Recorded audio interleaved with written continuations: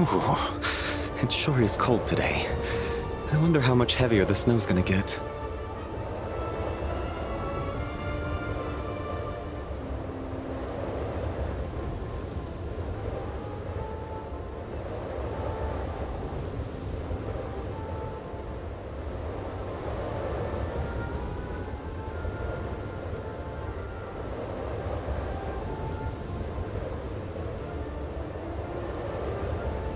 Here to see Odette? I just need to see your tickets for the preview. Perfect. Thank you. I'll hold on to your tickets. Come on in. It's freezing outside.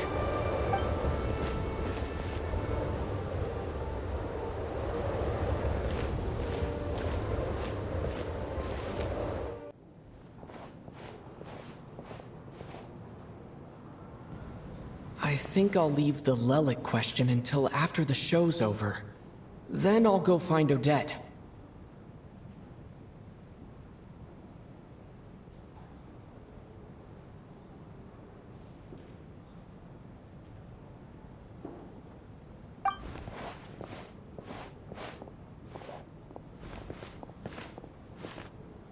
Child said he was originally going to come with Tonya. So I'm guessing Tonya's already here somewhere. Is there anyone here who looks like a Tonya? Let's see. It's a small audience. Makes sense for a preview. But wait, I do see some familiar faces. Mr. Chuganov's back again by the looks of it. Oh, and is that Mitya? And that Fatui officer, Valeri. Guess he must be playing cat and mouse with Mitya again. Oh no. It looks like the show's starting and I still haven't found Tonya. Never mind. I'll just have to take a seat for now and see if I can catch her afterwards.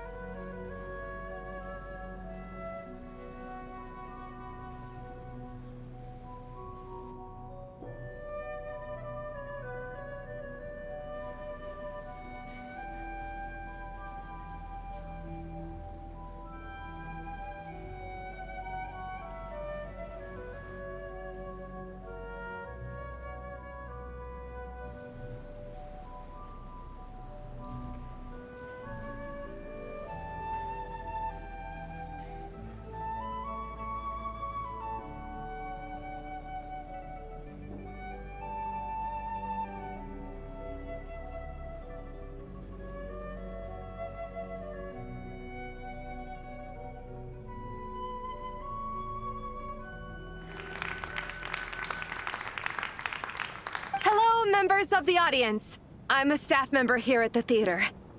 Today's performance was a very special one for us, as it marks the first attempt in a long time to revive the classic Snezhnayan ballet, Spirit Seeker.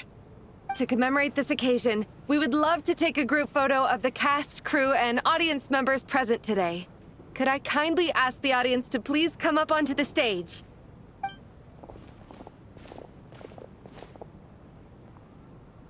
All right, everyone, huddle in a little more. Now, look at the camera. 1, 2, 3.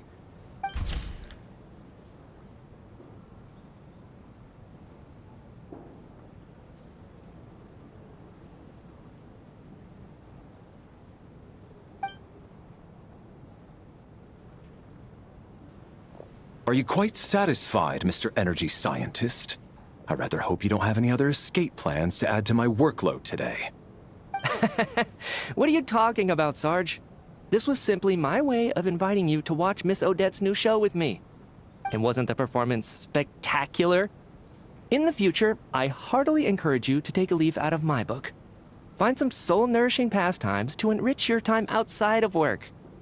It was indeed a fine performance, but I must correct you on one point. This is not time outside of work. These are working hours. Working hours and non-working hours are just a social construct. Human technology can never advance if we're too rigid in our thinking, Sarge. May we leave now? Already? I mean, I was kinda hoping to soak up the atmosphere for a little longer, but... No? Okay, guess I'm pushing my luck. Didn't seem like too much to ask, but fair enough. Off we go then, Sarge. Back to the land of working hours. Lead the way. That has to be her. She's the only person in the audience around Tonya's age. Excuse me, are you Tonya? Huh? Your brother's busy today, so I took his ticket. Don't worry about him, he's fine. Oh, okay. Sorry for the trouble. What's wrong? Are you sick? No, I'm fine. It's nothing. Maybe she caught a cold on the way here because of the weather.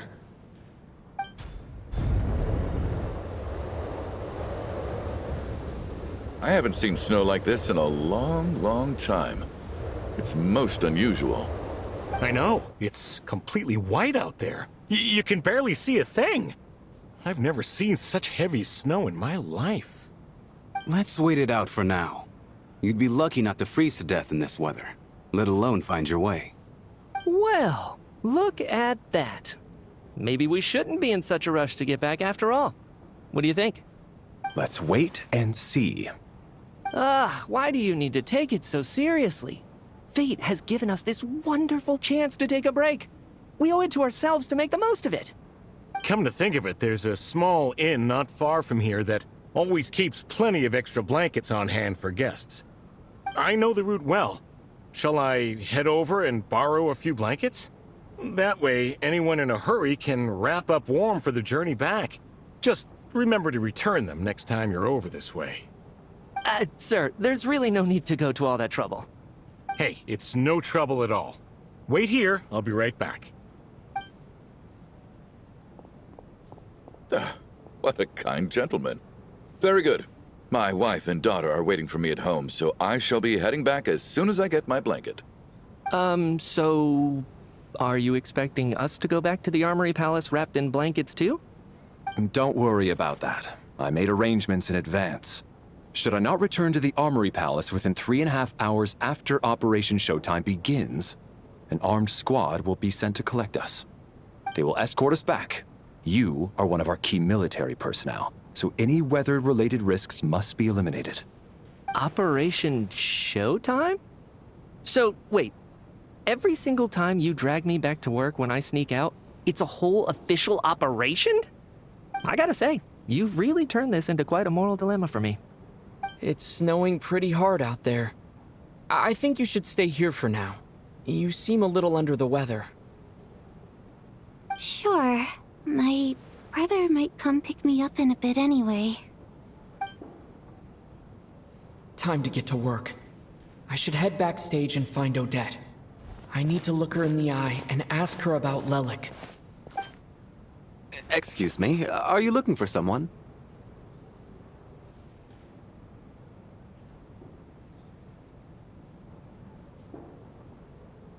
Ah, a fan, I'm guessing? Today is just a dress rehearsal, so Miss Odette won't be meeting with fans. She's taking a well-earned rest right now. Sorry, but that area is currently off limits to everyone except the cast and crew. Bad timing, I guess. Well, I might as well stick around. I doubt Odette will be leaving before the snow lets up in any case.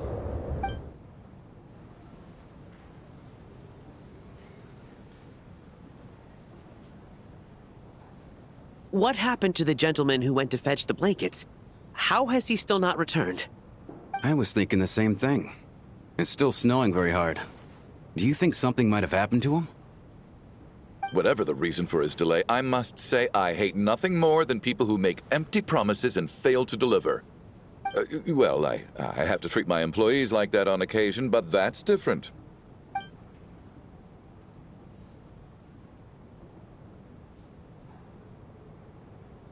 You seem anxious, Mr. Valeri. It's been nearly 4 hours since I left the armory. The army should have arrived to extract us by now. They know how much I despise tardiness and disrupted plans. There's simply no reason that they shouldn't have shown up by now, barring exceptional circumstances. Surely a snowstorm like this one counts as such.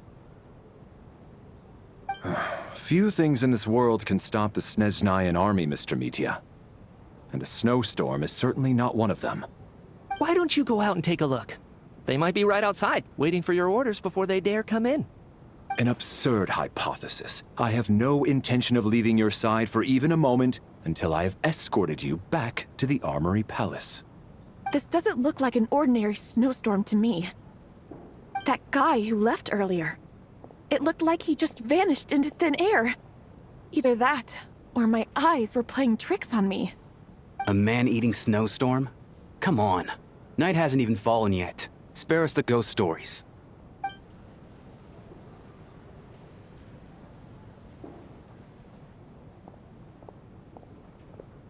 Traveler, didn't know you were coming today. How come you didn't say anything? Oh, right. I assumed you were looking for me and Vodenitsa. Odette's still backstage. Whoa, that's quite a snowstorm out there. I've been working backstage this whole time, so I didn't even notice. No wonder the audience hasn't left yet. Is weather like this rare, even in Snezhnaya? Yeah, snow like this. I'm sure I've seen it out in the wild before, but never in the city. Actually, I take that back. I don't think I've seen snow this bad even in the wild. This is something else. It's not normal. If even Alosha thinks snow like this isn't normal, could it have anything to do with that monster people have been talking about? We can't stay cooped up here forever.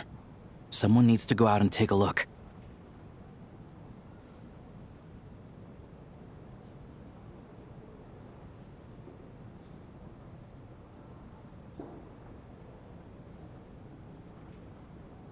No need. I have plenty of experience with snowstorms. Besides, I work here while you're an audience member. I should be the one to do it.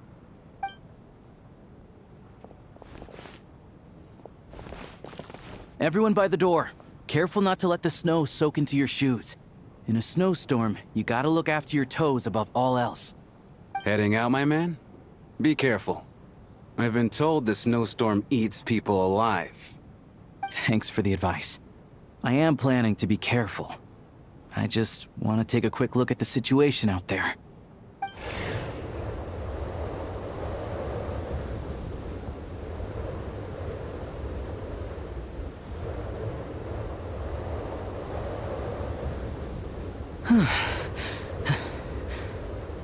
He's back! He's back! How was it? What's going on out there? Did you see any soldiers patrolling the area? Something about this storm isn't right.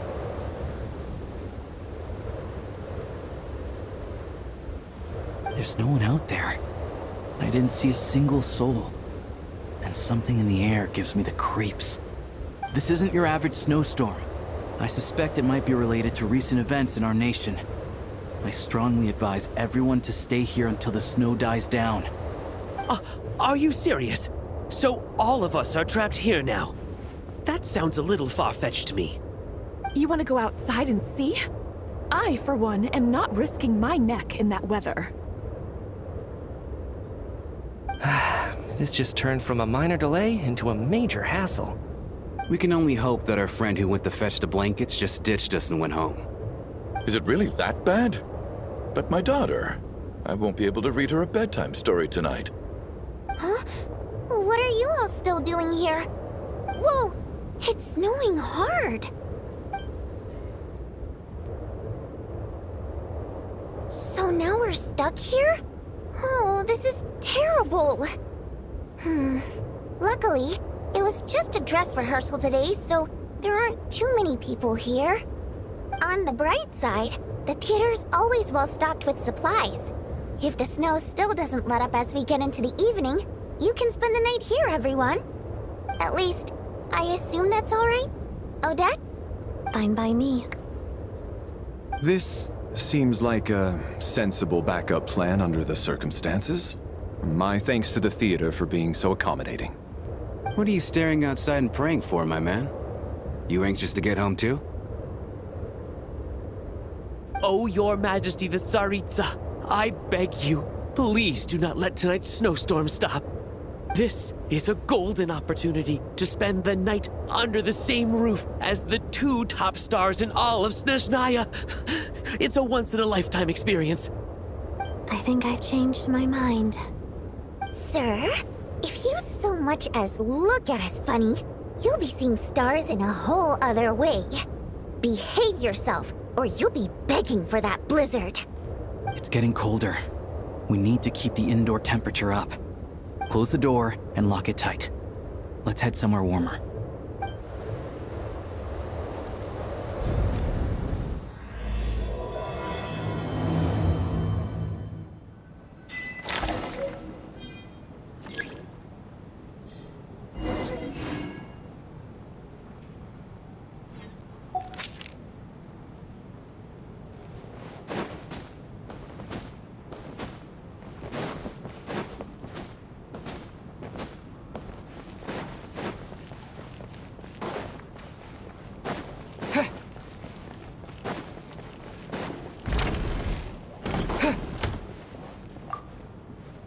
And then there's the aristocrats. Easiest of all to deal with. You don't need to use any force whatsoever. All you have to do is show them the rope you plan to tie them up with. Do you know why? I don't. Do tell. Because nothing horrifies them more than the thought of a cheap, coarse rope leaving creases on their precious million Mora coat. They'll do whatever you ask to avoid that fate. Unexpected, but funny nonetheless. Tell me another one. Well, look at that. I got myself a new listener. Hey there. Let me introduce myself. The name's Shram, and I'm a mercenary. The kind that gets paid to do odd jobs for rich folks. And I am Chuganov, an entrepreneur. If my name is unfamiliar to you, you will no doubt have heard of my factory, the renowned Iskra manufacturing plant.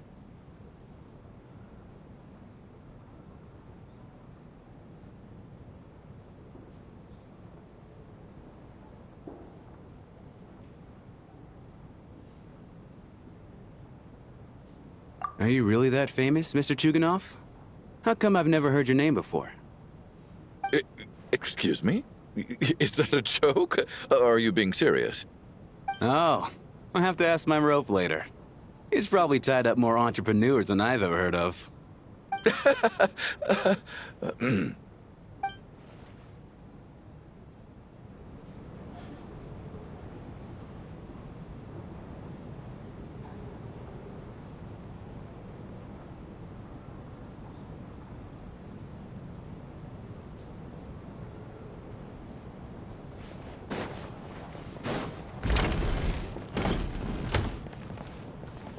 This is highly irregular. A delay of over an hour during an operation like this theoretically warrants a Harbinger-level response. I wonder what the issue is. The storm, or something else. Sarge, the day you learn to let go and just enjoy moments like this is the day you'll finally understand the meaning of life. Ah, why, hello, sir. I believe you were the one sitting at a nearby table back at Podvorye Restaurant. Any friend of the theater's star performers is a friend of mine. It's a pleasure to meet you. I'm Mitya from the Energy Commission. Greetings. Major Valeri, head of the Special Assignment Battalion. Armory Palace Royal Grenadier Guards, 1st Regiment. I am here to ensure Mr. Mitya's personal safety. Please let me know if I can be of any assistance. Mr. Traveler, I cannot help but notice that Miss Odette is stealing glances at me. Any idea what that could be about? I've racked my brains, but I can't think of anything I might have done to offend her. Perhaps she noticed me spacing out during her performance? So, Mr. Mitya, is your work related to Project Stuja? Yes, that's right. The higher-ups in the Fatui transferred me from the Energy Commission to the Armory Palace because they wanted me to... Really? I can't even talk about that? Pretty sure it counts as part of my private life. All right, I won't say anything. Sorry, traveler. As you can see, I'm afraid this pleasant chat will have to end here.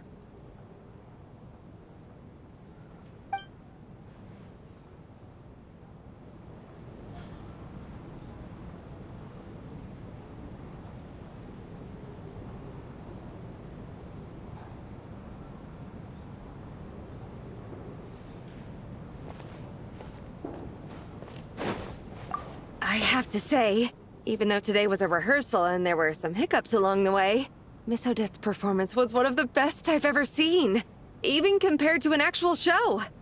Oh, I couldn't agree more, especially considering the weight of the subject matter.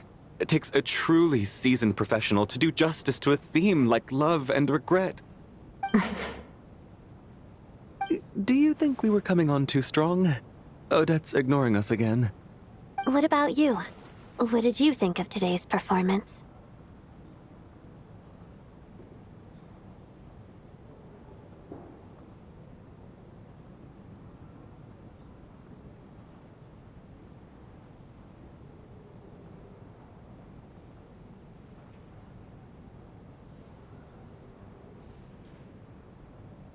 Really?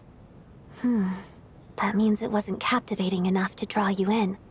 I'll work harder to win you over next time. I'll make sure to save a ticket for you when the show's performance ready.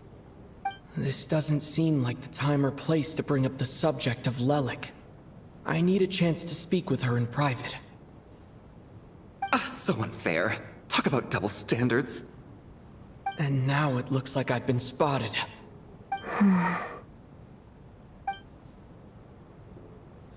You know Mitya too? No, I don't. I just have a feeling that he might be dangerous.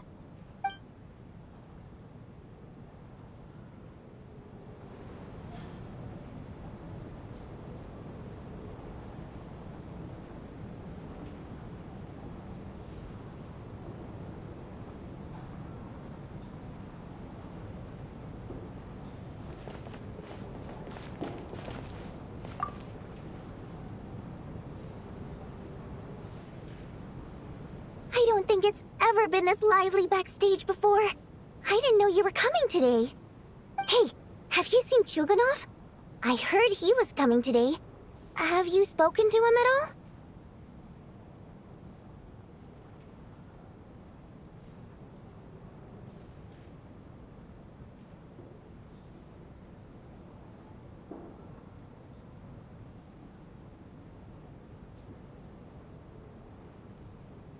I'm with you. This could be just the chance we need. Yeah, I gotta figure out a way to coax some more intel out of him. I want to know why he suddenly changed his stance on Project Stuja. What exactly happened before the most recent Vecha vote? For the Rokad, or just out of personal interest? Shh! There are other people around. Don't say the R word.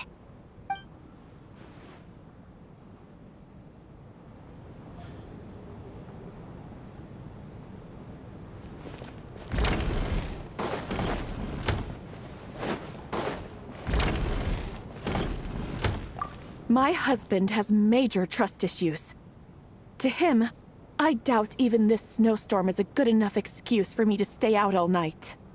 That's the price of marrying into wealth. You'll get used to it. I'm not about to stop you if you want to leave. But don't drag me along. Hello? Can I help you?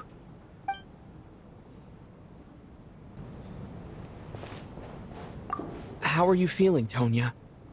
I'm fine. Sorry to worry you. I'm used to it by this point. I take medicine for it. My brother usually helps to get it ready for me. Child must take great care of his sister. He's never mentioned Tonya's illness, though. You know, I actually find this whole thing kind of exciting. Stuck in a strange place thanks to a snowstorm. Having to spend the night with a bunch of interesting characters. It's pretty cool, don't you think? Exactly. It's like one of those stories where an ordinary school trip turns into a magical adventure. I've always wanted something like that to happen in real life.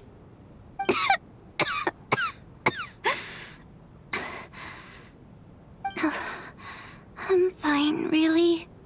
Just got a little overexcited. Look after yourself. Otherwise, your brother will come after me.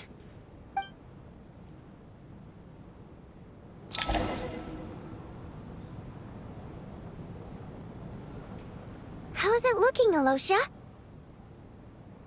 No change from this afternoon. Heavy snow with no sign of slowing down.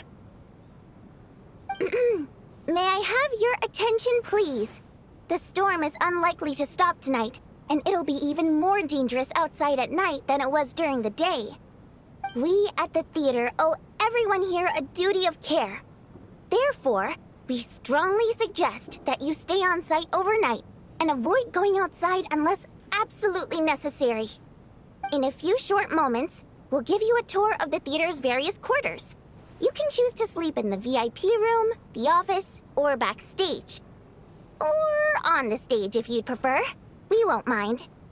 I'll pass on sleeping on the stage. What if the snow is stopped by tomorrow morning?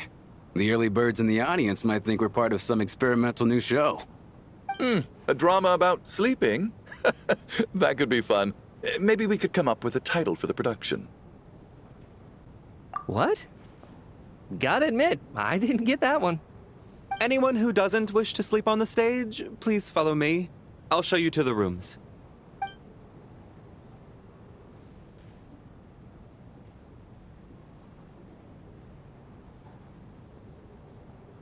I guess I'll call it a night. Though I feel like I won't sleep very well without Paimon here. I'm sure she'll be worried that I haven't made it back yet. But as long as she looks out the window, she'll probably realize what's holding me up. I wonder if she's feeling any better yet. At least she hasn't been getting any worse. Still, I should try and get back first thing tomorrow morning.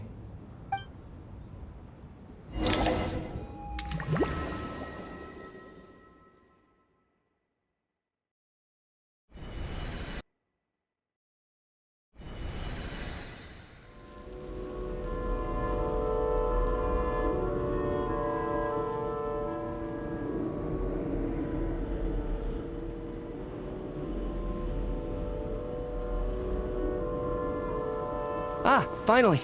Welcome back to the world of the living, lazy bones. I was about to wake you. The black mist is almost on us.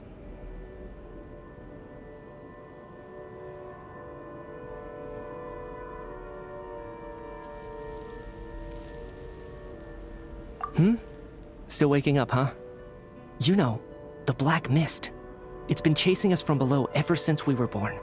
You're just dozy. There's no way you've forgotten. Come on, let's keep heading up. Onwards and upwards is the only way to survive. Don't listen to a word those black mist cultists say. Here we go again. The endless march toward survival.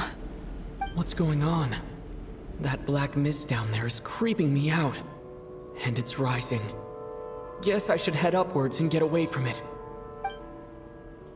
The black mist cultists believe that being swallowed by the black mist leads to everlasting peace. But if you ask me, they're just lying to themselves. We're the only heretics left, the only ones who refuse to give in. We have to keep going. But how do you actually know that they're wrong? Dangerous question there, Torgov. The moment your faith wavers, you start a chain reaction that ends in the collapse of your will. Put the question out of your mind. Stay strong and believe that the black mist means certain death. Okay, but it's not my mind that's the problem. My body's about to give up on me. It's already started. I can't do this anymore. I've had enough of being forever on the run. What's the point of it all? All this will pass eventually, I promise. Keep fighting. It will be worth it. You accuse the Black Mist cultists of being liars. But you're lying too. There is no end to this path. It keeps going up forever. There was never any hope to begin with! The cult of the Black Mist has poisoned your mind, Sobolova. Are you thinking of giving up as well? I am. I think I'll take my chances with the Black Mist over this perpetual torture. As much as I detest the Black Mist cultists, I'm just too weary. Then I bid you both farewell. Let me put my personal opinions aside for a moment and say, I hope that you both find peace within the Black Mist. Fate always appears so impossibly complicated. But at moments like this, its raw simplicity is laid bare. Their fate was sealed from the instant they entertained doubt. From then on, the outcome was both inevitable and irreversible. Let's go.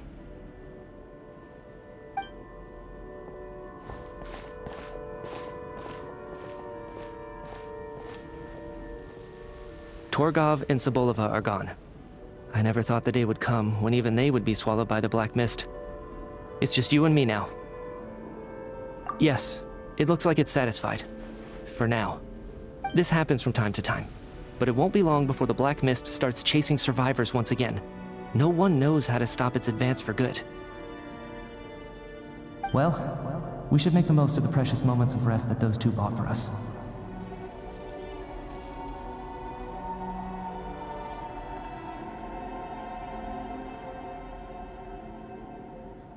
Huh? Are you really that sleepy, traveler?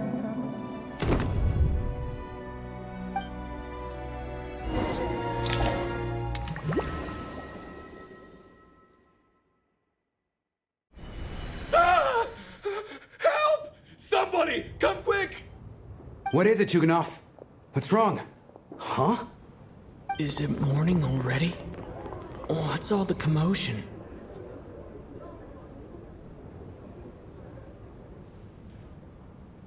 Sounds like it's coming from next door. I should check and see what's going on.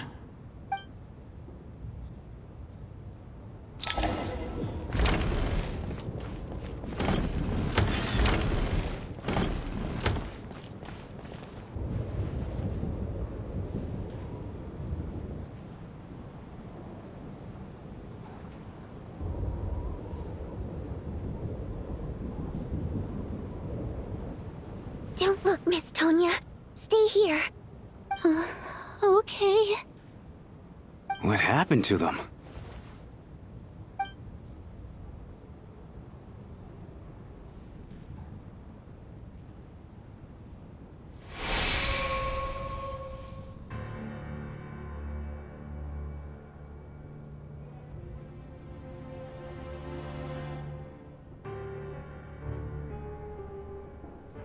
These two people have passed away. And the strange thing is that somehow, I knew this was going to happen. I knew that they would be the ones to die. Have I seen this moment before? Or did I have some kind of premonition?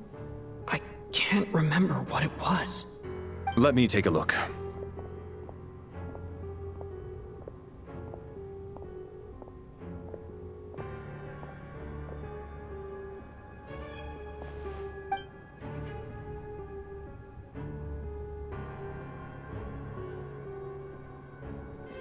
No vital signs in either of them. They're dead. The cause of death, however, remains unclear.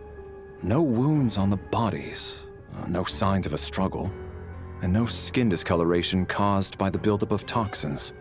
But just last night, they were chatting and joking away. This is so sudden. Could they have had pre-existing medical conditions? Even then, the odds of them both dying of sudden complications on the same night are extremely low. It's hard to believe that they died of natural causes, nor does this appear to be a suicide.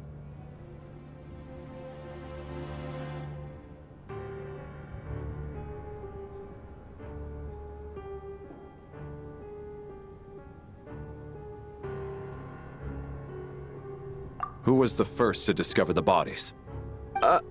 It was me. But these deaths have nothing to do with me, officer.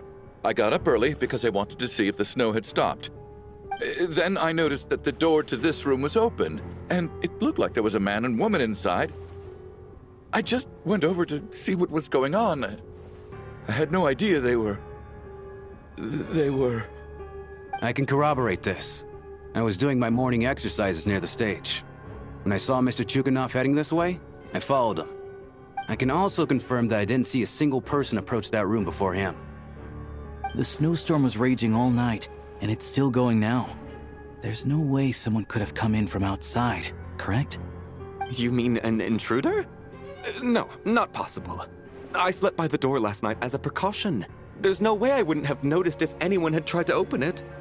Everyone, split into pairs and search the theater for anyone in hiding, or any signs of suspicious activity.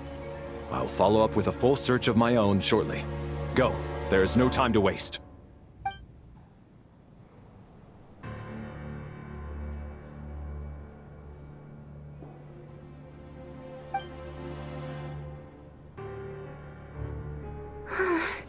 Nothing on your end either?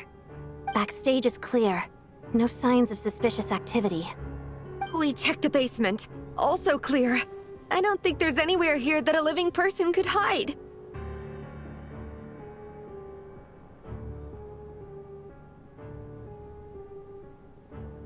Are we certain that the theater doesn't have a back door?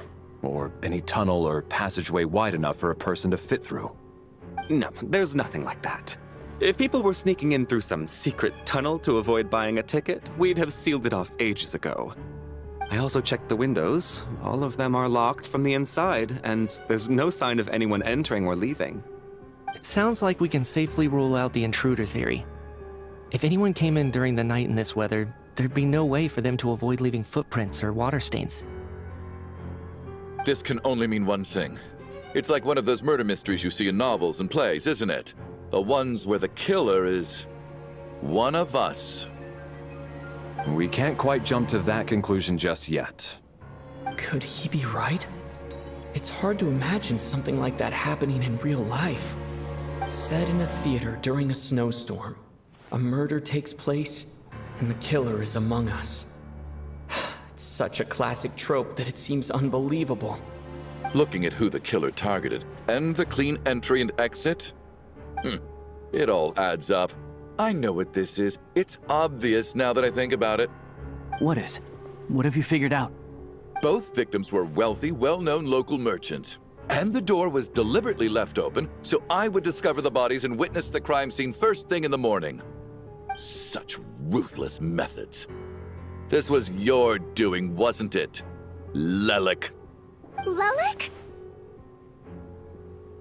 You mean Lelik is among us? And he's the killer? Lelik. I know this code name. Member of the Rokot, anti-Project Stuja. Always works alone. I've read the case files at the Armory Palace. Walk me through your reasoning, Mr. Chuganov. What do you know about Lelik?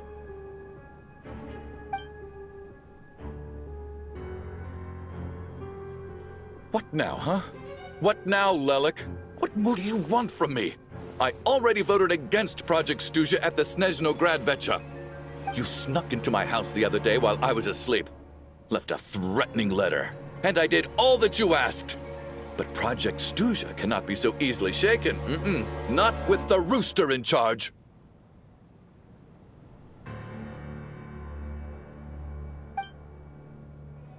So he really was threatened by Lelik. That makes sense. And now you're resorting to murder to threaten me. Isn't that right? I knew it.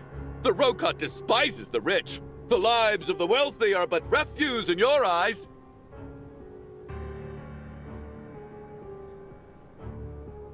Show yourself! Which one of you is Lelik, Tell me! I'll do whatever you want! Just stop playing these mind games!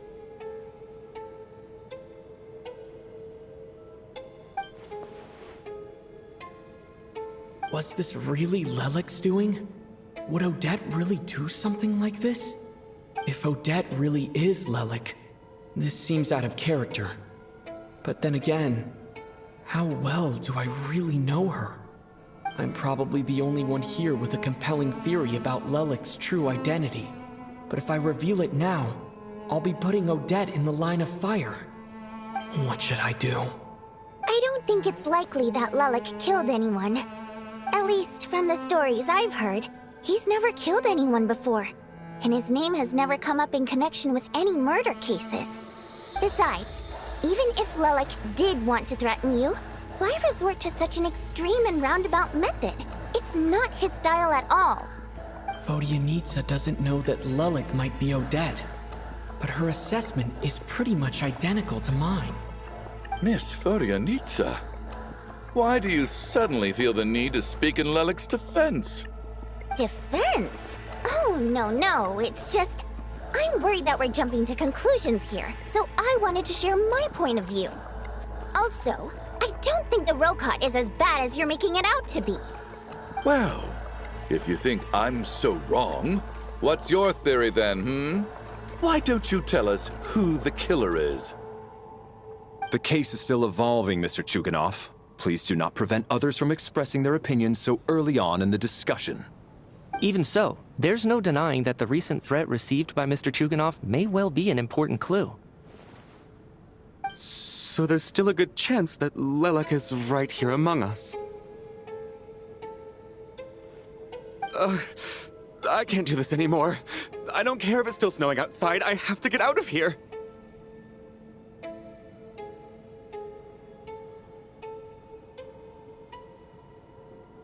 Whoa, take a beat. We all know it's far too dangerous out there. Even the soldiers couldn't get to us. Go out that door, and you might not live to tell the tale. And whoever this Lelik is, they're surely not going to murder anyone in broad daylight. Be sensible, my man. You're safer inside. As much as I regret having to say this, I'd like everyone to cooperate and refrain from exiting the premises until further notice. Because as things stand, every one of us is now a suspect. Unless anyone has further information to share, let's adjourn for now. Feel free to keep searching for clues, but make sure you don't go off alone.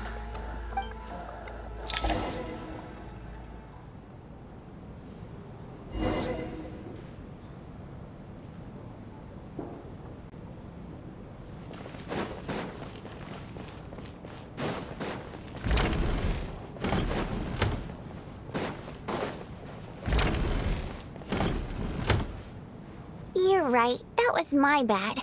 It was a knee-jerk reaction. I didn't think it through. Luckily, no one suspected my identity. Oh, phew. It's just you. I thought someone was eavesdropping.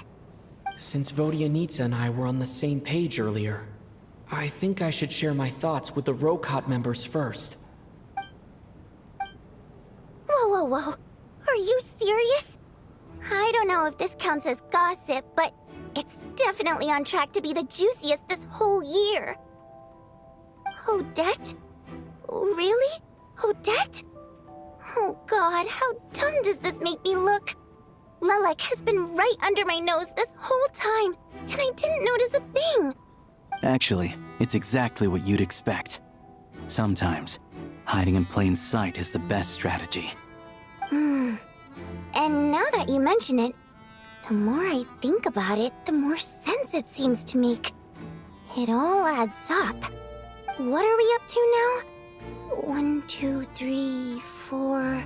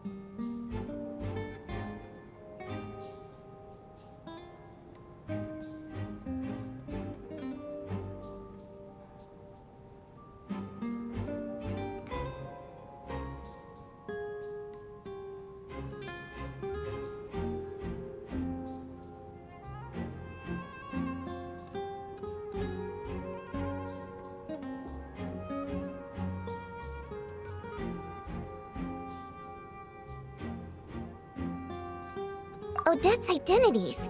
She's my coworker, specifically a ballerina, and also a Fatous, a member of the Rokot. Now, Lelek. It must be so exhausting. I just want to give her a hug. I guess since I've always known her as a member of the Fatui, it never even crossed my mind that she could be involved with the Rokot, let alone be Lelek. I don't understand. If she's with the Fatui, what reason could she have for being so opposed to Project Stusha? Probably best if you ask her that in person. Well, since you waited until now to bring this up instead of announcing it to everyone earlier, does that mean we're all on the same page here? Yeah.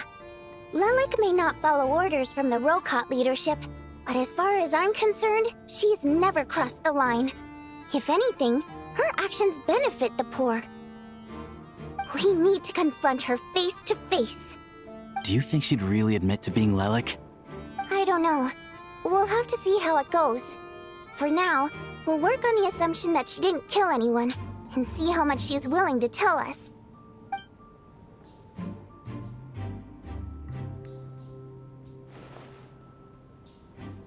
Now's her chance. Odette's alone. Let's go. Hey, Odette. What is it, you guys? Shh. Keep your voice down. We need to talk. So, you're Lelek, aren't you? Alright, fine. You don't have to say anything or explain yourself. Just hear me out first. None of us believes you kill innocent people. Whoever murdered those two people last night, it wasn't you. The Traveler was the first to figure out your identity, but he kept quiet during the discussion just now. Still, it's clear where the group consensus is heading. Everyone believes Lelek is the culprit. If your identity is exposed, you'll be in a really bad spot. We're your colleagues, and we know what kind of person you are. I don't want anything bad to happen to you. So, can you clue us in? Tell us everything. The more we know, the more easily we'll be able to cover for you. Alright. Yes, I'm Lelek. And no, I'm not the murderer. And thanks, but I don't need you to cover for me. Actually, I'm planning to reveal my identity. Huh? You're gonna reveal that you're Lelek? Here? That's right. I'll admit I was surprised at first when Shuganov guessed that I was here. It was just a lucky guess, but it caught me off guard. But after taking some time to assess the situation and confirm where everyone stands, I don't believe I have anything to worry about. Are you sure you don't need a second opinion?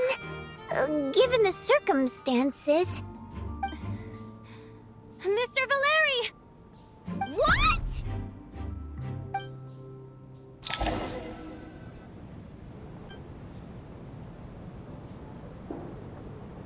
So... Odette is Lelek? I don't know what game you're playing, but you've got a lot of nerve. It's just one identity. So what if it's exposed? I can disappear and adopt a new identity anytime I please. I made my peace with this when I chose to become Lelek. But more importantly, I promise I am not the murderer, which means that someone else is. So, if anyone still insists that I did this, you'd best produce the evidence now. Otherwise, I suggest that you bite your tongue. Because if you really believe I killed two people without making a sound or leaving a trace, pointing fingers at me would surely only make you my next target. Is this really the truth, Miss Odette? That's confidence, all right. I believe you. A real no-nonsense attitude. I can see why Marionette said that she's on track to inherit the title of the Fair Lady.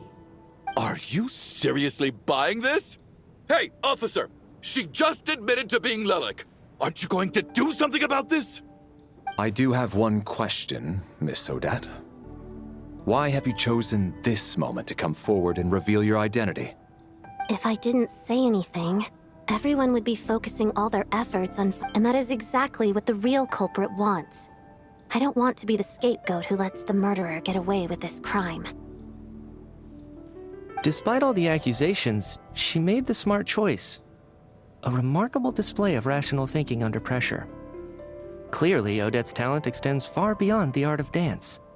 She thought so far ahead. Ugh, why do I always feel like I'm one step behind her in everything? You've convinced me. Dealing with the murder case remains the top priority right now. Let's put the name Lelik and all related incidents aside until further notice. Nevertheless, the group still considers you the prime suspect. I assume you have no quarrel with that, Miss Odette? I understand. You're welcome to keep an eye on me around the clock. I have no objections. Mr. Chuganov? For my wife and daughter's sake, I'll let you off the hook for now. But don't think you're forgiven for breaking into my house and threatening me. Just wait till we get out of here, Lelik. We'll settle the score then.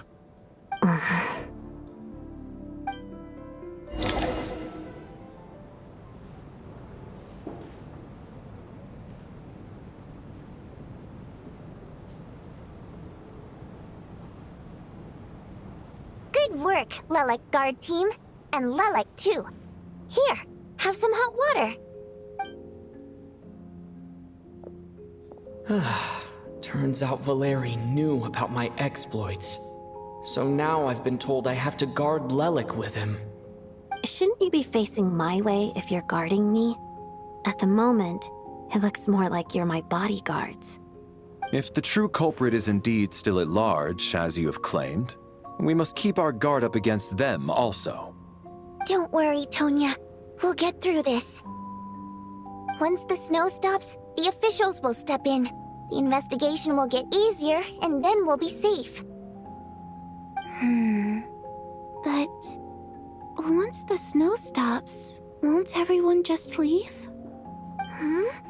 You're gonna miss us, huh? Well, some of us work at the theaters, so we'll still be here. I'll even give you a special backstage pass. Really, Miss Vodyanitsa? That's awesome! You've made a fan for life. Aw, you're so cute, Tonya. All right, let's swear to it. I promise to give you the pass, and you promise to never change your mind about being my fan. Promise. Don't indulge her, Tonya. You don't have to swear an oath over things like that. You really do get carried away sometimes, don't you, Miss Vodyanitsa? Hey, mind your own business.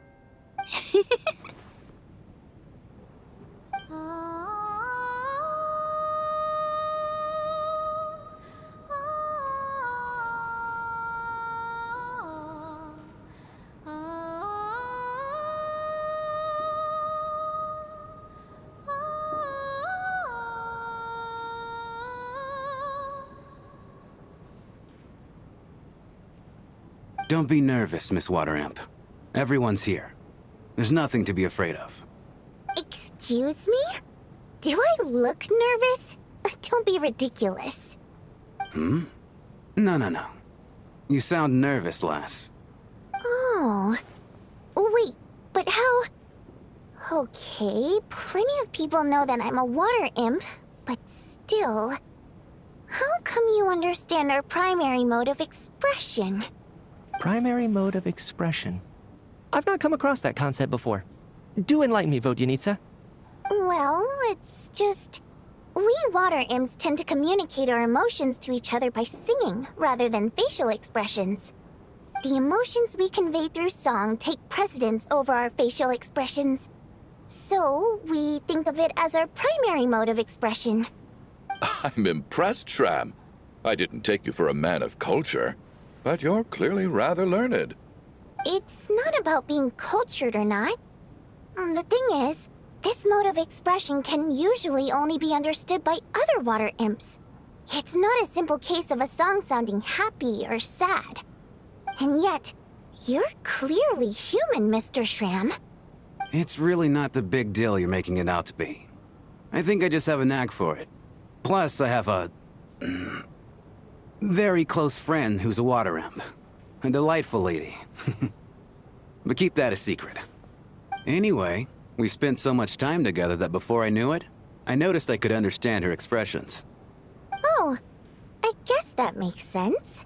Still, the fact that you have a water imp friend is even more surprising. I'd better watch what I'm singing when I'm around you from now on. Hey, what are you implying? You're not secretly insulting the audience in your songs, are you? Heavens, why would I do a thing like that? It's getting late. We should discuss our sleeping arrangements for tonight. To guard against the killer, someone needs to keep watch. I suggest that we don't sleep in separate quarters tonight. It will be safer if we all stayed together. As long as someone keeps an eye on Lelik, I'm quite sure we won't have any trouble. Are you saying that you wish to bet your life on Miss Odette being the killer? Nonsense. Of course not. Then I propose the following arrangement for tonight. The Traveler, Odette, and I will form the Night Watch. We'll sleep in shifts, but 2 of us must be awake at any given time.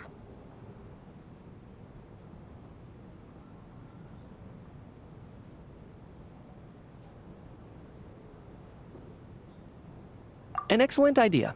This allows us to handle the night watch while also keeping an eye on Lelik. Meanwhile, the rule of taking shifts in pairs resolves the other issue. Namely that we can't necessarily trust the Traveler or Valeri either.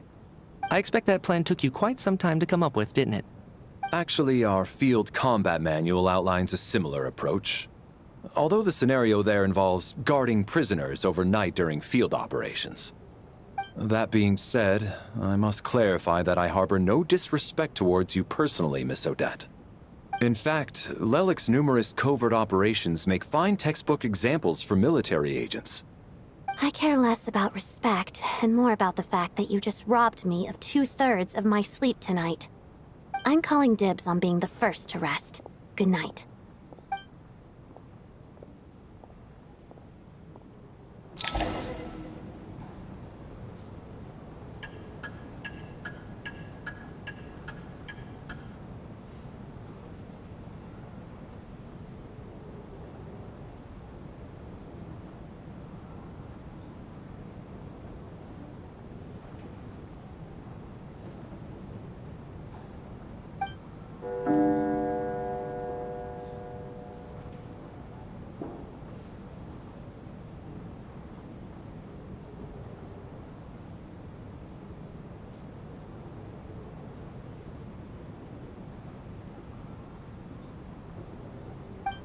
It's almost time. We should wake Odette. How are you faring?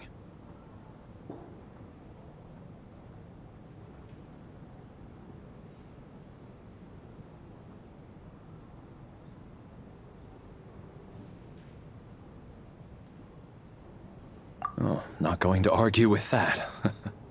I'll take a quick nap. If you start to feel sleepy, wake me up anytime. It's finally time for Odette and I to share the night watch. I should wake her up.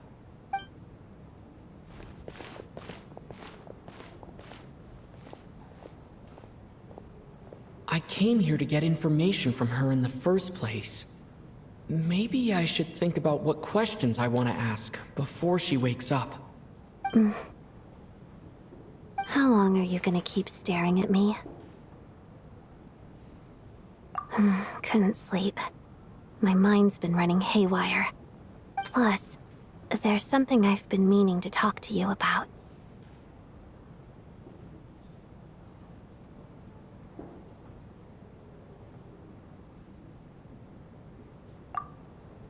I had a hunch that you wanted a conversation, too. Let's take this chance to clear the air, shall we?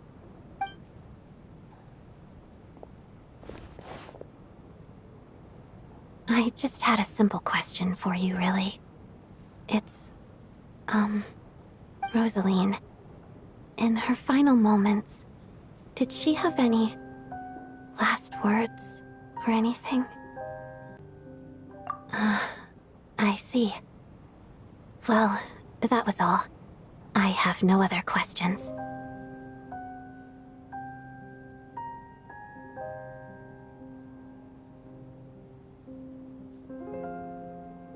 No. She was utterly ruthless in pursuing her goals. That kind of person should be hard to miss. And yet, even though I never approved of her methods, and she was an abrasive person, the fact remains that I am indebted to her.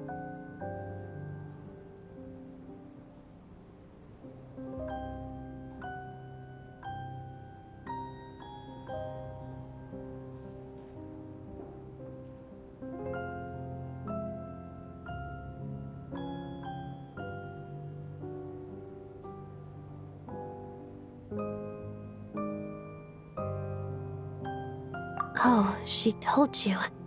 I guess that makes sense. I think she and Rosaline were on pretty good terms.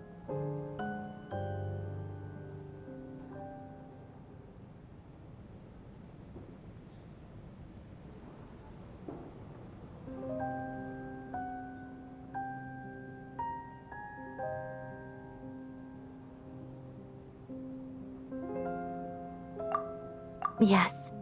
Rosaline wasn't the kind to gossip about this sort of thing. Not that it's any huge secret to me, though. When I was a child, I had to join the Fatui for the sake of my mother and me. I trained under Rosaline.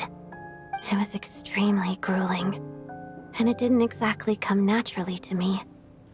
All I could do was try to ignore the biting cold and practice, practice, practice. I was a newcomer who'd managed to make a good first impression on a harbinger. There was pressure to live up to her expectations, to be worthy of the fair lady's reputation. Every day was a struggle against the cold, pain, and fatigue. And most nights, I struggled to fall asleep. After enduring all that, I've become almost immune to the sensation of pain.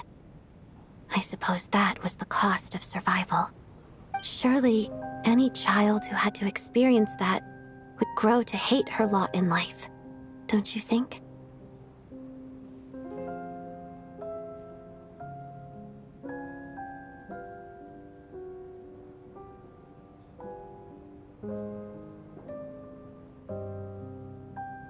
So, I put an equal amount of effort into my ballet. Because in my young mind, that was the only way to defy my fate. It was my way of telling her, the Fatui's demands and your expectations of me are not what I wish for. One day, I will leave. I think she probably blamed my poor performance in training on my passion for ballet. She knew my heart wasn't in it.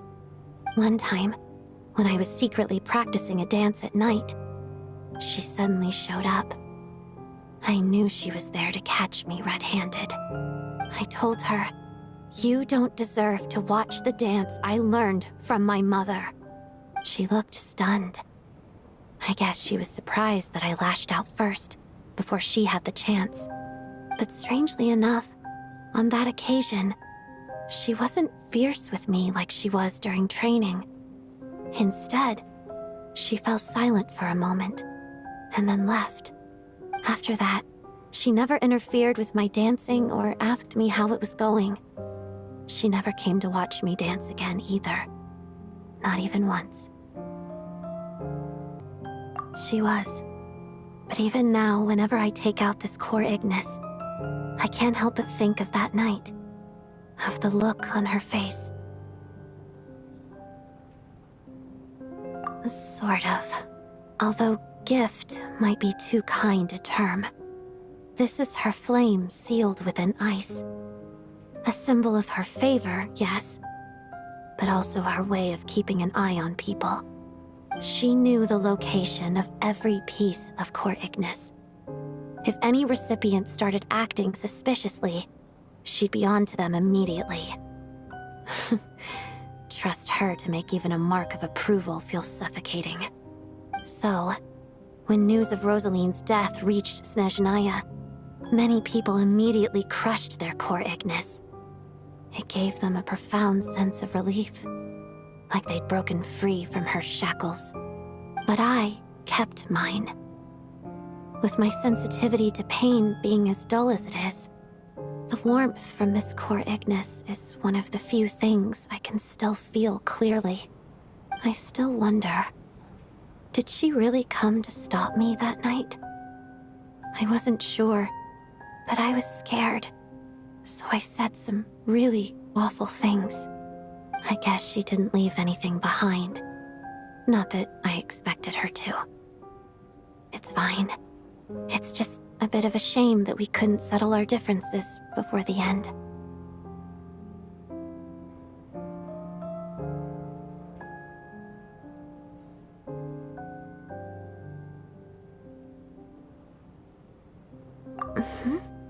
She did.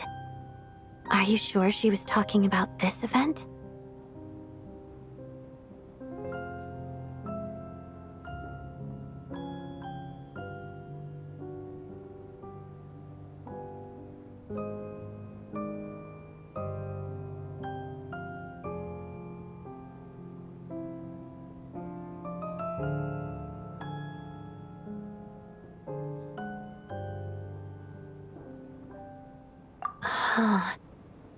No, she didn't.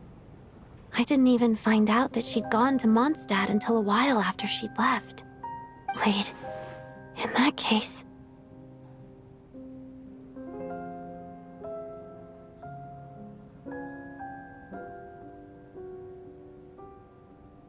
Okay, I will. Thanks for letting me know. There's something I'm trying to figure out.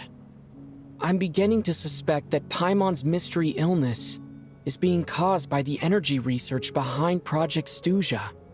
Paimon's very important to me, so I have to get to the bottom of this. I figured that since you're Lelik, you might know something about all this.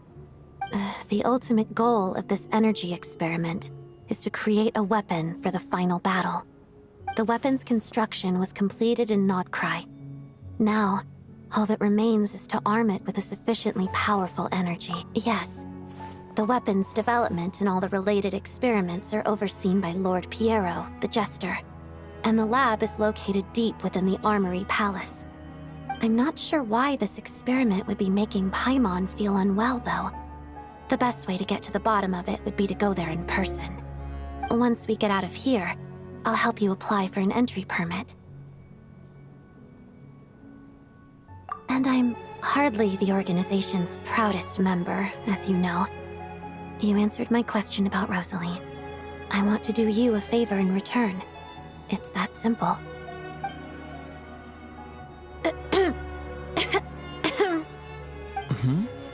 What's wrong? Are you not feeling well?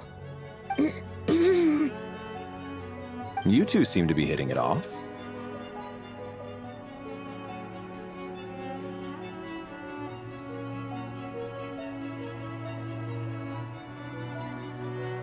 I thought you were sleeping.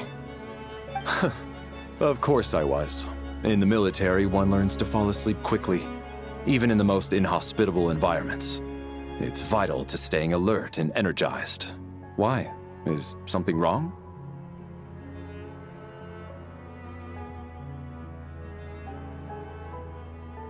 Even if he was awake, he can't have overheard us, right?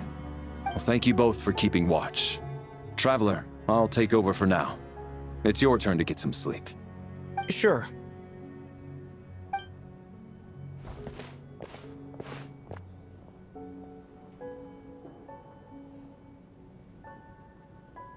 This is our second night here, but at least I found out a little more about Paimon's condition. I hope she's been sleeping well the past couple of days. Why do I feel like I'm being watched?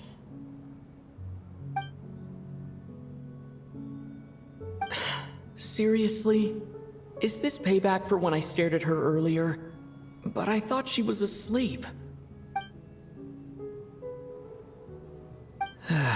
Never mind. I'd better try and get some sleep myself.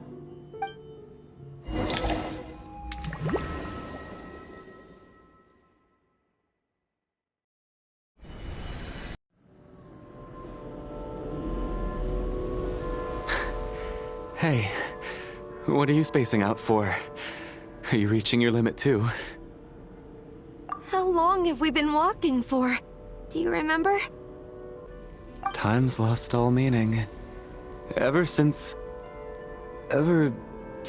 we noticed that thing above our heads. What was it called again? A star key? Or key star? Anyway, the person who named it was swallowed by the black mist. Whatever it's called, ever since we noticed it, we've been walking up and up, hoping that as long as we reach it, we can find a way out of this place. But it seems like no matter how far we walk, we never get any closer. Well, we've come this far. You never know. Maybe we're almost there? Come on, enough moping. Let's go. The black mist is catching up.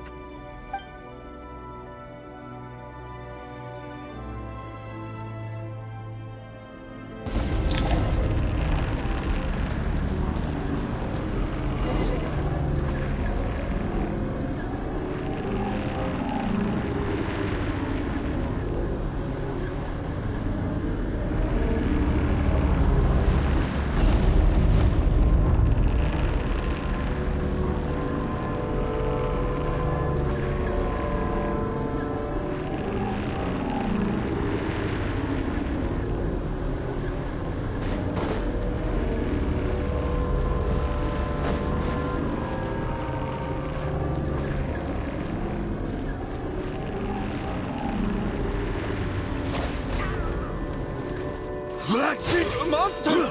Watch out! Not again! I've lost count of how many times we run into them. Be careful. What the?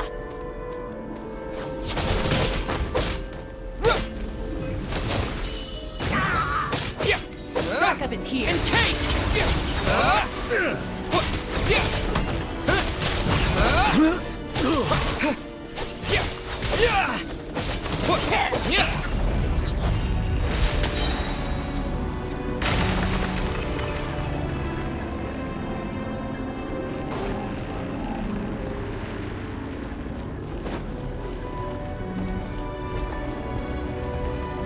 You wanna fight? Here they come again! Let's go!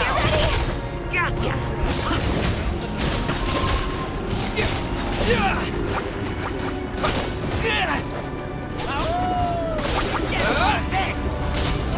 Bombs away!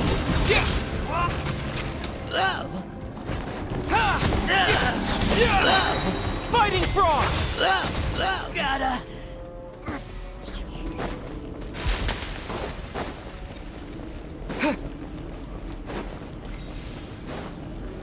Monsters ahead of us. The black mist behind us. No escape.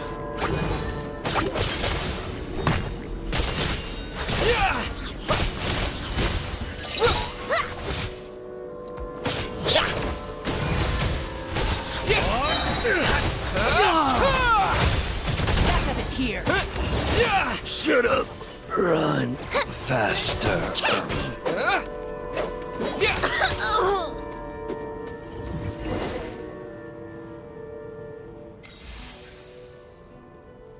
Are you hurt, Coolish? No. I'm fine. It's just... Suddenly I don't want to walk any further. I get you. In fact, I reached my limit a long time ago. Sometimes it feels like there's hope where there shouldn't be. Yeah. The hope that the star gives us is the only thing keeping us going. But I'm not sure it's real at all. It may just be a collective illusion. Otherwise, why would it always be out of reach?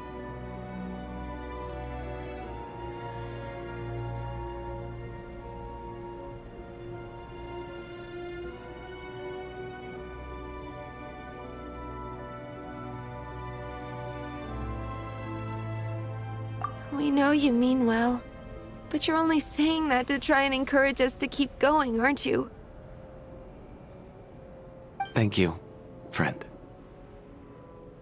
But enough is enough. Please don't give me any more false hope. Hope is poison in this place. You're going to continue, aren't you? I admire that. I've given up, but I wish you the best. May there come a day that you catch up to the star and leave this godforsaken place.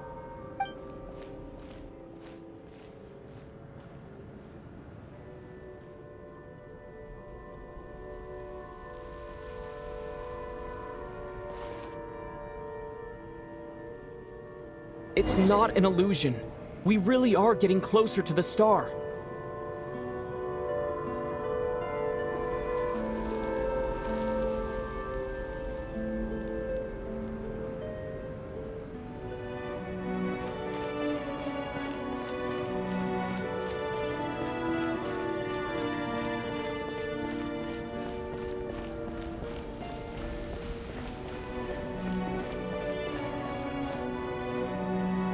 Congratulations.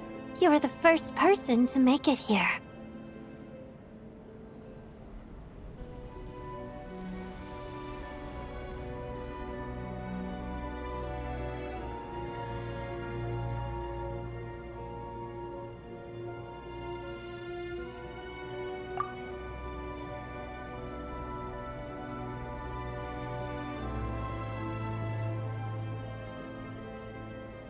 I'm the star's envoy. The black mist has stopped rising. Its hunger is satisfied for now, having devoured your two companions. This is a good opportunity. Hmm? What do you mean, leave? The star represents the starting point. It's the waypoint for the beginning. Congratulations on reaching the starting point. Once you are ready, we will head out and walk upwards. I will be right by your side the whole way.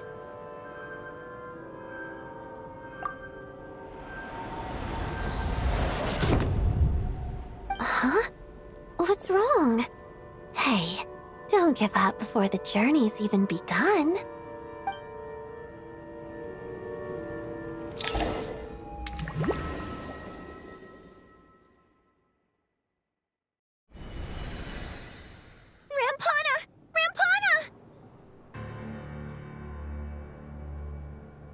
Is that Vodyanitsa's voice? What happened? Coolish, wake up! Please wake up!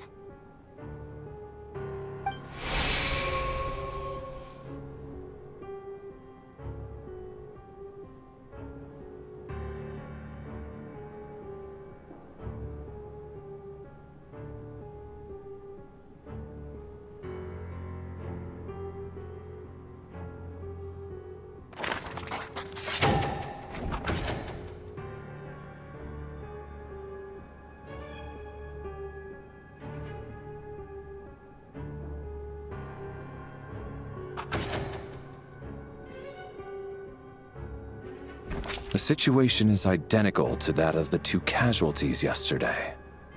We cannot ascertain the cause of death. At least there are some elements that we can rule out this time. They slept on the stage with everyone else. So I suppose the surrounding environment can't be a relevant variable. Rampana. Coolish. Weren't some of us keeping watch last night? 3 of us, in fact. How could you not notice something was wrong? I'm as confused as you are. Certainly nothing unusual happened on my watch. Likewise, and from what I've observed so far. To be honest, I didn't get a wink of sleep last night. I couldn't help but think I was the target, so I just laid there with my eyes closed.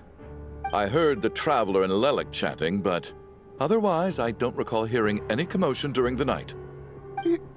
Me too. I didn't want to wake everyone up, so I was concentrating hard, trying not to cough. I hardly slept at all. If anything had happened, I'm sure I would have noticed. Then, what could possibly be causing this? Once was bad enough. I I can't believe it happened again. I worked closely with Rampana and Coolish for so long. I never imagined that one day they'd... And on this stage of all places... Voryanitsa...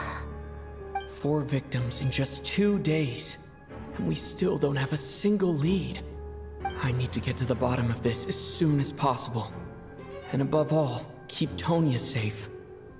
I'd never be able to look Child in the eye again otherwise. Still snowing? Yes, I just checked. Still no sign of anyone outside either. So we only have ourselves to rely on. If you ask me, this killer can clearly strike whenever they please. The Night Watch was a useless endeavor from the start.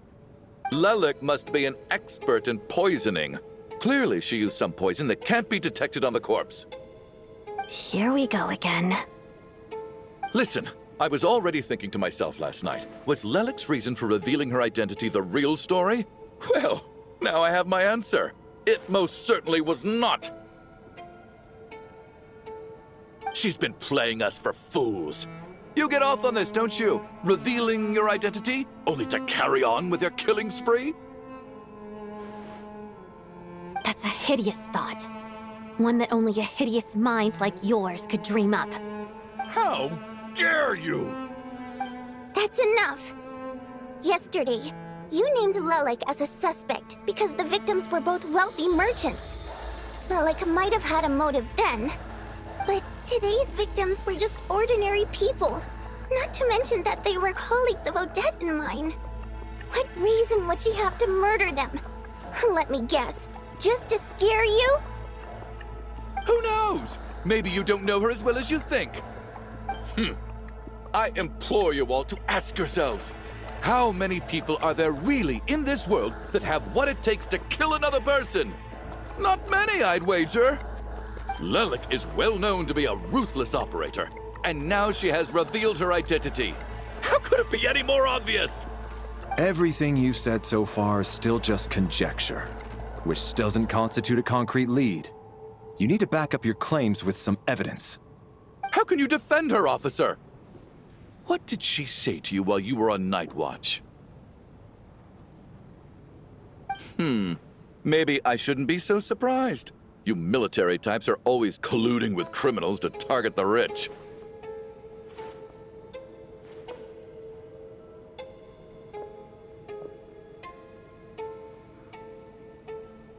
All so you can get your grubby paws on our hard-earned fortunes, then tell us to fall in line. The Fatui, the Druzhna, and the Rokot. Thugs, the lot of you!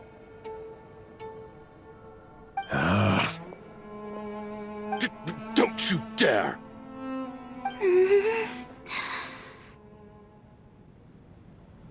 Sir, but... You were the one who told us not to stop other people from expressing their opinions yesterday. 4 people have already died. Only yesterday I was chatting with Mr. Coolish. Then we woke up in the morning and he's... Turning against one another is the last thing we should be doing right now. Little girl. Even if Mr. Chuganov is a puffed-up, pig-headed windbag who doesn't have a clue what he's talking about, he's still one of the victims here, isn't he?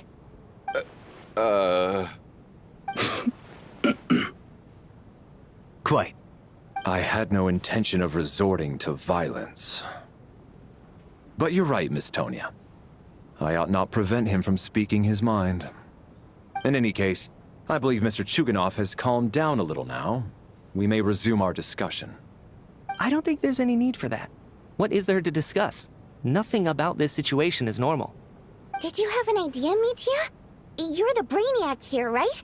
Come on, clue us in! I've been mulling something over. All the leads we have so far concern things from outside the theater. Miss Odette's alter ego, the threats Mr. Chuganov received. But then there's the 2 double murder crime scenes themselves, which have given us absolutely nothing to go on whatsoever. That's highly unusual. Even with the most careful killers, there's always some evidence left behind. So what are you suggesting? I think this could be a supernatural event. It isn't characteristic of human-on-human homicide at all. Correct me if I'm wrong, but aren't you supposed to be a scientist? That doesn't sound like a conclusion someone like you is supposed to make. I got into scientific research because of my insatiable curiosity. But if the present situation defies all known scientific explanations, I don't mind shifting my curiosity toward the paranormal instead. Now that you mention it, I remember when I first came to the theater. I heard rumors about this place being haunted. Haunted? Yeah, I think I heard the same thing. But I mean, they're only rumors, right? We've worked here for years. Surely we would have noticed any spooky goings-on by now. Well, this has taken an unexpected turn. A haunted theater? If Paimon were here, she'd probably be hiding behind me in fear right now.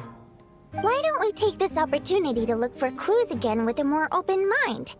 Maybe a different perspective will help us see something different. Very well. Whether it's criminals or ghosts we're looking for, the same rules apply. Everyone needs to tread carefully. I'll move the bodies into the same room for now.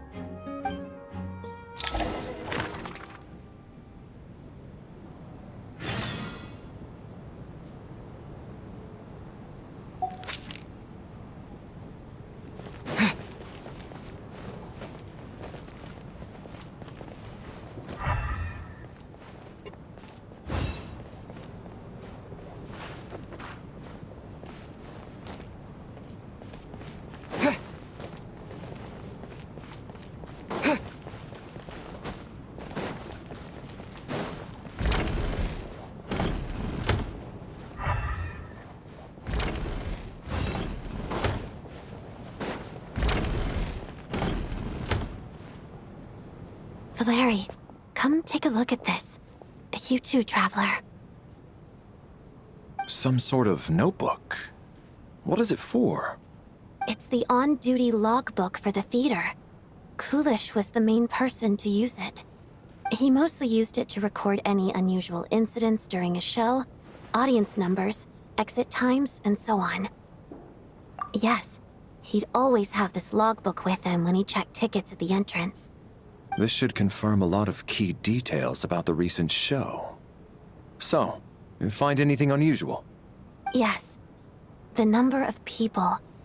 I've checked and double-checked, but the numbers just don't match what's recorded in the logbook. Apparently, we have an extra person among us. Are we certain that logbook is accurate? Could someone have sneaked in without buying a ticket or something? Unlikely. Coolish took his duties very seriously. I've rarely seen any errors in his work.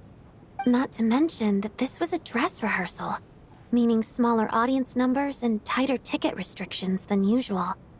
Everything would have been well within his control.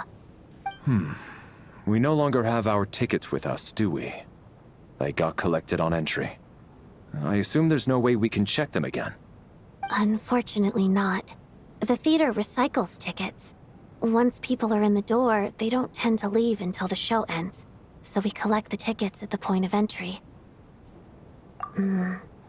Still, I'm inclined to believe that this discrepancy in the head count is significant somehow. Did an extra person just materialize out of thin air?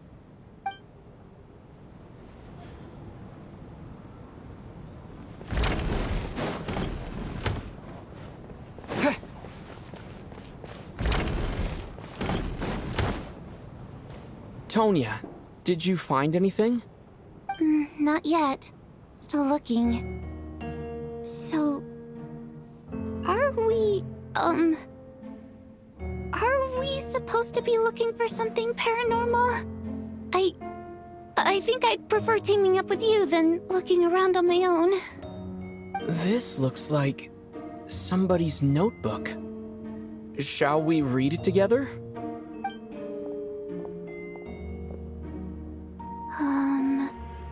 Well, it doesn't look scary or anything, so I guess it should be fine. All right, let's read it together.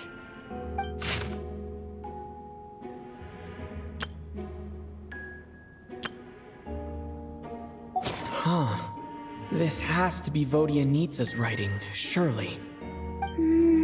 Maybe it's a little rude for us to peek at this. I feel like I just read someone's secret diary by accident.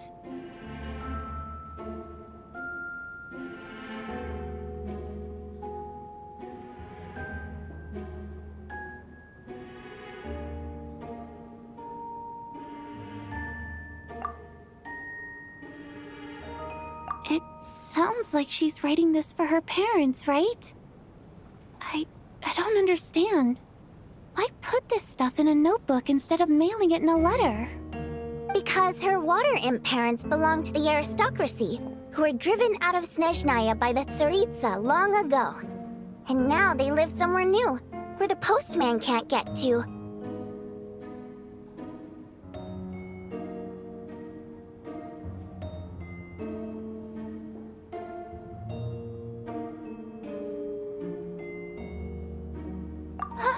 We're sorry. It's fine. My fault for not storing it properly. I can't leave things lying around and expect them to get ignored when everyone's scouring the place for clues. All right, give me my notebook back. I'll take over the investigation in this room.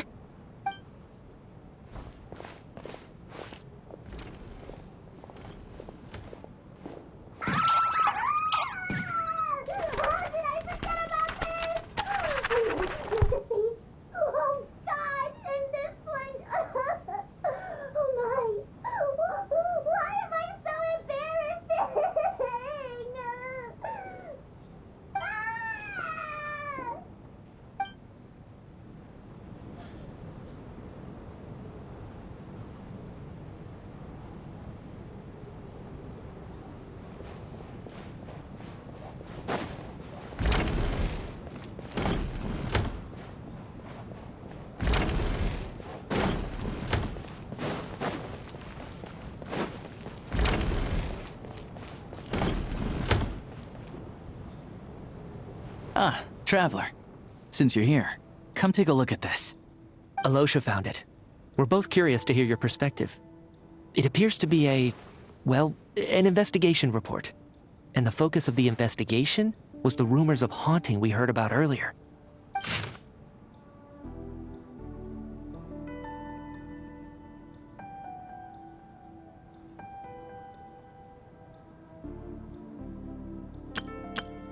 An investigation report, huh? Looks quite old. This person's name looks to be of Sumeru origin to me. Was the investigator from Sumeru? The theater manager must have hired an investigator once specifically to look into this issue. But it doesn't look like anyone ever looked at the report. Presumably, the manager wanted to know if the supposed haunting was dangerous, while also being fearful of word getting out in case it affected the theater's business. Anyway, the bottom line is, the haunting is actually real after all.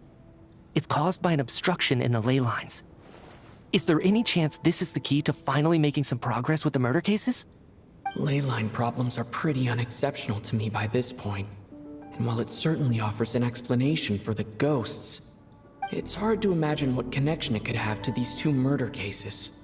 Some of the language that appears at the very end of the report caught my eye. Angel civilization, ley line renovation? My area of research doesn't touch on any of that, so it's completely outside of my wheelhouse. Huh? A piece of paper just fell out from the report. It landed right by your feet.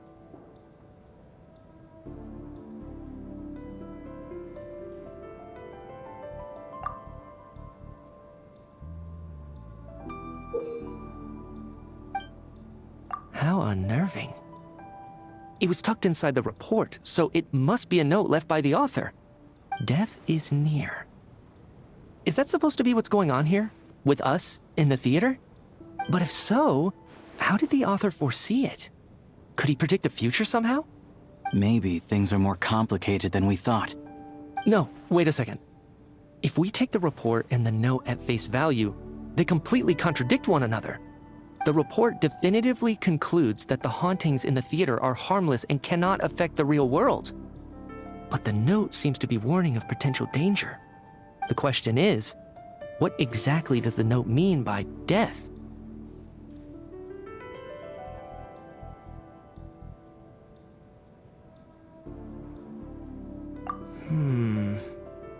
The various ways we could interpret this keyword lead in completely different directions.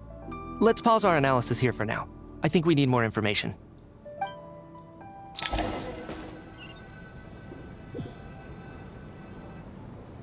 If we take all this together, it's not impossible, is it?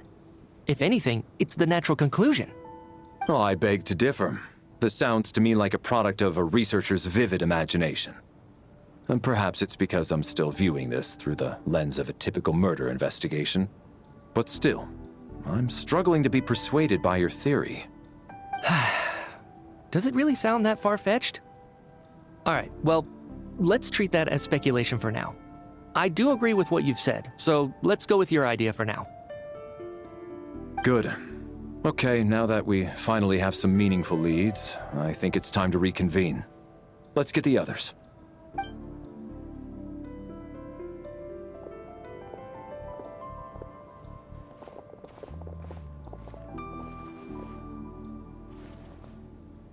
So, that's about everything we've discovered so far. I'll share my theory first. Based on what we've learned from the logbook, I believe the extra person among us is most likely the killer. If the killer had simply bought a ticket, it would have greatly increased the risk of their identity being exposed. I expect he or she either hid in the theater ahead of time, or found a way to slip past the ticket inspection. They then blended in with the group and waited for an opportunity to strike. What about the note found in the investigation report? Any thoughts on how that fits in? The killer may have simply planted it there as some sort of sick joke. I've seen my fair share of psychopathic killers. They love playing cryptic mind games. So, it has nothing to do with the haunting of the theater after all. This theory makes sense to me. If we have an audience member unaccounted for, chances are they didn't come here to watch the show. Could it really be that simple? So, in other words, all we have to do is find out who got in here without a ticket, and all our problems will be solved? Then let me make one thing clear. All the theater staff should be well aware that I came here for the rehearsal legitimately, yes? There's no way I'm the one who didn't have a ticket. It's true. I hear you used every trick in the book to get a hold of that ticket, too. Everything short of throwing a temper tantrum and rolling around on the floor at the entrance. I most certainly did not degrade myself in such a way. Probably a stupid question, but I might as well ask. Did anyone here get in without having their ticket checked? Hmm? Guess it was naive of me to expect them to just admit to it. Especially after the unprompted Lelik reveal. Once was already a miracle. Twice would be unfathomable.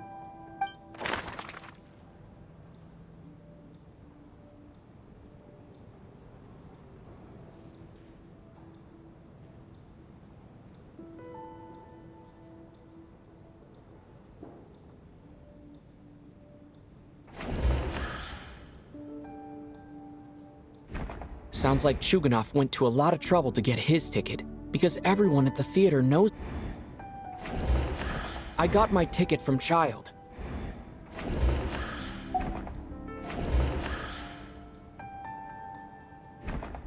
I don't believe any of us here knew Shram before all this. If no one can verify Shram's identity... Mr. Shram, did you really go through the ticket inspection to get in here? Huh? Me? Why am I being singled out, my friend? Do I seem that suspicious? It's not that you stand out as suspicious, more that everyone else has been ruled out as trustworthy. Okay. Well, we spent the best part of 2 days together now, so I'm sure you can all tell what kind of person I am. I'm a true gentleman. I never dream of doing something like sneaking to the theater without a ticket. Yeah, I have no doubt that you're a good person. But the problem is, none of us here actually know you, so no one can say for sure that you are who you claim to be. Although, actually, what was it you said last night? Yeah, you're friends with that water imp, which is why you understand our primary mode of expression. Last time I checked, there were barely any of us remaining in Snezhnaya. since most of the water imps left. Could you tell me a little bit more about your friend? There's a good chance I actually know her. And I suppose it's also kind of a way for everyone else to get to know you a little better.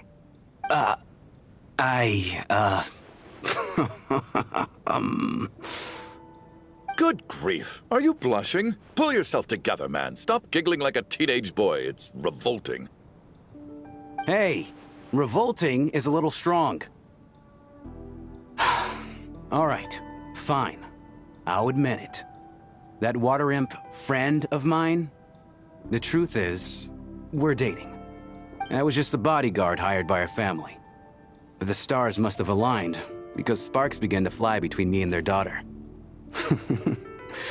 Never in my wildest dreams did I think I'd get so lucky. We don't need details. Just get to the point. Okay. I'm just a little hesitant to reveal her name, that's all. You know how it is. These are delicate times. Even with me to protect her. If word gets out that she's dating a human, both the Fae and human factions will give her a hard time. Really? Wait, no. That can't be. Huh? Shram, what the devil are you talking about? Why is everyone looking at me like that? Surely you can understand where I'm coming from. Delicate times? Factions? Yes?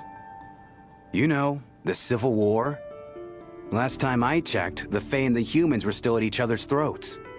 If I'm not mistaken, the last significant civil war in Snezhnayan history was over 400 years ago, when Her Majesty the Tsaritsa had just taken the throne and was consolidating her reign.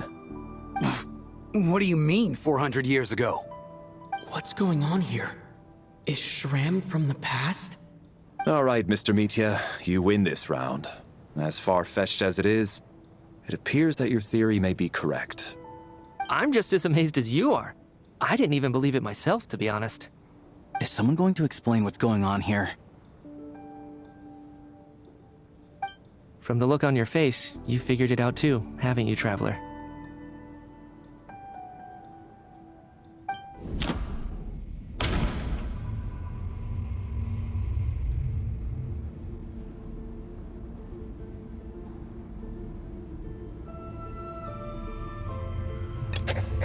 That seems to be the case.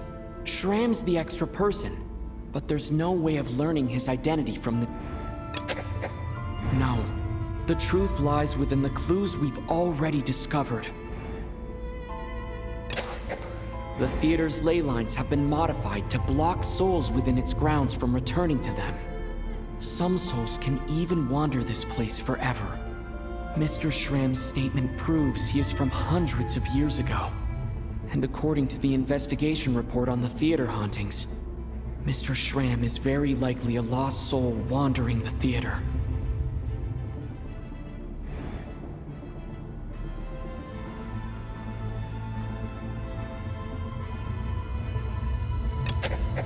This is Mr. Valeri's hypothesis. If there is no supernatural element to this incident, it's very likely to be true.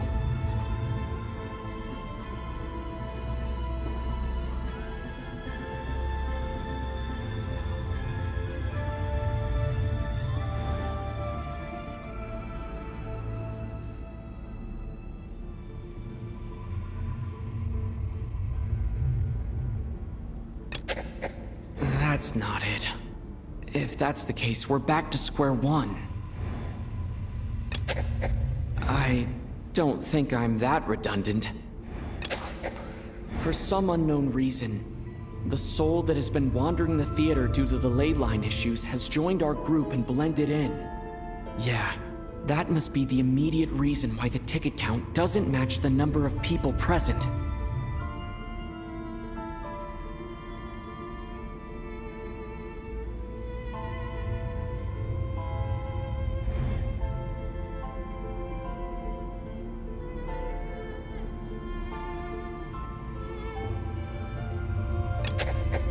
The death of those victims is an irrefutable fact, The contents of the investigation report have been verified. There are indeed leyline issues and wandering souls in the theater. Death likely symbolizes the deceased. Mr. Schramm, for instance. Death is near. That must mean that there's a dead person in our midst. That's the truth, isn't it?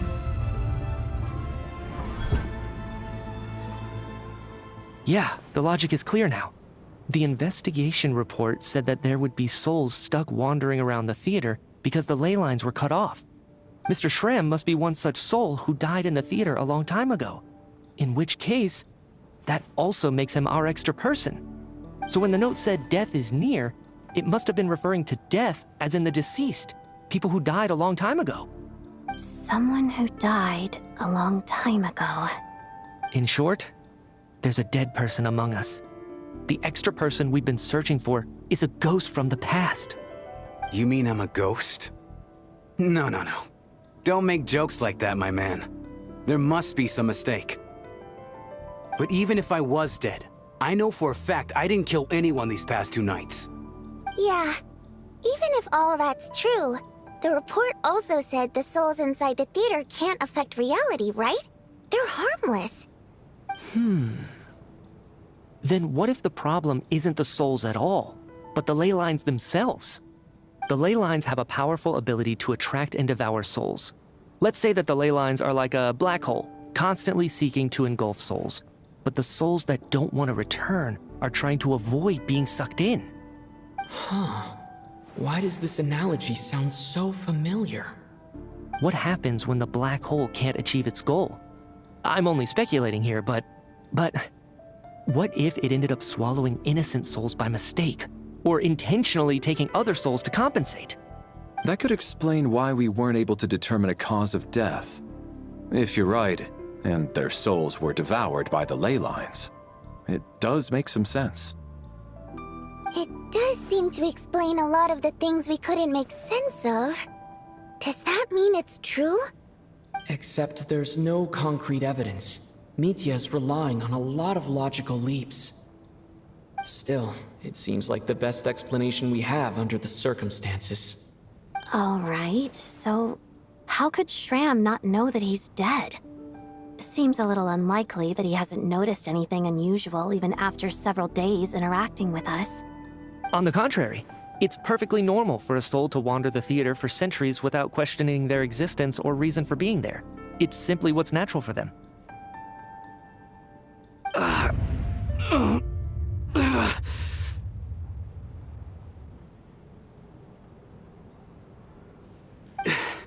You know what, Mr. Brainiac? I think you might actually be right after all.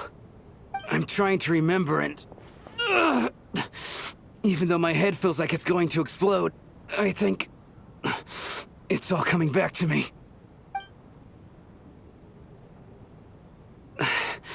I was the one who didn't want to remember my own death, so I forced myself to forget. Well, I'm sure those are painful memories. My lady and I snuck out to go on a date one day. We bought tickets for the theater. It wasn't really my thing, but I was just happy to be together. All of a sudden, a group of people burst into the theater, shouting for all the water imps to get out, performers and audience members included. It was clear the conflict between humans and Fae had reached a boiling point. This time, the extremists were even coming after the water imps who had nothing to do with the war. I thought I could pull one over on them, so I took off my jacket, draped it over my lady, and tried to sneak out amid the chaos. But I got caught. They started shouting, calling me a traitor to humanity. But I was going to do whatever it took to buy our chance to escape, no matter how many people stood in my way. I had to, both as their bodyguard and out of love. It's all right, friend. You can stop there if you want. You don't need to dig all that up again. It's just... even now, I'm still struggling to accept the truth. How could I be dead? I'm Sorry, everyone. If I'd known I was a dead man walking, I wouldn't have dragged you down with me.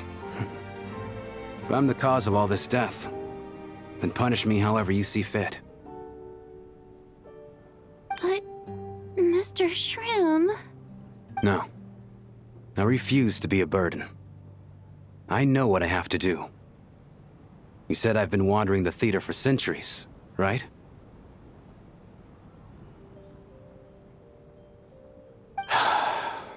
I guess it's high time I got a breath of fresh air. Out there, I mean. I'll leave this place, and take all this death with me. Go out on my own terms. Mr. Shram, I'm sure we can figure out a different course of action. My good sir, we both know I'm not supposed to be here. I should have accepted my death long ago. One way or another, this has to end. Unless you're saying this goes against another one of your military principles somehow. No, I'm speaking on a personal level this time. Let it go, man. Oh, wait. One last thing. Miss Wateramp. My lover. Her name was Litia. Litia Ozarova. Do you know what happened to her? Ozarova. Oh, Auntie Ozarova. That's what we all called her. I remember her as a very kind elder. She had a bunch of kids, too. I'm so glad she survived. And she had lots of kids? Good. That's... good. I could hardly expect her to stay single just because of what happened to me, right? As long as she went on to be happy, that's all that matters. Besides, I'm dead. My soul's been wandering around here for so long because I was worried about her. But now, I can go without regret. There's no need to see me off, my friends. I've enjoyed our time together over these past few days. Perhaps we'll meet again in the next life.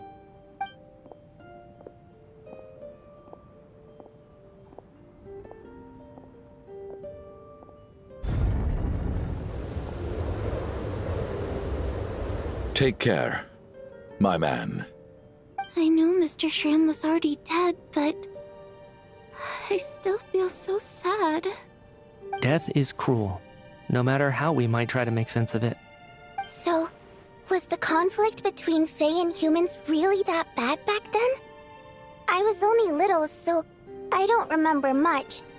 It's terrible to think that so many innocent people had their lives turned upside down.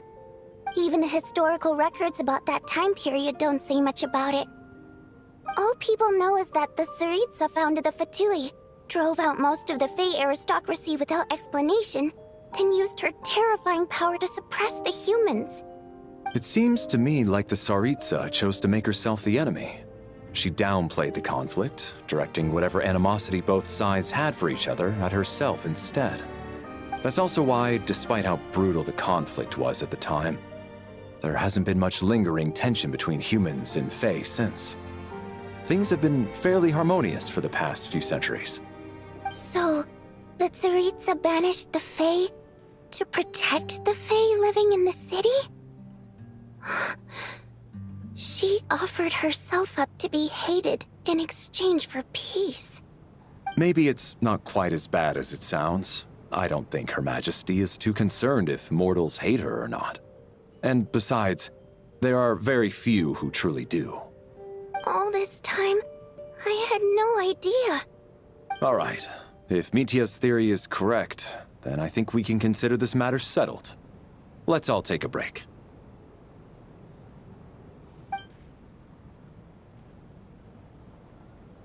Ugh, if only this blasted storm wasn't still raging on.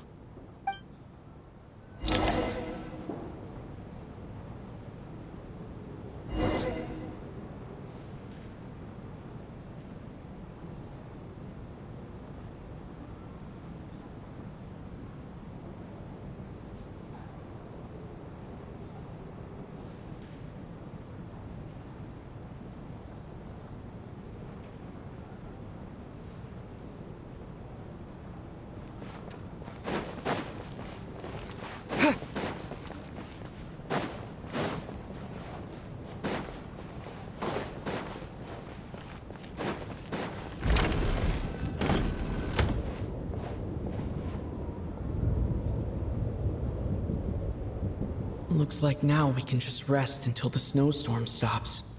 I still can't believe Shram turned out to be a ghost who'd been in the theater for hundreds of years. To think he was dead this whole time. What a strange turn of events. Knock knock. Huh? Knock knock. You know the door isn't closed, right? You don't have to knock. Think of it as a signal then. When I'm entering someone else's room and I knock, I'm here as Odette. If I don't knock, it's Lelik. Thanks. So, why did you come to find me? Is there something I can help with? Vodyanitsa said you knew about my secret identity from the start. But when everyone was discussing who Lelik could be, you were worried that revealing what you knew would be unfair to me, so you kept it to yourself, right? Yes. I'm extremely grateful for that. It's nothing. I mean, you didn't hold what happened with Signora against me, so I should thank you for that as well. Actually, there's something else as well. I found myself in a situation similar to the one you were in when you helped conceal my identity. So I thought I'd come and ask you for advice.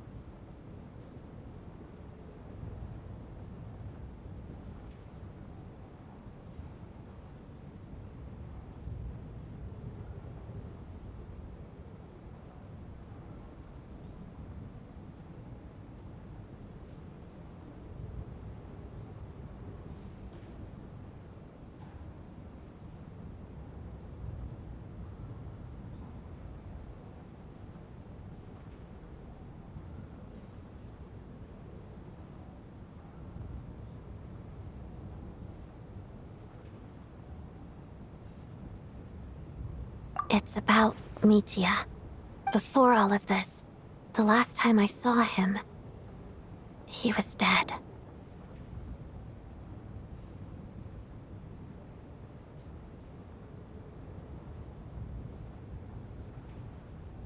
As I'm sure you know, my goal as Lelik was to stop Project Stuja.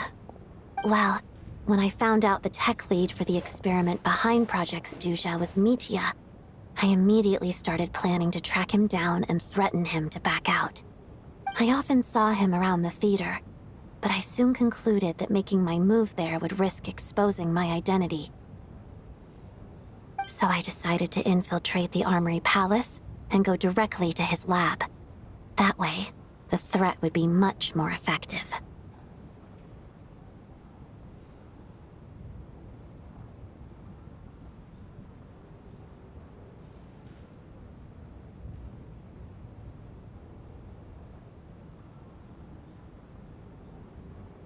Well, I suppose there was a bit of luck involved. But I am a Fatus, so I already had some familiarity with the building's layout. But when I finally made it to his lab, Mitya seemed to be dead.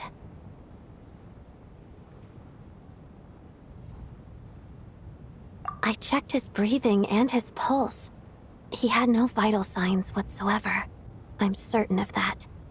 I thought maybe another anti-Project Stuja activist had beaten me to it, and chosen a much more brutal method, so I made myself scarce.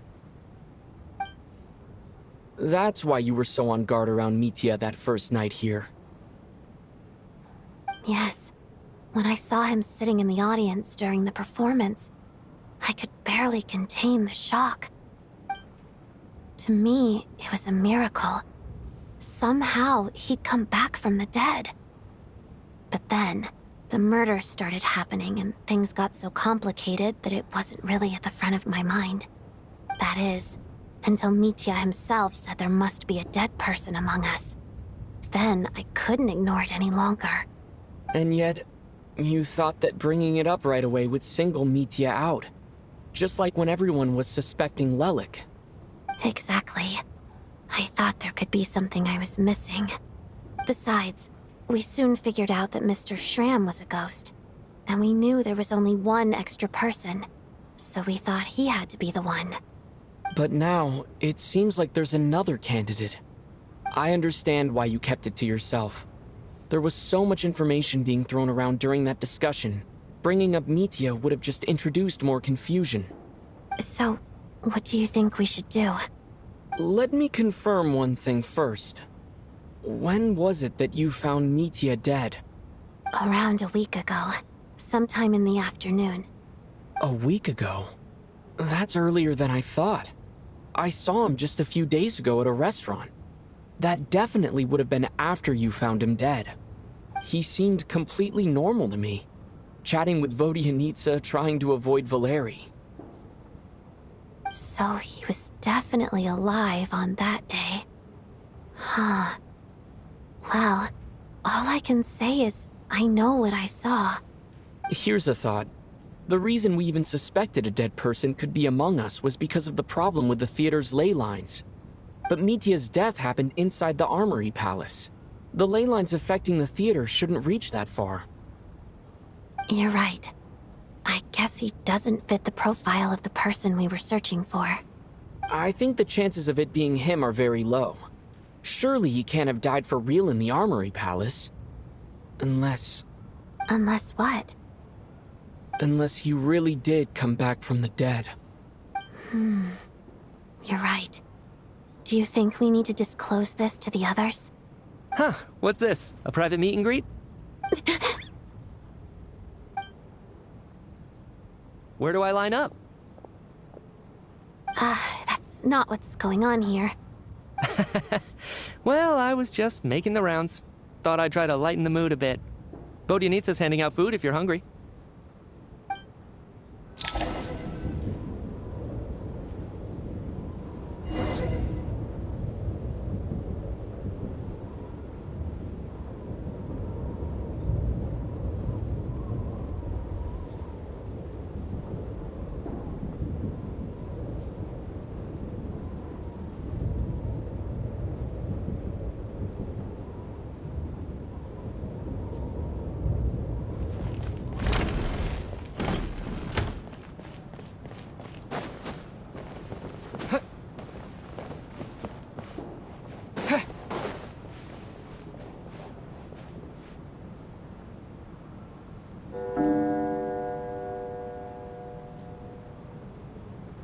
What is going on with this storm? Could it be connected to that monster that just arrived in Snezhnaya? I almost hope it is. Her Majesty the Tsaritsa left to vanquish that beast herself. We just need to wait for her triumphant return. Do you think people still feel the cold after they die? I'm wondering about Shram. Oh, maybe we should have given him a coat before he went out there. Death itself is cold, isn't it? I'm sure the storm will embrace him. Well, I hope he has a safe journey. I'm going to miss him, I think. It's not like we can blame him for Rampana and Kulish's deaths. Thinking back on it, we barely made it out alive ourselves. Once we get out of here, how are we going to explain what happened to their families?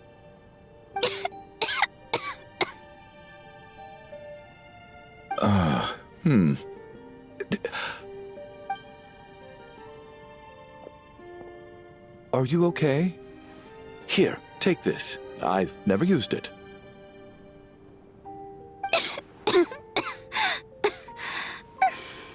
Thanks. Look who's Mr. Nice Guy all of a sudden. Is it because Tonya stood up for you this morning? At least you know how to return a favor. Yeah, without Tonya, who knows how badly he would have been hurt. I told you already, I never intended to resort to violence. Duh, bunch of rascals. Little girl? I was rather surprised when you spoke up for me this morning. I didn't think I had many admirers here, so, thank you. Oh, no need to thank me. I said some bad stuff about you too. I've been, too embarrassed to admit it, but, you remind me a lot of my daughter. So kind to everyone, but never lets her old man off the hook. Unless my wife and I are having a fight, then she's always on my side. Especially when she was little. Every time I took her out...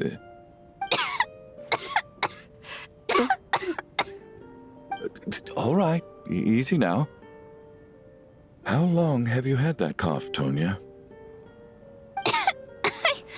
I don't know. It's probably been a while. I'm fine. Are you taking anything for it? Yeah. I'll be fine once I see my brother. He's gonna pick some frost fairy flower leaves and brew a tonic for me. I'll feel much better once I drink that. I see. That's good to hear, then. We should probably discuss arrangements for tonight. Now that the deceased has left our midst, there shouldn't be any more incidents. However, out of an abundance of caution, I'll keep watch. Shouldn't we take shifts? I can take one if needed. No need. I managed to get a nap in earlier, so I have plenty of energy right now. After all the tension of the past few days, everyone else should just focus on getting a good night's sleep.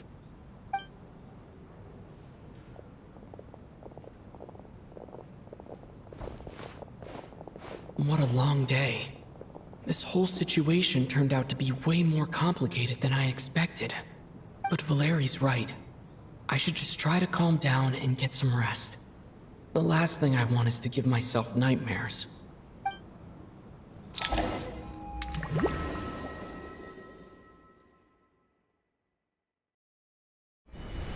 He's awake! He's awake! Get over here, you big lug, and take a look! If you must call me something, call me Mr. Door. The Black Mist is coming. You need to go. Are you all right? Can you walk? We just got attacked by monsters on our way up. That Mr. Door fellow protected us. He just seemed to come out of nowhere. Not much of a talker, but when it comes to taking down monsters, that man doesn't hold back. Curses! The Black Mist is catching up to us. We need to keep going. Mr. Door, I don't believe I've ever seen you around here before. Why is that? There's no need to try to get to know me. I'm just Mr. Door. I have to find the door that belongs to me. Oh, well, anyway, we're lucky to have you here. Thanks for saving us earlier. No need to thank me. This is where my duty lies.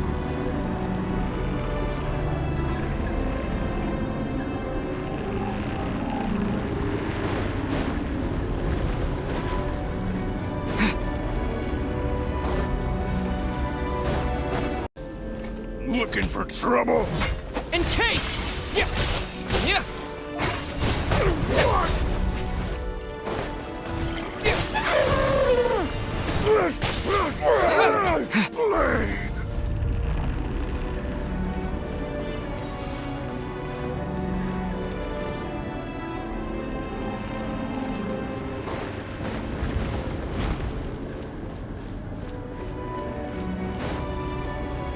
So we're doing this the hard way. Taste my fist.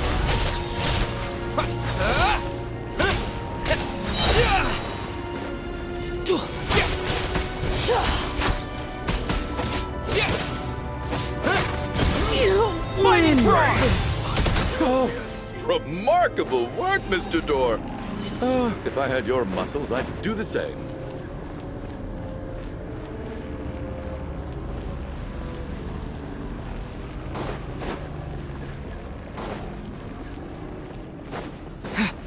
Are none of these doors the one you're looking for?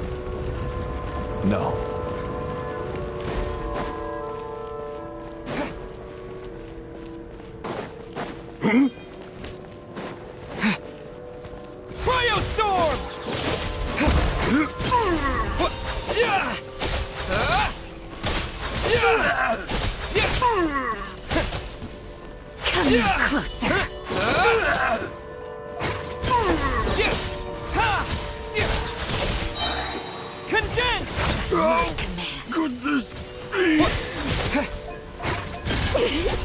Impossible.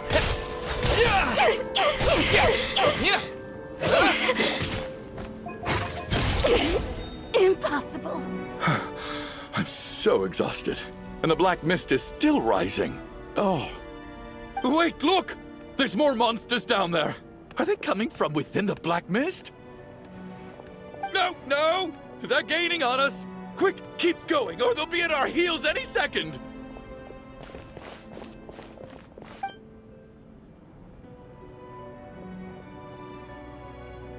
Mr. Door, what are you doing? We need to get out of here. They're coming! Found it.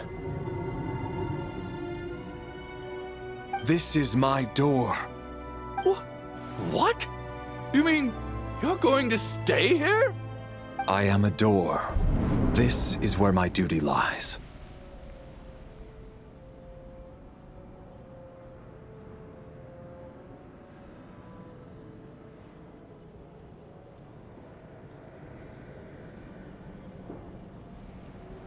No! You saved us! We can't leave you behind! You must keep going. A door can only keep things out for so long. You must make haste. But... Oh, you're right. Let's go! We can't let Mr. Door's sacrifice be in vain!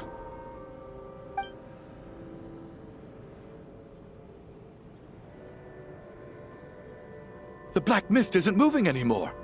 Looks like both the monsters and Mr. Door are gone. I didn't just imagine all that, did I?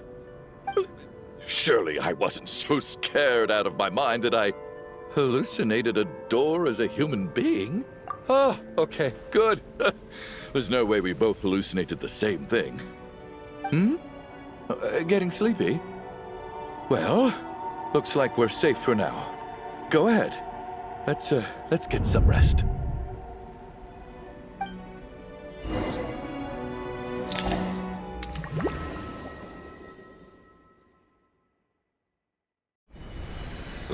What time is it? Is it morning? I think I had a nightmare. I guess everyone's still asleep? These past 2 days have been exhausting. Valeri's keeping watch though, so he's probably the only one awake. Valeri?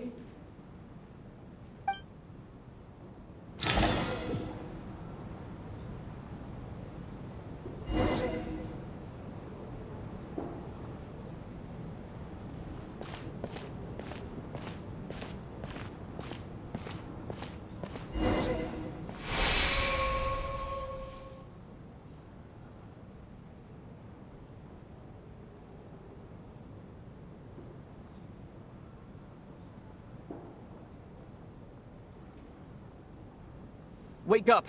Everyone needs to wake up!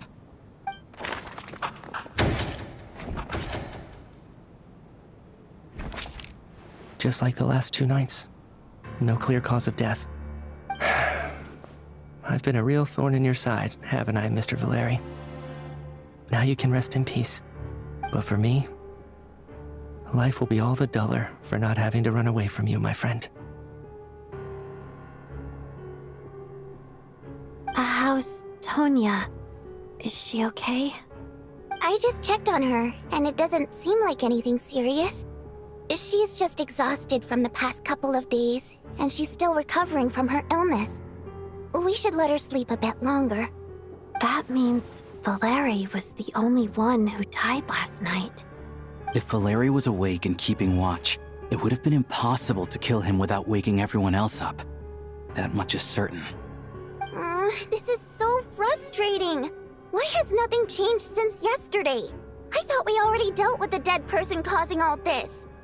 Actually, one thing has changed. There's only 1 victim this time, not 2. Does that mean...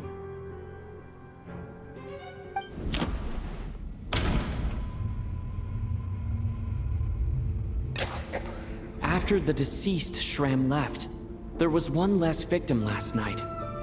That more or less tracks. It's a reasonable conclusion, considering the only variable that changed.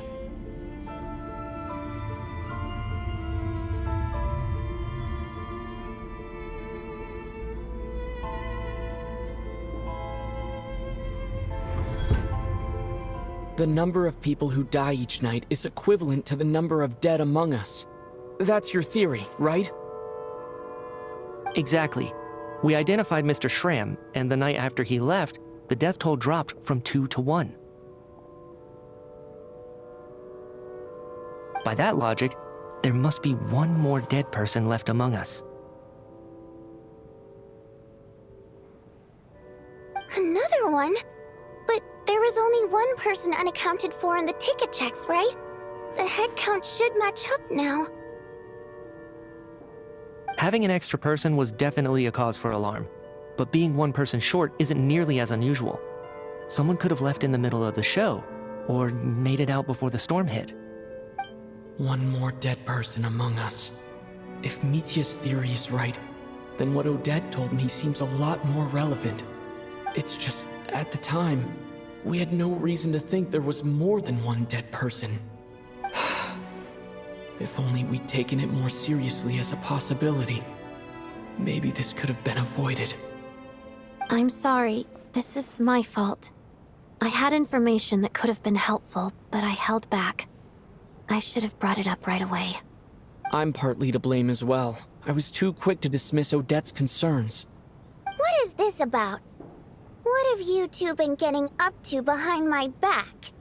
Sounds like there's some big news you've been keeping from the rest of us. Well, we're all ears.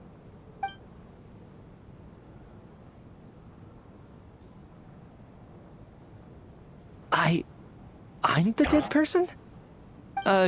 Wow, that's certainly news to me. Odette and I talked about it yesterday, but we thought it just wasn't possible, so we left it at that. Yeah, I don't blame you.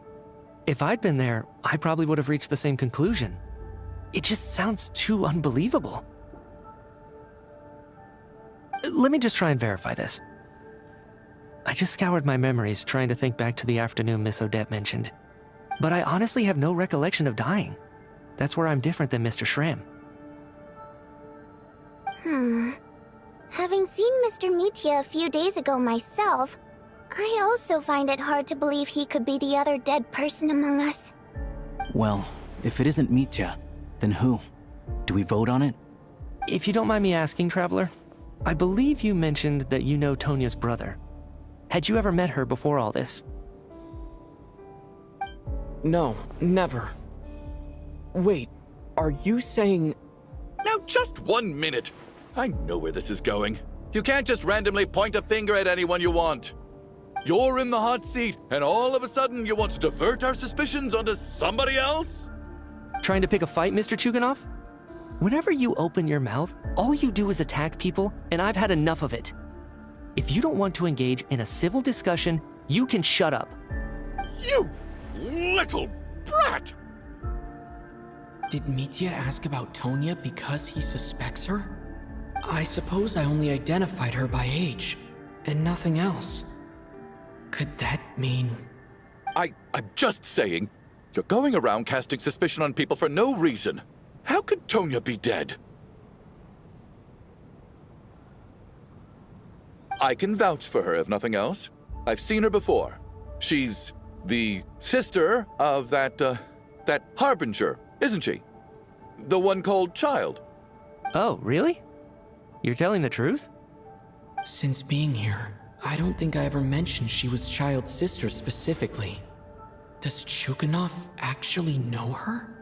If Chuganov can vouch for her, then it can't be Tonya either. In which case, it seems unlikely that there's another dead person among us at all. Miss Odette, could you go over that afternoon with me one more time, when you found me dead? No problem.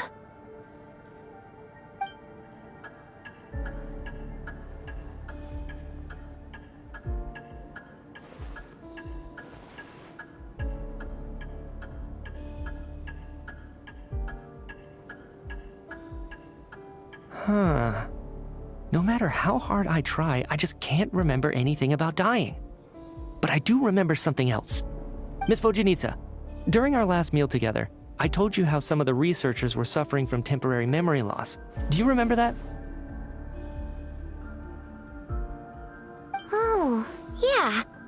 You said it was hindering the progress of your experiments. You thought they were just under too much stress or something. Right. And even though I don't remember dying that day, I'm pretty sure I experienced something like amnesia. Some of my memories from that afternoon are missing. Are you suggesting you're missing the memory of your... Of course, how am I only just realizing this? Humans aren't necessarily aware of their own death. You mean being silently assassinated, or dying in your sleep? Situations like that? The researcher's amnesia. Suddenly it all makes sense. I must thank you, Odette. I think your perspective just helped me reach a breakthrough on a series of issues that have been troubling me for quite some time. All right. It's decided then. I'll be the one to leave today. Oh, leave? Hey, wait a minute. Aren't you rushing into this? What if you're wrong? You'll pay with your life. Come on, kid. Aren't you gonna fight for your life? This seems like a rash decision. I have other reasons beyond what's been discussed. In fact, thinking back, I remember during Miss Odette's performance, while I was sitting in the audience stalls, a brilliant new idea for my research popped into my mind. But then, my train of thought suddenly cut off. I can't remember it now at all, and I didn't take any notes. I guess that must be another instance of temporary amnesia. No. Hold on. I see where you're going with this. You're suggesting that each instance of temporary amnesia is a death, right? There's a glaringly obvious flaw in that idea, no? How can one person die so many times? I believe Miss Odette's account. During the period where my memory is blank, I must have been either dead or in a similar state. All it would take is for the same thing to happen in the theater, and I would come under the effect of the ley lines in this vicinity. This increases the likelihood of me being the deceased, does it not? But... There's no evidence to suggest that anyone other than me is a candidate for the deceased. So allow me, as a scientist, to treat this as an experiment. Please relax, everyone. I don't think things are as bad as they may seem. If I really am the deceased, then to leave the theater will be a relief for me. If, on the other hand, I'm still alive right now, well, apparently you've all witnessed my resurrection recently anyway. Who's to say I won't return from the dead again this time? Mitya's right. This is the only thing we can try right now. I think he's deliberately downplaying the gravity of the situation, though.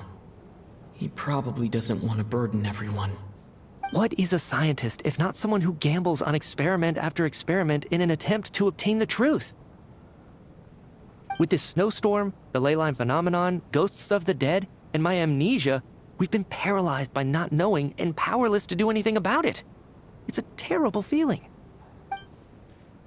But if I do get resurrected, you can be sure that I'll come back with the truth of all this. Just you wait.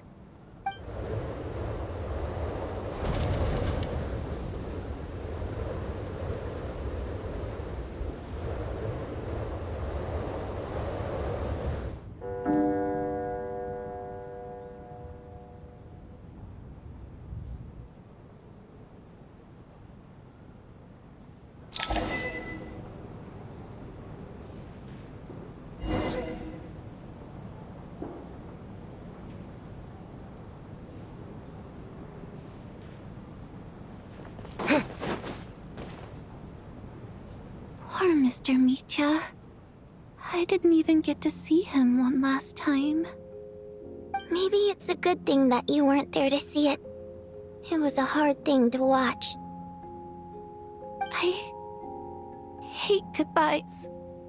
Why does it feel like everyone around me is slowly disappearing?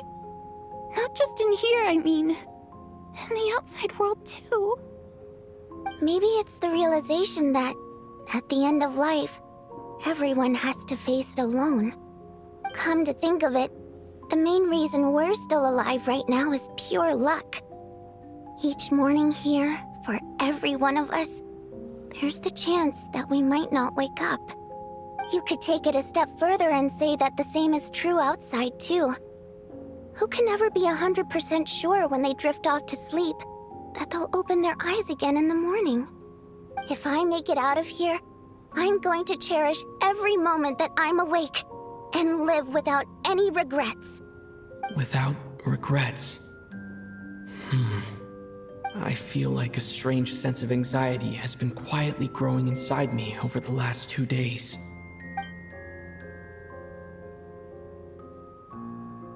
Are you okay? You look really glum. If something's bugging you, let's talk about it. There's only a few of us left here now. After everything we've been through, what's the point in keeping things bottled up? I have a travel companion named Paimon. Alosha and Odette have met her before. She's been feeling unwell recently. You're worried about her, aren't you? That makes sense. We've been trapped in here for days. To be honest, I used to feel like I was just a spectator in this world, watching everything that happens from the sidelines. Maybe it's because I'm a descender. A descender? But with Paimon by my side, over time, I slowly felt my connection to this world growing stronger. She loves eating, sleeping, and having fun, but she's also a great guide. It's her authenticity that makes this whole world feel more real for me. Over the last few days that we've been apart, I've often caught myself wondering, what would Paimon say if she were here right now?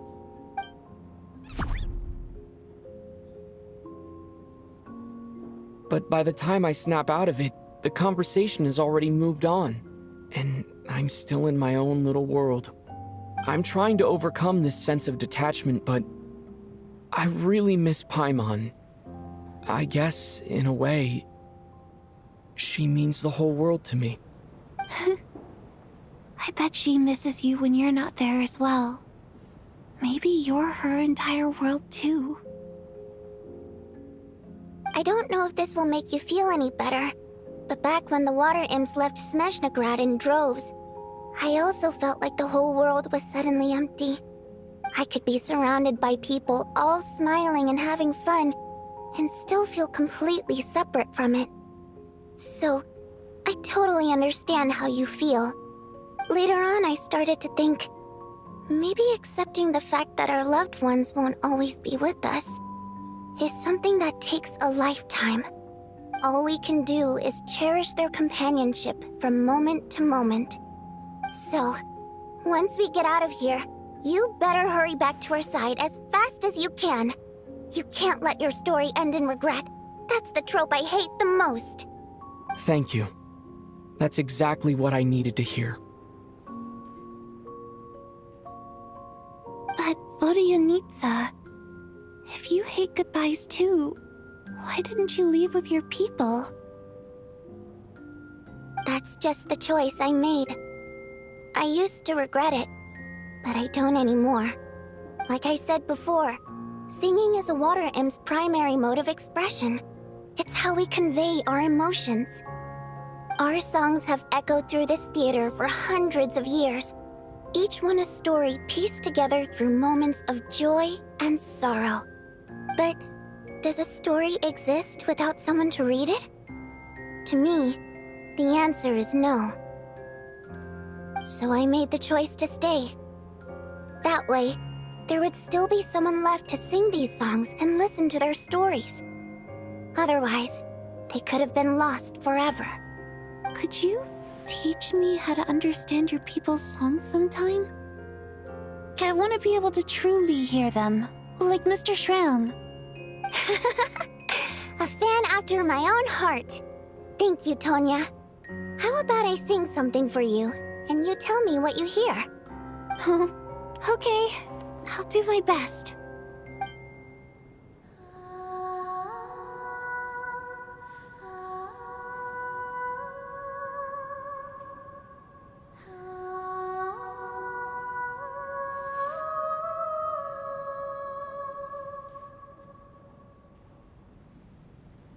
I've never heard that one before. I feel like I can hear a sense of longing somehow. I wonder why that is. Color me impressed, Tonya. You're a keen listener. Most people can only tell if a song is happy or sad. I didn't think you'd be able to pick up on such specific details. So, what's the song about then? Come on, tell me! I've actually never performed this song in the theater before, because it has more of a ceremonial purpose for our people. It's not meant for the stage. It means something like, "May those we have lost watch over us, and follow this song back home in the night, so that we might be reunited once more."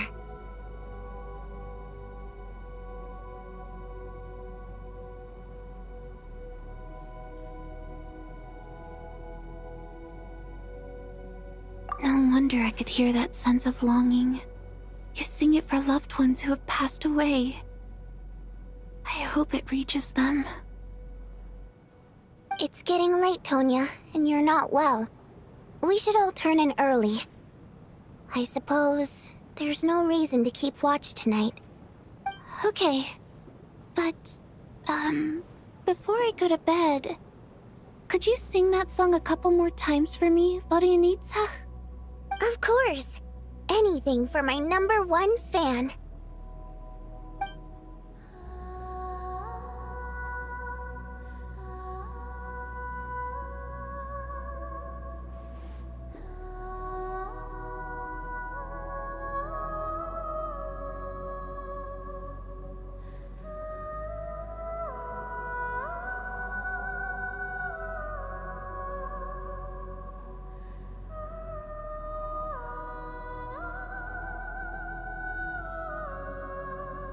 Once I get out of here, I definitely don't plan on ever coming back.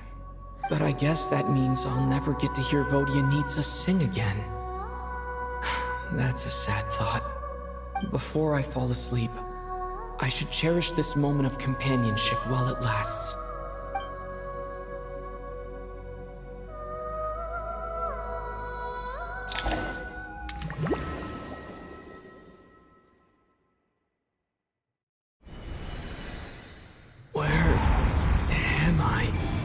It's so dark in here, and I feel kind of dizzy. Am I alone?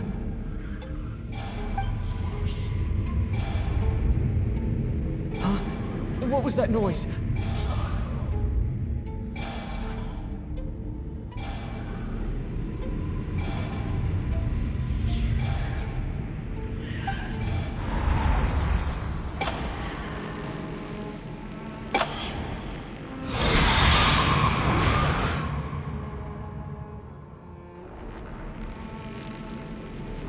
Return, O spirits. Fulfill your oath of protection.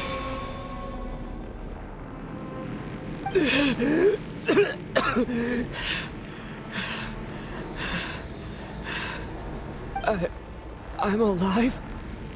What just happened? No time for questions. Quick, over here. Turn on the switch. We need to bring back the light.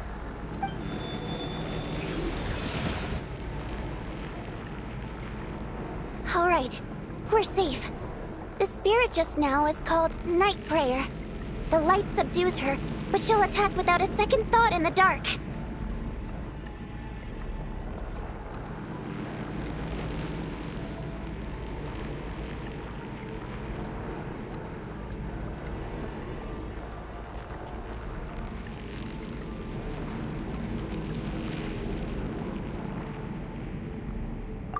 Sort of.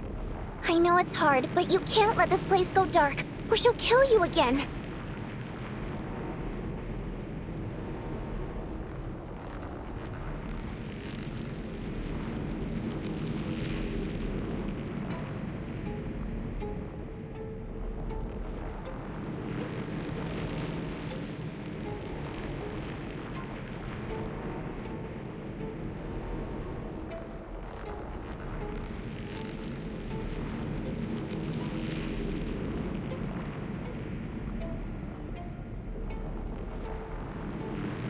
Yep.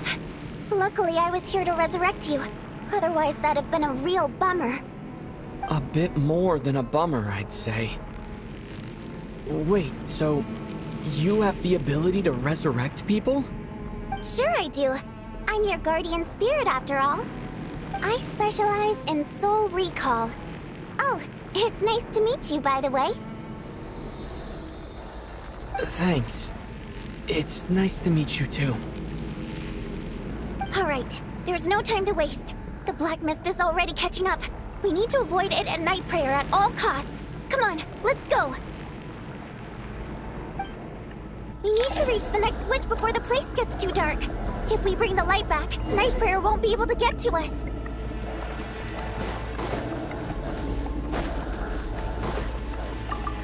Sweet, sweet light! It's back! Shh! It's Night Prayer. We need to move quick, but don't let her notice you. Look out!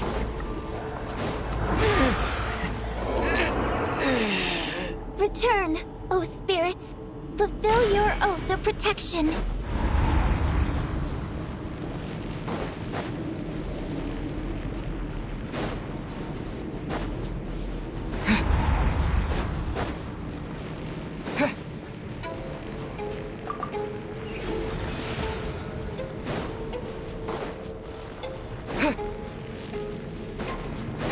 The next switch is over there.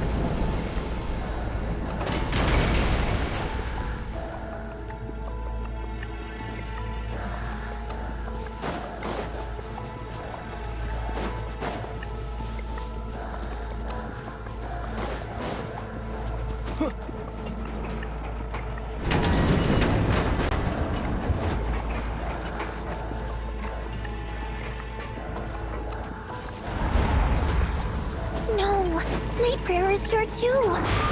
This can't be the only path. Return, O spirits. Fulfill your oath of protection.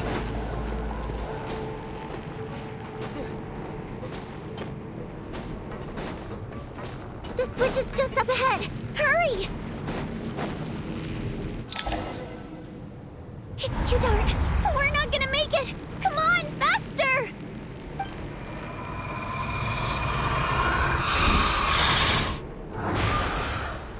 Traveler!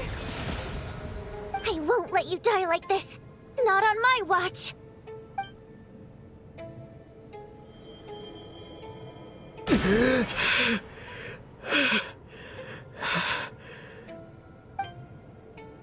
Even though it's not permanent, dying is definitely not a pleasant experience. Great. You're back. Yeah, thanks to you. Time for you to get out of here. Quick, before the light runs out. What about you? You're not coming with me? I can't. I've already been used up.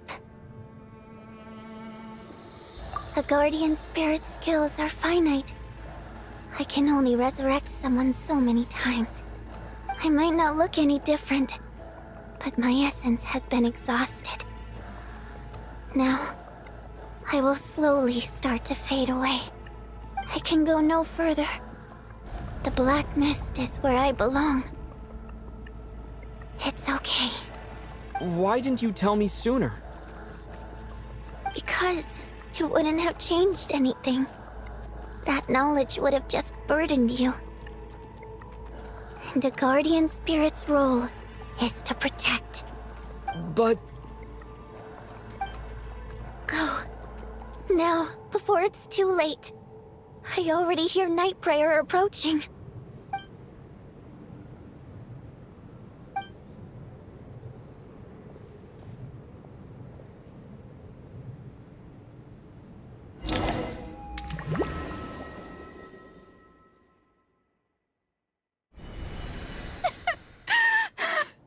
What do you need, sir?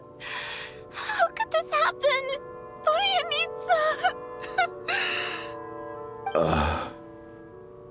Well, I guess there's no need to inspect the body.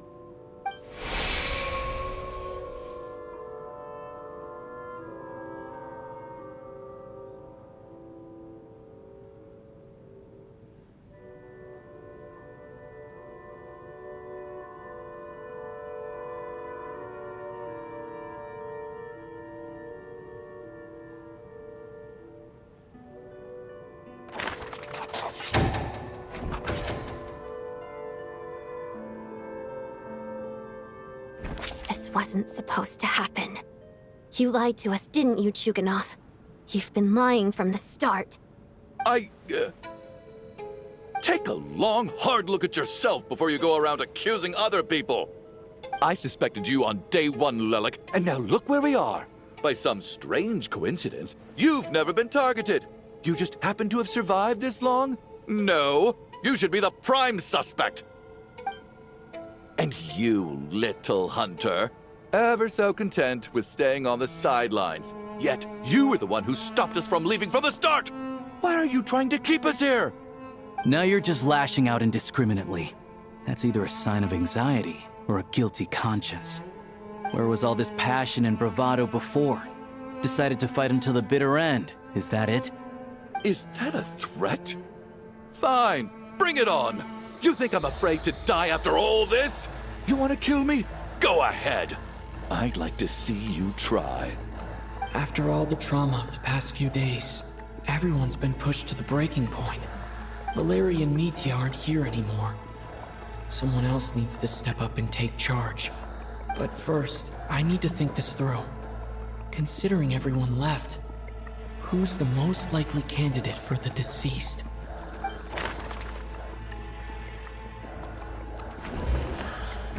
I clearly remember Mr. Chuganov. She's been recently active as...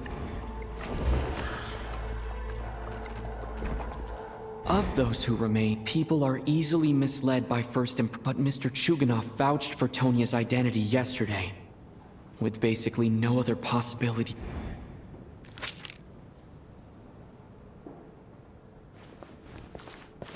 Tonia, how's Tusser been lately? Tusser? Your brother Ajax must have mentioned me in his letters home, right? Did he say anything about a blonde traveler? No. And my brother's name is Razik, not Ajax. Chuganov, looks like it's your turn to do some explaining. Yesterday, you said you could vouch for Tonia. Why did you give us a false testimony? I knew you were behind this, Chuganov. You've been lying through your teeth from the start. Everything about you is fake. Down to the wife and daughter you're always talking about. Your entire family man persona is a charade, isn't it? That night, when I infiltrated your place as Lelik, I noticed you were home alone. Didn't think much of it at the time. Just thought everyone else was out. But thinking back on it now, that doesn't seem very likely. My guess is, you live alone, don't you? Even that was a lie? But why would he lie about having a family? Oh!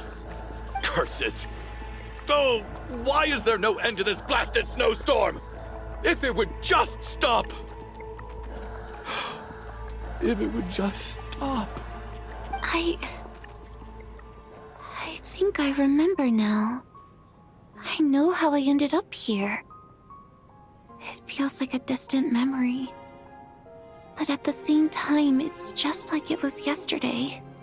The reason I'm always coughing is because I got sick with frostbite. The locals usually call it the snow cough. It's not a very common illness. It's partly genetic and partly caused by the cold climate, but it can be fatal. They sent me to the hospital as soon as they found out I had it. And I spent so long lying there in that hospital bed. After a while, I felt myself growing weaker and weaker. Nothing seemed to be working anymore. neither the treatment that the doctors were giving me, nor the medicine my brother was brewing from frost fairy flower leaves. So one day, I told my brother that I wanted him to take me outside for once, so things could be like they used to, just for one day. I wanted to meet loads of friends, experience new things. He agreed. He snuck me out of the hospital, and we escaped. We got to the theater, bought tickets, and went inside. Oh, it was all so exciting. I remember the show very clearly. It was amazing. But I found myself getting sleepier and sleepier. Oh, Tonya. When I woke up, I couldn't find my brother anywhere, so I guessed he'd already left. But there's no way he'd leave me behind. So I decided to stay here and wait for him. At the time, I figured he'd probably gone to brew some more medicine for me. I was planning to chew him out for abandoning me when he got back. Tonya, it sounds like by then you'd already... Yeah, I know. I understand now. Dead, aren't I? This cough and the feeling weak, it's probably just my body's memory. After all of that, it turns out I can't blame my brother after all. I was the one who abandoned him. I'm sorry, everyone. I realized this much too late. It seems like death skewed my perception. And now I've dragged you all into this mess. Your name probably isn't even Tonya, is it? Didn't that ever strike you as odd over the last few days? Well, when I was little, my brother and I read a storybook, and Tonya is the name of one of the characters. When we escaped from the hospital, our family and the hospital security were looking everywhere for us. So when you first approached me and said my brother had sent you, and called me Tonya, I thought he must have chosen a fake name that only the two of us would know. Because he was afraid of getting caught. No. It seems like that was just wishful thinking. At least your memory of death isn't painful. That is a small comfort. Now it's your turn, Chuganov. Talk to us. I believe no lie is ever told without a reason. You're right. I was lying. I happened to know that the Harbinger child and his sister Tonya managed to get tickets, so I lied to you and pretended I knew them. And yes, I was lying about my family too. The truth of the matter is, I lost them a long time ago. I just refused to accept reality. And now I've spent the second half of my life living a lie. I'm a joke. My daughter's name was Iskra. And before you ask, yes, Iskra, as in Iskra Manufacturing Plant. She also died from the snow cough. She was just 6 years old. If she were still alive today, she'd be around the same age as little Tonya here. After Iskra passed, my wife couldn't bear to face those memories either. So she chose to start a new life without me. One day when I came home from work and saw the empty room, I felt like I couldn't breathe. Subconsciously, I started to imagine that they were still there. I soon discovered that this was the only thing that made me feel any better, so I just embraced the delusion. Nothing more than a pathetic means of escapism, I know. But at least it's not a crime. So explain your false testimony, then. The night before last, when I was chatting with Tonya, she mentioned that her brother would brew medicine for her from frost fairy flower leaves. Combined with her various symptoms, I suddenly understood everything, including the fact that she was deceased. The snow cough used to be an incurable illness. I would pick frost fairy flower leaves to brew medicine for Iskra too. It took hours and hours on the stove. But the year after my daughter passed away, the jester of the Fatui announced that a cure for frost blight, also known as the snow cough, had finally been developed. It turned out that all previous treatments were completely ineffective. No better than random concoctions. That was the final straw for me. I just couldn't take it anymore. Just one more year. One more year, and everything would have been okay. So, more than anyone, I know full well that in this day and age, no one in their right mind would still be using frost flower leaves to brew medicine for the snow cough. Poor Miss Tonya, therefore, had to have been from an era when snow cough was still a terminal illness. So, you projected your daughter onto her? Even though you knew she was one of the dead? That doesn't make any sense. You knew she was already dead. What did you hope to achieve by protecting her? I just don't believe in your crackpot theories, nor do I approve of your actions. How can you just declare a living person dead and throw them out into that snowstorm? Nitia's gone. My good buddy Shram's gone. And now it's Tonya's turn, isn't it? The others I can make my peace with, but little Miss Tonya, here she is, standing right in front of us, alive and breathing, and fighting her own battles. Yet you're quite happy to say she's dead? I just want her to live. Once this snowstorm is over, the very moment it stops, I'm going to march out that door and find someone who can fetch the very best medicine for her snow cough. I'll be damned if I'm gonna let you cast her out into the snowstorm before I have the chance to cure her. Not again! Not this time! Not when the cure is right within our grasp! I'd never be able to forgive myself. Mr. Chuganov, stop. I can't let you do this. Tonya. By the sounds of it, you've known I was dead since the night before last, right? I really liked Mr. Valeri, Mr. Mitya, and Miss Vodyanitsa. And now they're all dead because of me. I'm not happy about that. The reality is, you've been trying to fight your own demons through me. But all you've really done is trap me inside your delusion along with you. No! Listen to me. I want to save you. I do! Well, at this point, I'm quite sure that I'm dead. I don't need to be saved. The time I got to spend with all of you is more than enough for me. Despite all the bad things that kept happening, I got to meet so many interesting people and spend so many days and nights by your side. Since the day I escaped that hospital until now, this has been an adventure I never even dared to dream of. I'm very fond of you all. If it were only possible, I'd trade my soul to bring back the ones who died.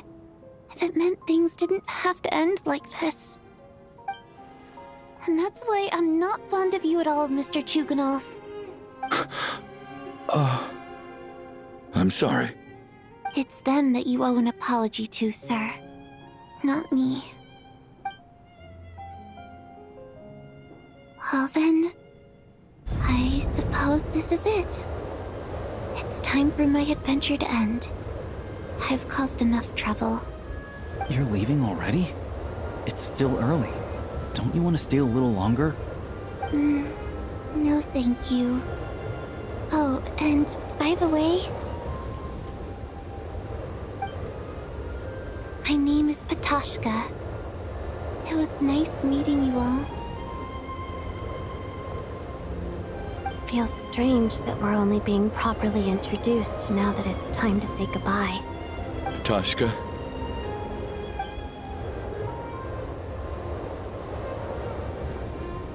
What are you doing, Chuganov? Are you crazy? Let me leave. I can't keep lying to myself anymore. In your dreams. Don't think you're getting off that easy when you had a hand in the deaths of so many people.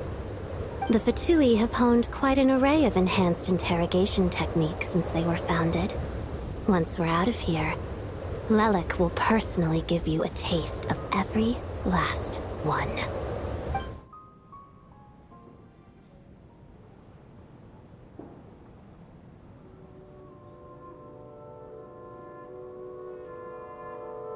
I think we should leave. I doubt this snowstorm is ever going to stop. For all we know, this storm might have destroyed all of Snezhnaya by now. Maybe even the whole world.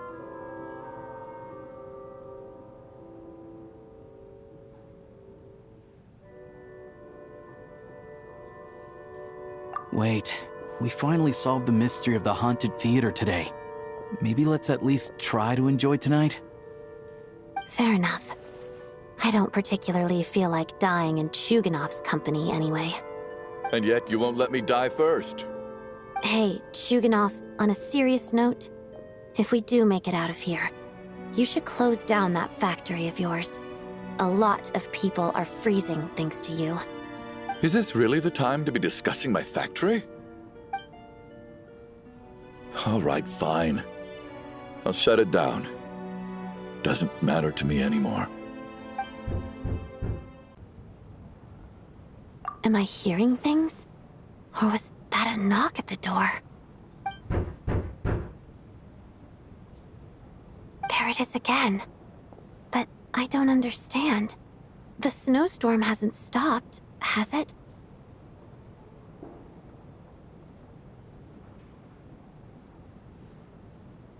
Should we open the door? Is this it? Is this nightmare finally over?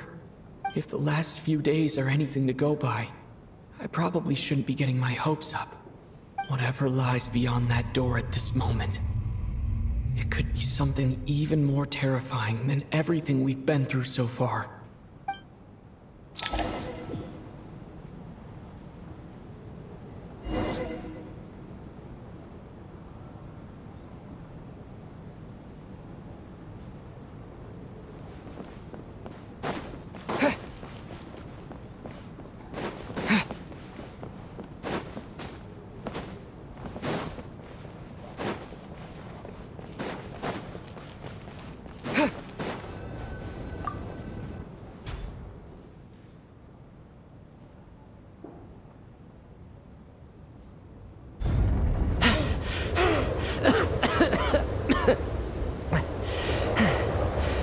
Hey everyone, I'm back. How are you doing? Feeling any better? Much better, thanks. Whew, it is so good to have you guys here. I was a little worried that the theater would be empty by the time I got back. Let me see. Tonya and Vodyanitsa are missing, which means Vodyanitsa died last night. And then you discovered that Tonya was the other dead person. Am I right? Not Tonya. Pitashka. First, tell us how you made it back here. Given the conditions outside, no one should be able to return alive. You're right. The thing that got me back safely was a song. I heard someone singing. After walking into the snowstorm, my mind grew hazy. I don't know how long I walked through the storm before my mind completely slipped away. Then, suddenly, I heard the sound of singing. The voice instantly brought me back to my senses, and I regained consciousness. So I followed the voice, searching for the source of the singing. I searched and searched, until finally, just a few moments ago, there was the entrance to the theater, right in front of me.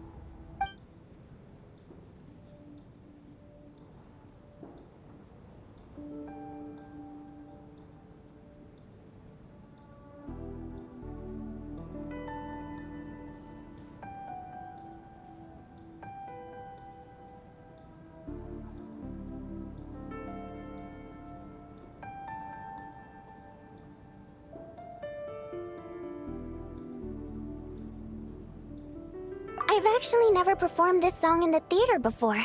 because it has more of a ceremonial purpose for our people.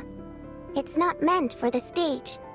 It means something like, "May those we have lost watch over us, and follow this song back home in the night, so that we might be reunited once more."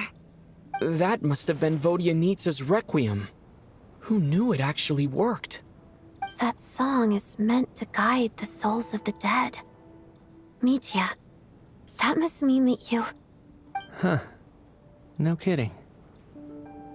Huh, seemed like I guessed right then.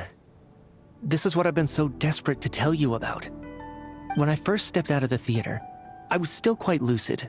My memory of it is still pretty intact. I remember the outside world being completely different than what I'd expected. It was like this was a world where only the snowstorm existed. There wasn't a trace of any humans or buildings ever having been there. I don't know how else to describe it, except to say that it just didn't seem like the real world. And as for the Requiem, if I was guided here by Vodyanitsa's song, it can only mean that I must already be dead. And this is my soul, not my body. But I didn't experience a clear moment of death while I was out there. Nor do I feel any different now than before I walked into the snowstorm.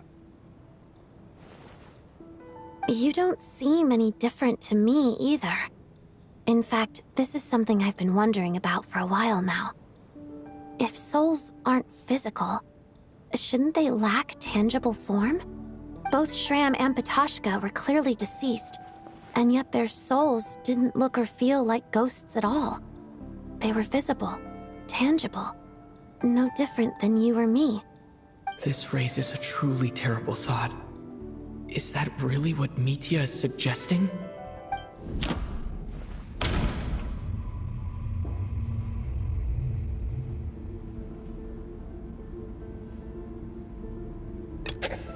Dreams can't explain everything. And this isn't the Sub-Zeru's festival. Mitya's soul was summoned back by the Requiem, confirming that he is indeed already dead. And yet, he looks no different from us. Of course, if even the long-deceased like Mr. Shram can blend in with us undetected, then maybe we've all been dead from the very start. And all of us are now souls wandering the theater.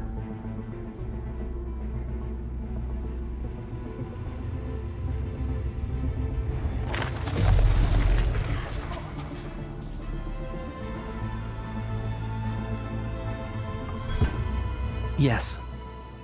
I think that this is probably the afterlife. What did you say?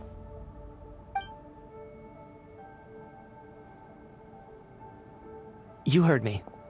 We died in the theater. All of us did. But due to an obstruction in the theater's ley lines, our souls are trapped here, while an endless, infinite snowstorm rages outside. It's ironic, really. All that time, we were working so hard to figure out who the deceased among us were, when the truth was, we were all deceased. The only difference being some of us died more recently than others. Do you remember that note, "Death is near"? Seems like we misunderstood what it meant after all. Death was nearer than we wanted to think all along. The note simply meant that all of us were already dead. So all our attempts to survive, our search for the deceased, it was all for nothing? Hard to say. At the very least, we helped 2 lost souls find clarity and go to where they belong. The presence of those 2 is probably what caused our souls to be drawn in by the ley lines. In which case, the deaths we've awoken to over the past few days were just souls returning to the ley lines for good. If what you're saying is true, doesn't that make us the lost souls now? Huh, no wonder. This afternoon, when I was moving Vodyanitsa's body, I noticed that the other bodies in the room hadn't decayed one bit after all these days. That's further proof that those aren't physical bodies at all, but merely our shells here in the afterlife. Am I really dead? This doesn't feel real to me at all. No, that's impossible. This cannot be how it all ends. I still find it hard to believe that all of us are dead. How exactly did we die in the real world? None of us have any memories of dying, right? Not even knowing how we died is preposterous. Good grief! Surely there has to be some reason. Exactly. It's hard to rest in peace when you don't even know how you died. It gave me lots to think about as I strode out into the snowstorm.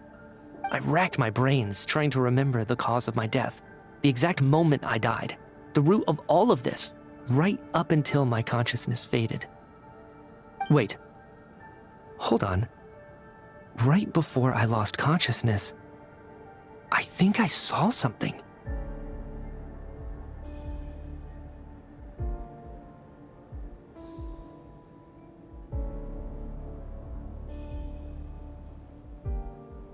I can't remember. And I think I lost my notebook and pen. Mitya, your hand. Is that blood on your fingers? Huh? You're right. There's blood on the fingertips of my right hand. Looks like it's already dried. When did that happen? What the? I guess this was what I saw. I must have desperately drawn it in my own blood right before losing consciousness. What's wrong? Do you recognize the symbol? It's Renova, the ruler of death. Huh? Alosha, do you still remember that Snezhnayan folktale you told me about? It was about the Grim Reaper. When someone's about to die, he appears as an incarnation of someone familiar to guide their soul into the afterlife. And as soon as you recognize his face, your life is over. I heard a similar tale when I was little. You think the Grim Reaper in this story refers to the ruler of death you mentioned? That's right. In which case, death is near could also mean that the Grim Reaper is here disguised in a familiar form. Death, the deceased, and the Grim Reaper?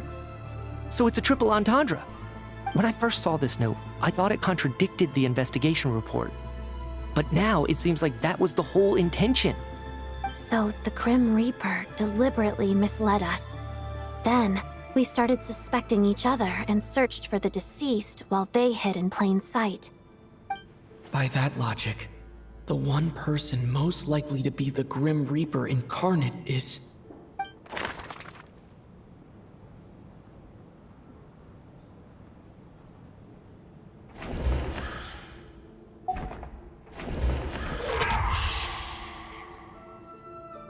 No doubt about it. It's Alosha. Looking back at how everyone has acted over the past few days, Alosha is most likely the Grim Reaper lurking among us.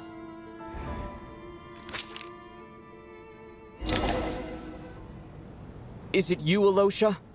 You were the first to discover the investigation report, and you had plenty of time to slip the note inside to mislead us. So? Surely you can't suspect me based on that. What if someone else found the investigation report first, slipped the note inside, and then put it back without telling anyone? There's no denying it. The note could easily have been slipped in much earlier than it was discovered. That's not all. I've also noticed that although on the surface, Valeri, Mitya, and sometimes I were the ones taking charge of the situation, looking back now, even though you didn't say much, you were always subtly guiding everyone from the sidelines. What do you mean? You were the one who emphasized how dangerous it was outside and insisted we all stay here. It was also you who suggested that we all sleep in the same place. And earlier today, you tried to convince Patashka to stay. I don't understand why, but it was out of character.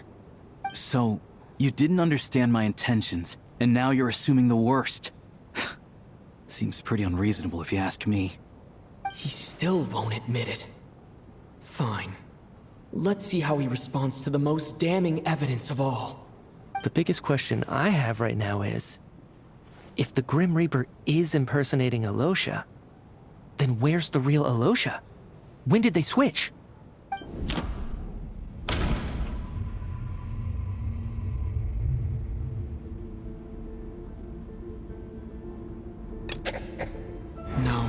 the Ruler of Death added a note to the investigation report at the time. No, the Ruler of Death would have needed to control how everything unfolded from the start. She wouldn't have infiltrated our ranks this late. Let me think about this again.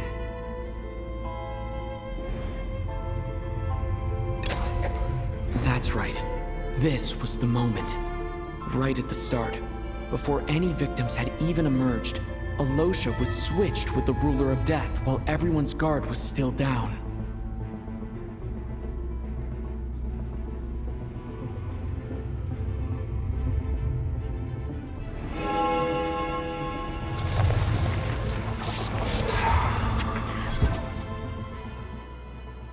When all this began, right after the performance ended and the snowstorm began to pick up, no one suspected anything unusual. We just assumed we were snowed in. It wasn't until we discovered the bodies the morning after that we realized something out of the ordinary was going on.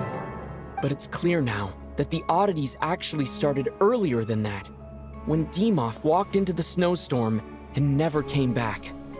Right. So Mr. Dimov was the first victim, not Sobolova and Torgov.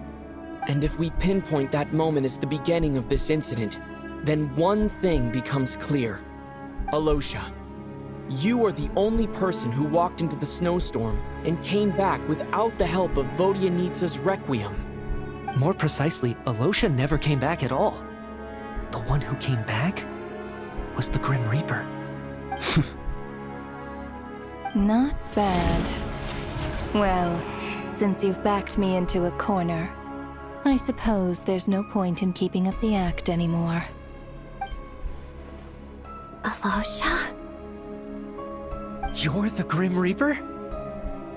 I am no such tired cliché. Mortals should address me as the Ruler of Death.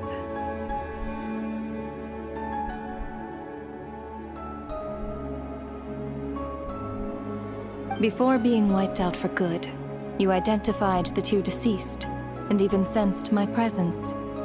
A commendable achievement. Far beyond what I expected. I heard you can ferry souls. Those deaths each night. Were they your doing? Your initial conclusion was correct. Due to the existence of the two deceased, the ley lines yearned to reclaim those long-lost souls.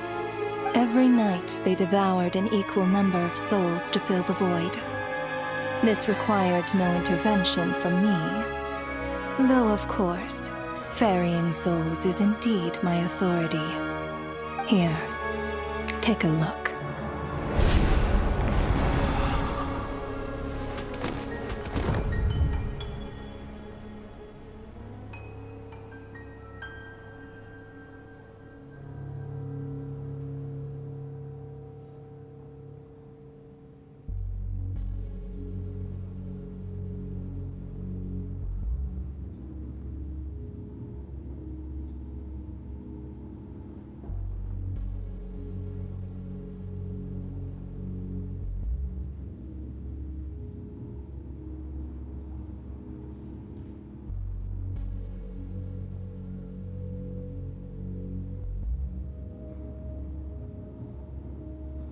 What are you doing? That takes care of today's too. Don't get so worked up. You are already dead, and your souls must return to the ley lines. I know we're already dead. You murdered us, didn't you? Murdered? No. Murder is when mortals usurp my authority. Death is my jurisdiction.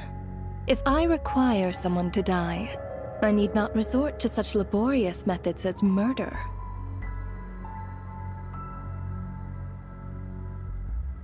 You simply met the criteria to trigger my curse of death. I know about the curse of immortality. So there's another death-related curse too? You cursed us? When? And why would you do such a thing? So often, humans pray to me, begging to know when their death will come, and what form it will take. But few people ask why. If you must have an answer, know that death comes simply because one's time has come. So you're not gonna tell us the truth? Hold your tongue. By all rights, you shouldn't even be allowed to speak with me. Those angels from the past are to blame for the reckless renovation of the ley lines here. It's made my work on this occasion infuriatingly complicated. Work? So trapping us here, making us watch our friends die, that's just another day at work for you? You clearly have a lot of questions. Fine. As a reward for your remarkable accomplishments over the past few days, I shall answer a few of your inquiries, provided they aren't too unreasonable. After the physical body dies, the soul must return to the ley lines for that person's death to be considered complete. My work encompasses the entire process of death, including, naturally, the guiding of souls into the ley lines, with which you are now so familiar. You must also be rather familiar with Natlan's Night Kingdom, I presume? It was I who supported the creation of the Night Kingdom. It provided a convenient means of guiding the souls of Natlan. Here, too, the ley lines connected to the theater underwent some modifications.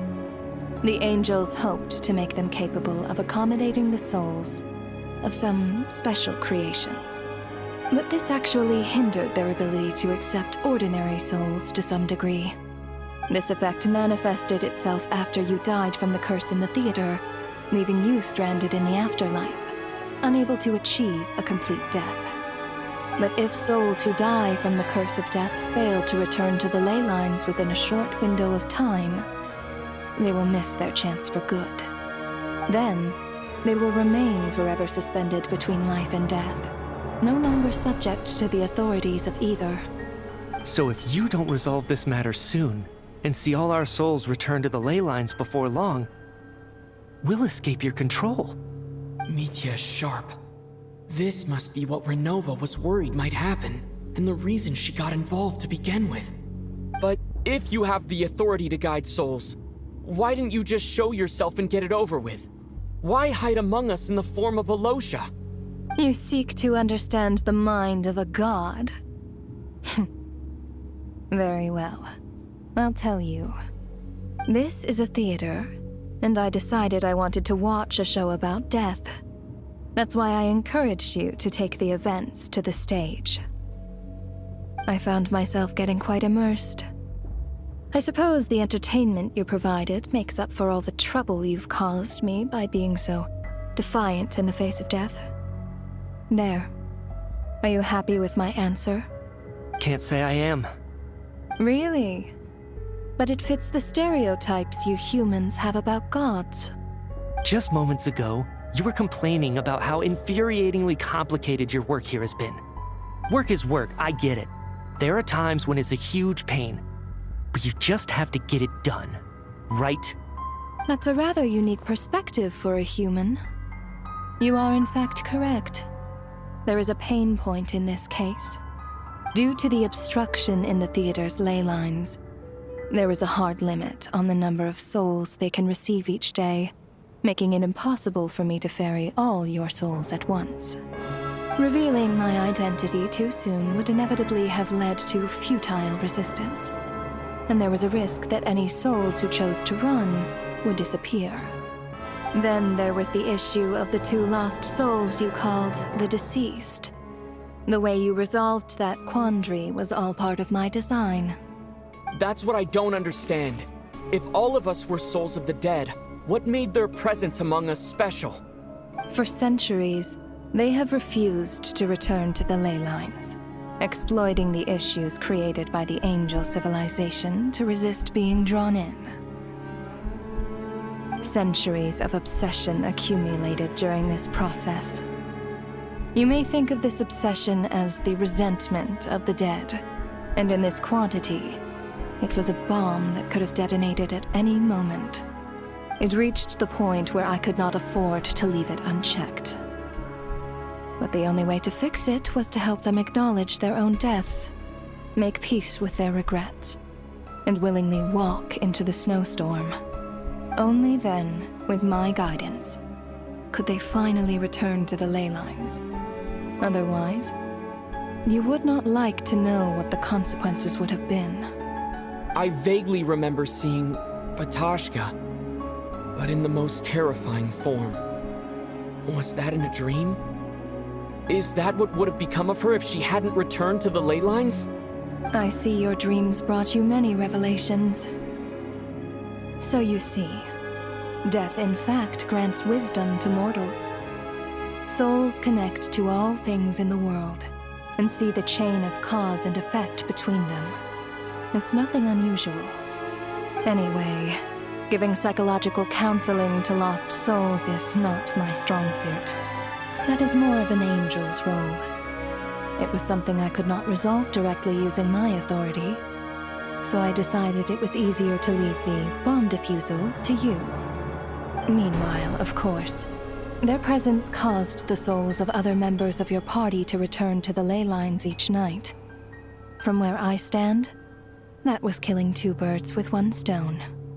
As both issues slowly resolved one another without me having to lift a finger, all I had to do was stay close by and keep the situation under control. Then use my authority to wrap things up at the end.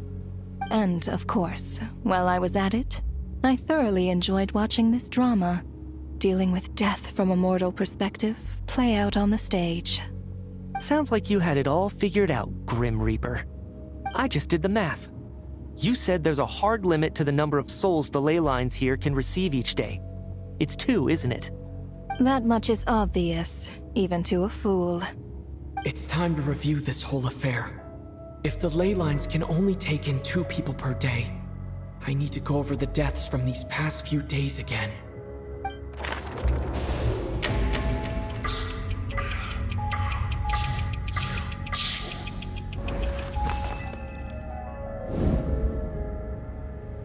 Looking back now, none of us had the faintest idea at the time.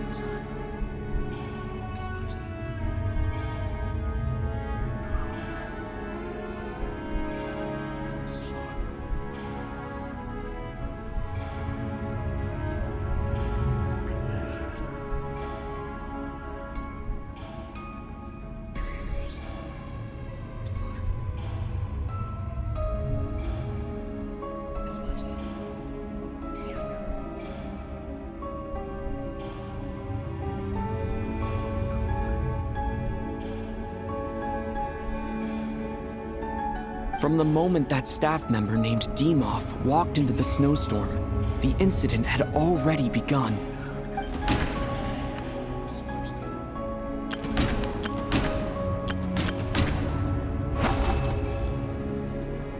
No. Let me go over...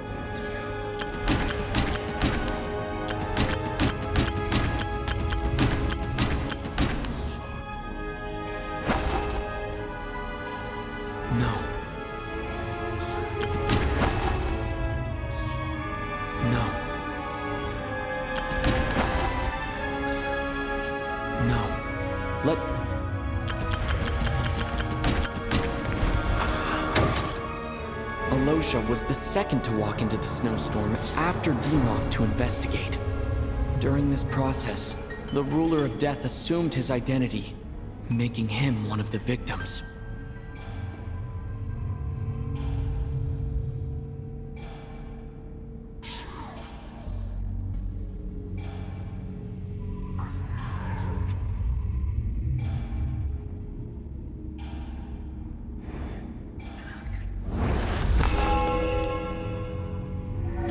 first night in the theater, everyone was caught up in the novelty of it all. No one could have expected there would be victims the very next morning.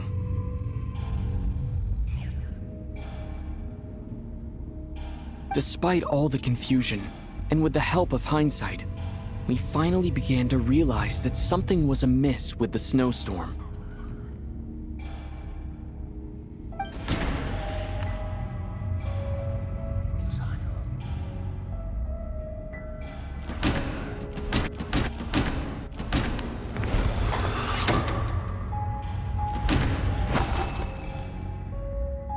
No, let me... The ley lines devoured Torgov and Sobolova on the first night. At the time, we thought this might be a murder case connected to Lelik.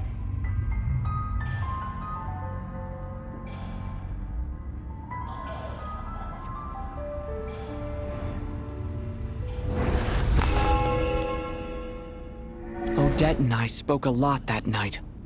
3 people were on watch, but in the morning, we discovered that someone had fallen victim all the same.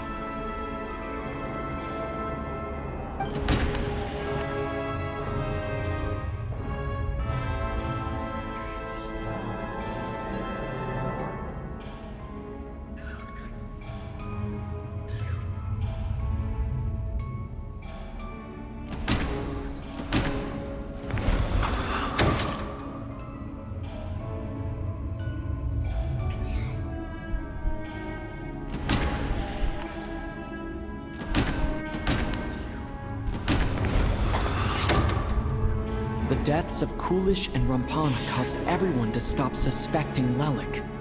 Unexplainable phenomena occurred one after another, leading Mitya to suspect that we were caught up in a supernatural event.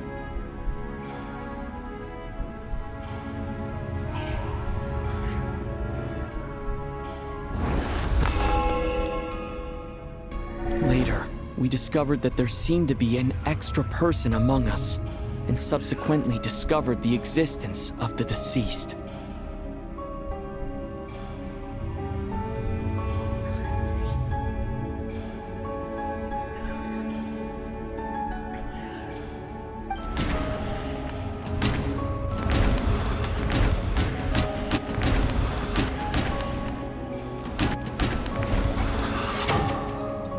He thought it was all...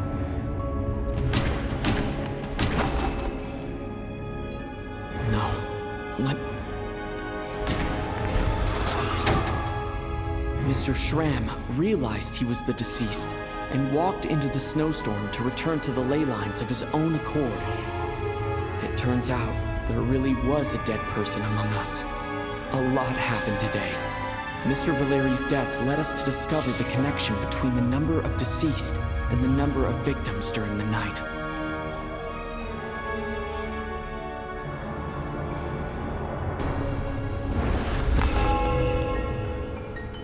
The fact that there was more than one deceased seemed to bring us back to square one. Odette revealed some information she had been keeping to herself.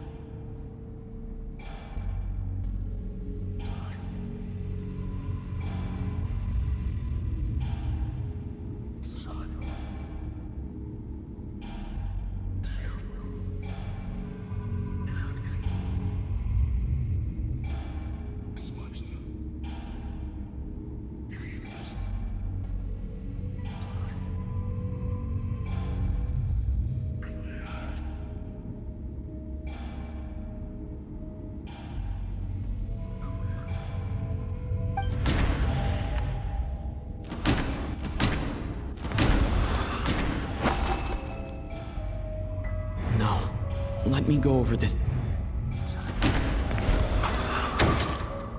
As it happened, Patashka filled the void left by Mitya's return from the ley lines by walking into the snowstorm this morning. The girl I thought was child sister Tonya turned out to be another of the theater's deceased.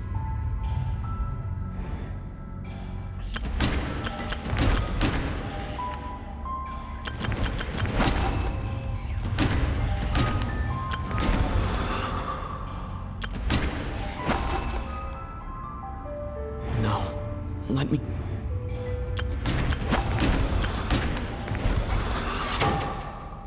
Vodyanitsa was swallowed by the ley lines in her sleep, but the requiem she sang before falling asleep was quite a game changer. Come to think of it, Patashka was about to walk into the snowstorm at that time. And Renova, unaware that Mitya would return, was concerned that her soul would overflow from the ley lines. That's why she used Alosha's voice to try and persuade her to stay behind. Looking back, I suppose that was an early slip-up on her part.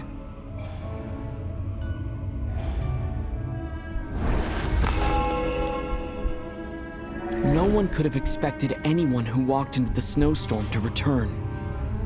But just after nightfall, Mitya returned, bringing crucial information with him. Various truths began to surface, including that all of us were already dead, and that the ruler of death was here among us. Then, after revealing her true form, Renova callously claimed 2 souls.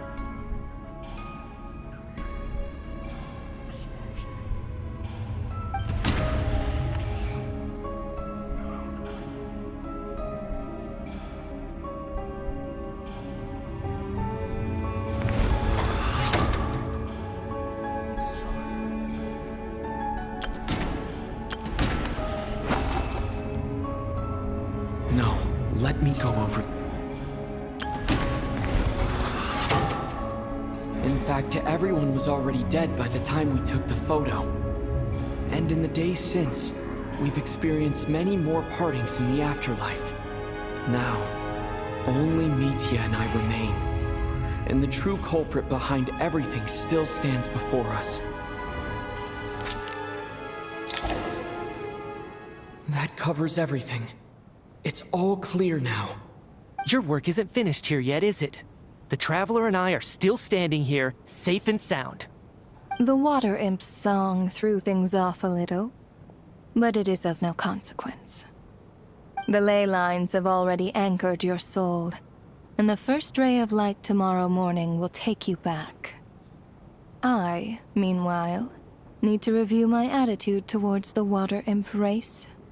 So the reunion in the night that Vodyanitsa mentioned, I suppose that was never meant to be a permanent reunion. That just leaves you, Traveler. My power only allows me to temporarily separate your soul from your body. The ley lines of Tevat would not accept you, and your soul is firmly anchored to your body by your will. For a descender like you, who is not bound by Tevat's rules, your death can only be brought through the most violent of means, such as directly destroying either your body or soul. I have no interest in involving myself with Descenders, for now. Although, this may change if Asmodee remains missing, or you insist on interfering with our affairs. One last question then. All our struggles and sacrifices here, they were meaningless from the very beginning, weren't they? Death abides no reason. Besides, what you call sacrifice is merely a concept created by humanity. To me, it is nothing more than a self-indulgent charade in the face of death. Mere mortals fantasizing that their actions could reclaim something from my grasp. A truly laughable idea.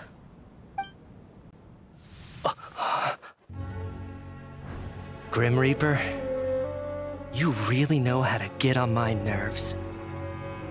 I'm not here to ingratiate myself with you. I kill merely because your deaths are necessary. Oh, you've made that quite clear. But humans don't take well to being scorned. Not even by the gods.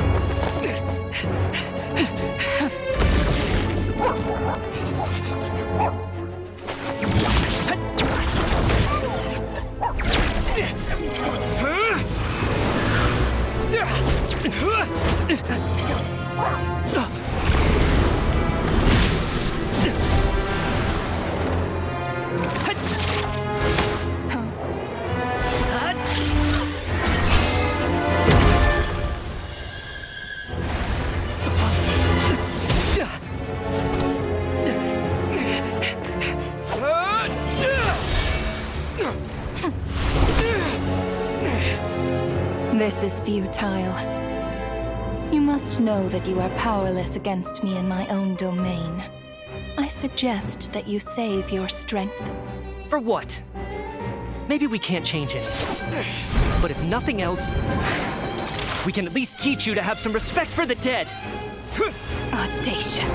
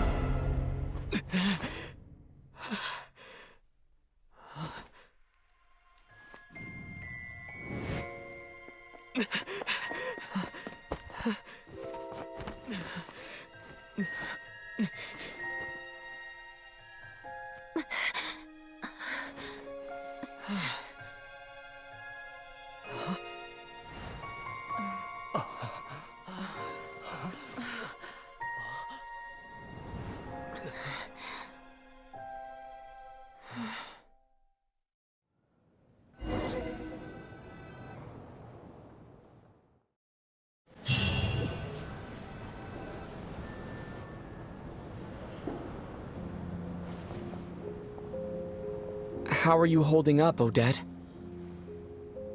What happened to me? How much do you remember? What do you mean? Is the performance over? I can't seem to recall what happened. Has Odette already forgotten?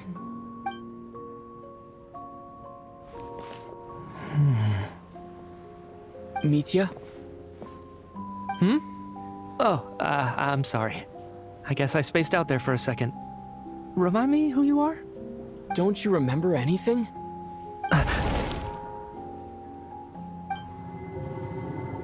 Yeah, I remember now, comrade. Looks like we guessed right. Just like me when Odette found me at the Armory Palace. For some reason, everyone killed by the Ruler of Death eventually came back to life. Just with one catch. They forgot what happened while they were dead. Odette and the others have already forgotten everything. Why were you able to remember this time? Could this be the reason? You said this is the Ruler of Death's symbol, right? I don't see anything there. You don't? Huh. Okay, I guess that makes sense. I carved this into my hand in the afterlife, so it's not visible in the physical world. Does that mean I carved this symbol into my soul? What an unsettling thought. Still, at least I get to remember what happened. I suppose it's a blessing in disguise. What about you, though? The Ruler of Death mentioned that you're a descender? Is that why you can remember? A full explanation would get complicated very quickly. But that's essentially it. Well then, now that it's all over, let's figure out what we've learned. The first thing I notice is that everything here is precisely as we left it, right before our deaths. This confirms that time passes differently in the afterlife than in the real world. They say that right before death, time slows down, and your whole life flashes before your eyes. That must be how you know you have one foot in the afterlife by that point. Anyway, clearly the few days we spent in the afterlife probably only amounted to a few short minutes in the real world. This also aligns with previous reports of widespread temporary memory loss among the Armory Palace personnel. Now it seems likely that those were all brief deaths caused by the Grim Reaper's so-called curse of death. To those unaware of the truth, dying and coming back to life must feel similar to a short bout of catatonia.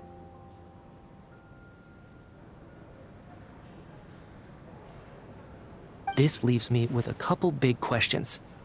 What are the conditions that trigger this so-called curse of death? And why are we resurrected after we die? If nothing else, I think it shows that killing us wasn't her ultimate goal. We still don't know her true reasons for subjecting us to death. Right. This time only got complicated because of the situation with the theater's ley lines. That's why she had to approach it differently. If the previous incidents of amnesia among the researchers are anything to go by, killing us is usually a pretty routine matter.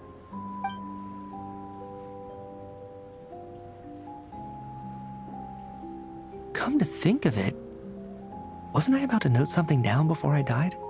I can't remember what it was, but I think it was something related to my research project.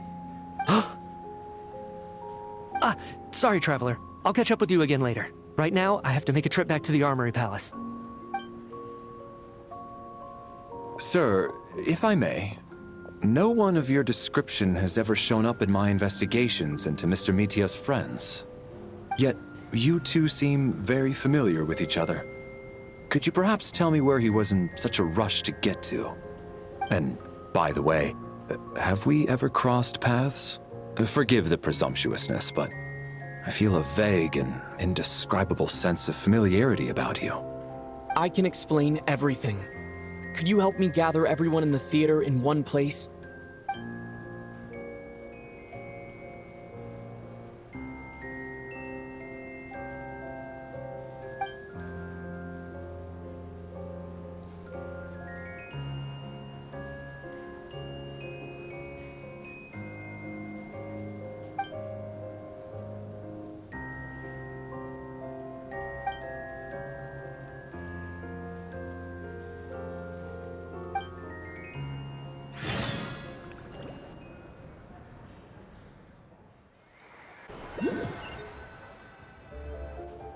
So, Chuganov really is going to shut down the factory. I guess this theater incident actually did us some good after all. So, you said I promised to take you to the Armory Palace while we were in the afterlife, yes? I believe you. I think I even have a vague memory of it.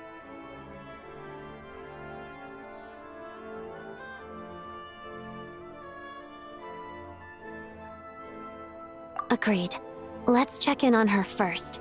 The whole reason for our trip to the Armory Palace anyway is to figure out what's going on with her health.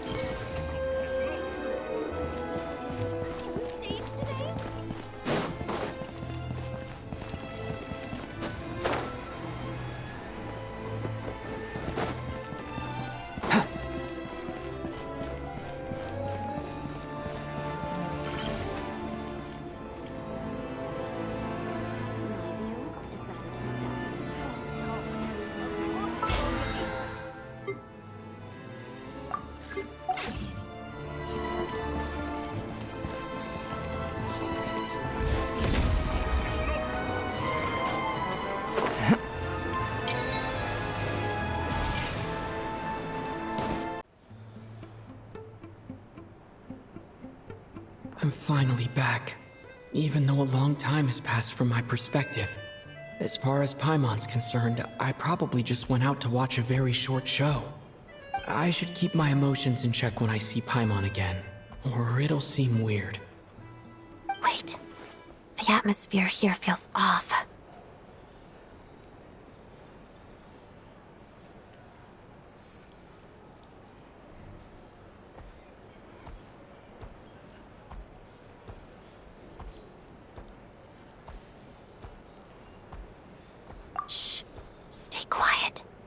Let's go inside and take a... Have we still not been able to notify Child yet? We need new orders. What if that person comes back again? I'm so sorry. Under the circumstances, there was really nothing we could do. Tell me, what happened to Paimon? It was the Jester. He came here in person and escorted Miss Paimon away. He's the director of the Fatui. His authority supersedes all others and cannot be questioned. There was nothing we could do. How long ago did he leave? And what was Paimon's status? It was about an hour ago. Miss Paimon was fast asleep at the time. The Jester simply walked off with her as if it was only natural. I assure you, he absolutely did not use any force. Do you know where they went? The Armory Palace, most likely. Lord Piero, the Jester, has been overseeing the experiments there lately, keeping a close eye on their progress. Everyone in the Fatui has heard about it by now. I'm surprised he came in person. Whatever his reason for taking Paimon, he'll most likely return to the Armory Palace first, which is exactly where we were headed anyway. Then lead the way, Odette. Okay, let's go.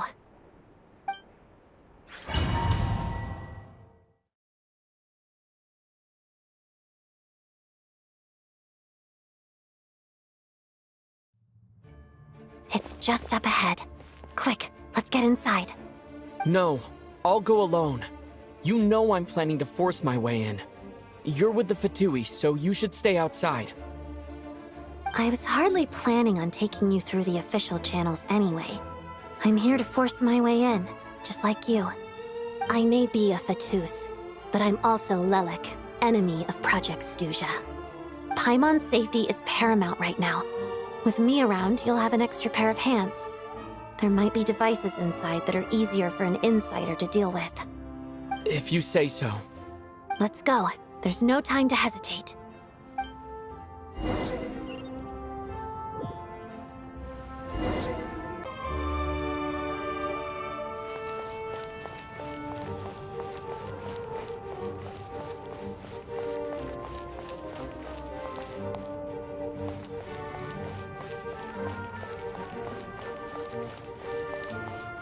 Hey, who are you?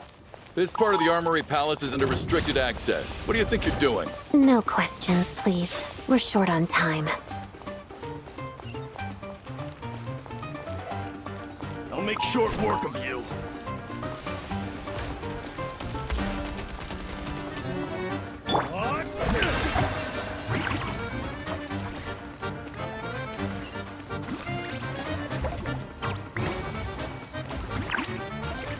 Trespass at your peril.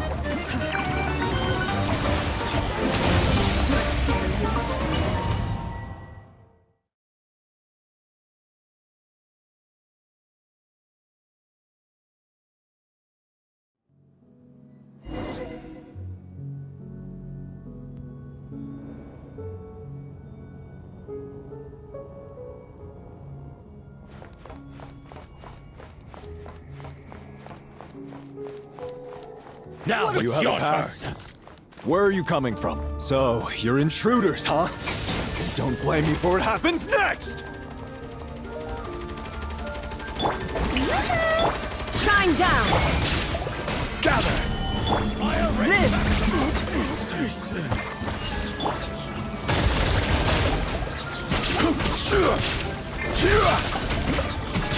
This is order.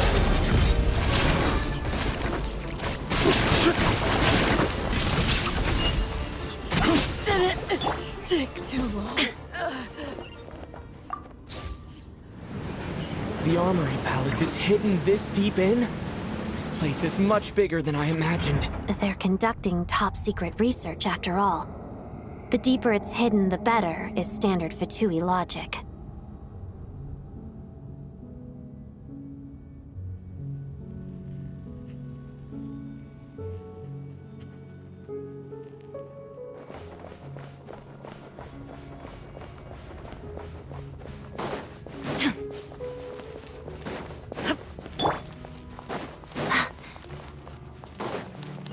The style doesn't really look like the Fatui's handiwork, though. They must have requisitioned some structures from a past civilization. Intruders! Stay alert! Coming to be! Torn to oblivion!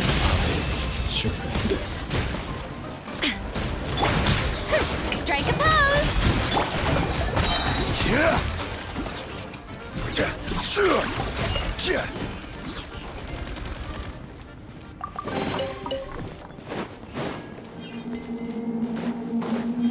Intruders? Just what are you guys trying to do here? I'm short work of your skull! Burst forth! Illusion shattered! A miscalculation! Gather! Order guide you! Witness the snow swan's grace. No one interferes with a jester's work! Couldn't fix it.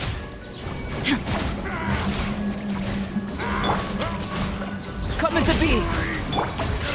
Stabilize! Strike a pose! Together. You're pretty sharp.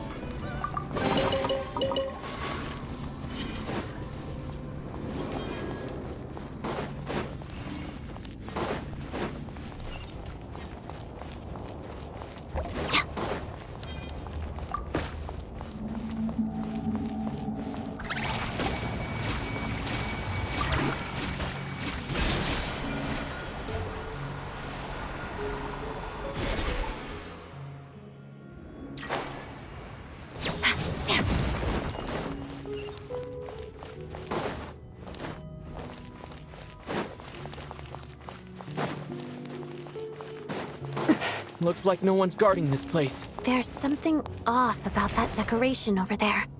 Look out! Let's deal with these before we move on.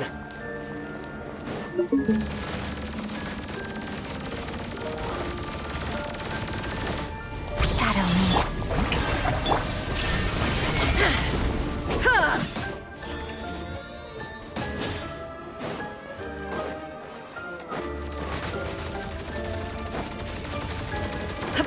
Shined up!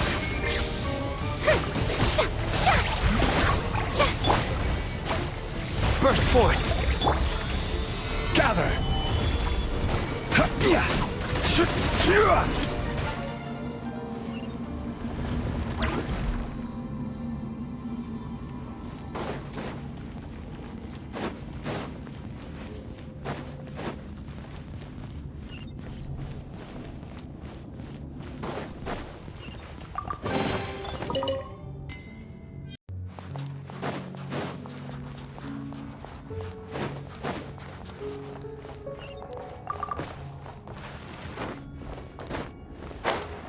The researchers here probably don't know that we're uninvited guests. Let's try not to hurt them. What's the big star from the theater doing here? That's Miss Odette. She's a member of the Fatui. Don't tell me you didn't know that. Was the whole reason for Project Stuja to support the research here at the Armory Palace? Just what are the Fatui and the Tsaritsa planning?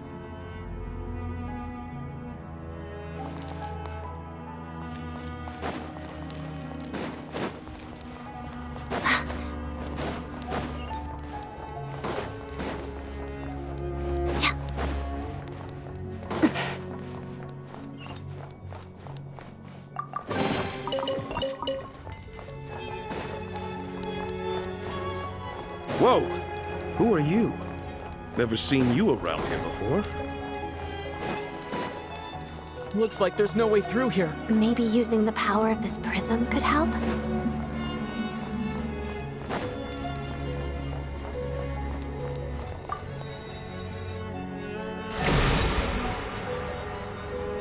I think I see some images. It's the prism's power at play, causing images of the past to reappear, albeit only as illusions. Let's make our way through here. Paimon. And the Jester. Is this another scene from the past? Yes. It looks quite old, though. I don't think it happened in the recent past.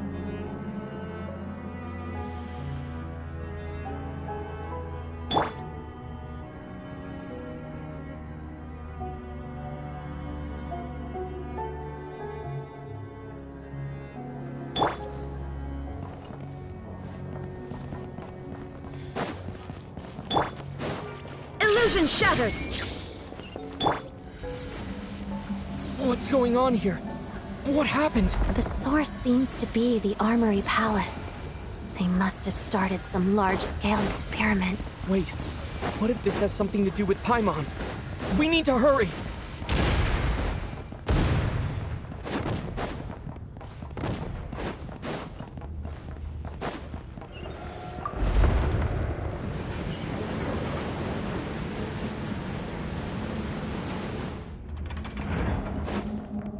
We're almost there.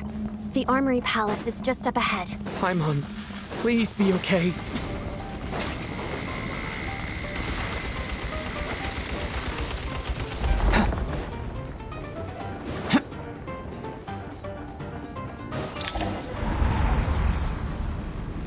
What's going on?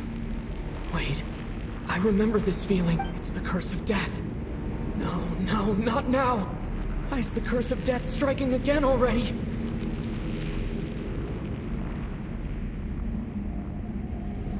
Odette!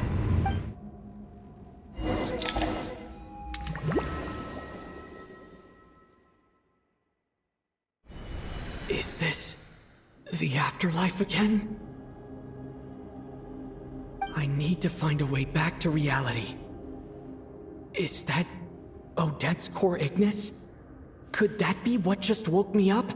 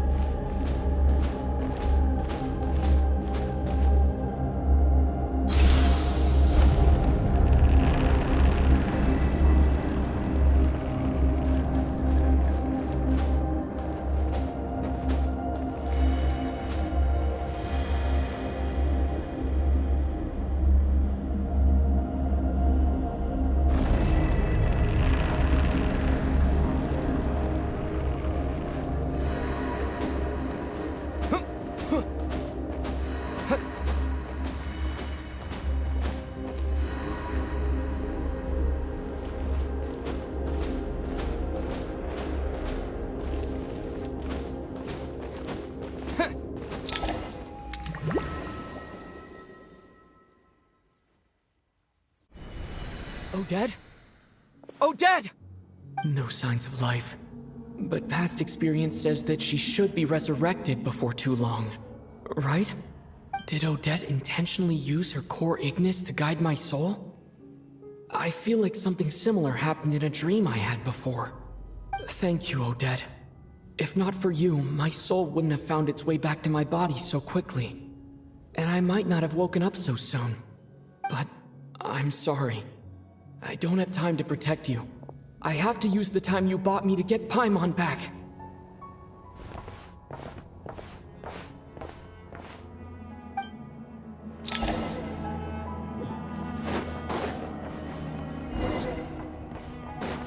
Sure enough, everyone here has been affected by the curse. Paimon! Paimon! No, wait. Paimon probably didn't escape Renova's curse either. She won't be able to respond to me right now. I'll have to find her myself.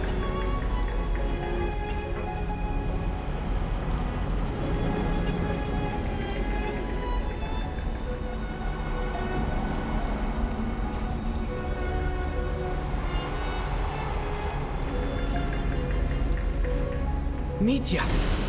Is this the laboratory he works in? What happened here to trigger the curse of death again so soon? I'll have to ask him when he wakes up. Finding Paimon has to take priority now.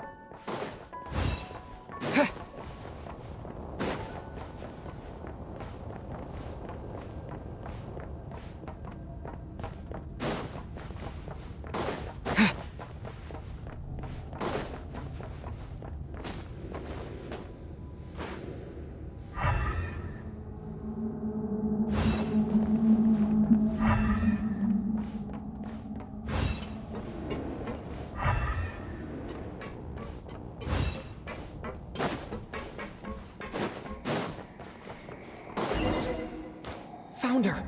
Paimon really is here!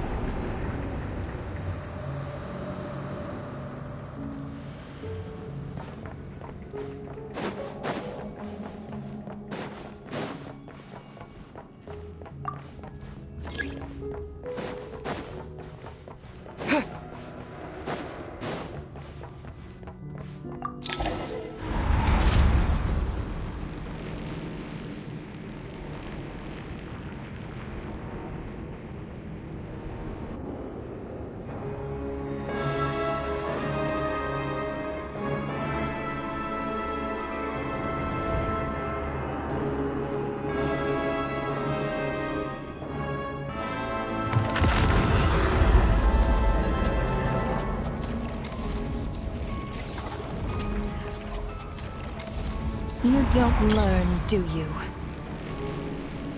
You've already been involved in one mass death, and now you show up at the scene of another. This might have passed for a coincidence the first time, but a second time? Am I to assume you are intentionally interfering in Snezhnaya's affairs? Judging by your expression, it seems that you understand little of what is going on here. In that case, a word to the wise. Do not interfere in Snezhnaya's affairs. A civilization that fails to learn its lesson constantly depletes its own worth. It will one day lose any reason for its existence. And as a descender, you are perfectly suited to be the lifeline to which a dying civilization might desperately cling. Consider your position carefully. No advice needed. I'll make my own judgments. Suit yourself. When the day of reckoning arrives, not even a descender can hope to escape unscathed. The time for resurrection fast approaches. The mortals here are not yet worthy to behold my form. So that will be all for today.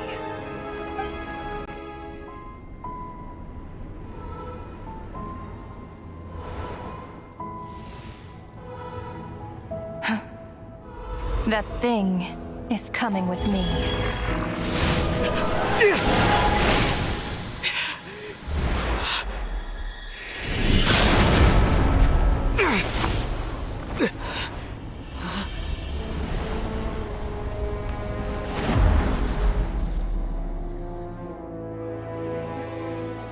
You awoke sooner than I thought. The curse of immortality is stubborn, unable to enter the ley lines, yet not content to remain a spirit. Ruler of death, what do you want? You perplex me. Both you and you. That thing may be a creation of Celestia, but it possesses none of Celestia's power, let alone authority. Your obsession with it baffles me. No matter, the resurrection will soon begin. It's worthless anyway. I'll reclaim it next time.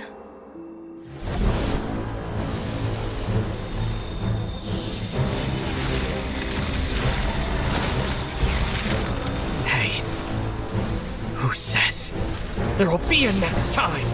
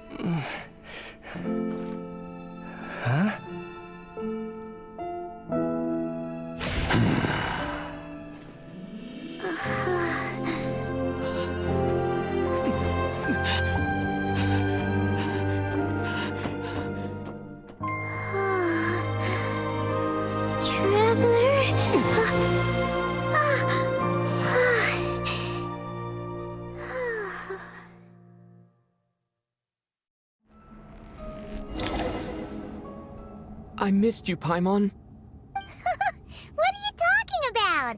We haven't even been apart for that long, have we? It was different this time. You seem to be in pretty good shape. Yeah, Paimon's back in tip-top condition. It's the weirdest thing. Paimon fell asleep earlier, and when she woke up, she found herself here. The jester and that guy talking to him used some kind of energy on Paimon, and she could kind of feel it canceling out that other thing that was making her feel unwell. So, Mitya helped too? Apologies for leaving in such a hurry at the theater earlier. I was in a rush to verify some theories. Rest assured that your companion is perfectly safe. We reversed the effects that the experimental energy had on her. The jester specifically instructed me to do so. I suppose this is our first official meeting, Traveler. I could not let Paimon suffer in her condition for a moment longer, and so I simply took her without explanation. I hope you do not mind. But why would a big shot like you care about what happens to Paimon? As I said when you first arrived in Snezhnaya, we once spent some time together in the distant past. Oh yeah, you did mention that. And Paimon did think you seemed strangely familiar the first time we met. I'm afraid the reminiscing will have to wait. Mitya, let us continue with the report. What conclusions, if any, did you reach from conducting the final experiment of our energy research ahead of schedule? The good news is, my hypothesis regarding the Ruler of Death has been verified. As for the bad news, I recommend we suspend the experiments and Project Mistleton until further notice. Currently, we have no means with which to make a breakthrough. I say this purely as a scientist, guided by reason alone. I will trust your judgment. We shall put the project on hold until the Ruler of Death has been eliminated. Wait, what are you guys talking about? You want to get rid of Renova? Like, how? By killing her? By whatever means necessary, so long as it removes the threat she poses to us. Until then, everything we do will be in vain. After what just happened, I've ascertained Renova's goal, or rather, the trigger condition for the Curse of Death. Okay, let's hear it. What she's doing is blocking Snezhnaya's technological progress, preventing us from possessing any means with which to threaten the heavenly principles. Just like the little lapdog she is. So, any ideas, research, or experiments that lead to technological progress can trigger the curse. Just now, for instance, I was set to launch a final phase energy experiment ahead of schedule. If the experiment was successful, we could have achieved a crucial breakthrough.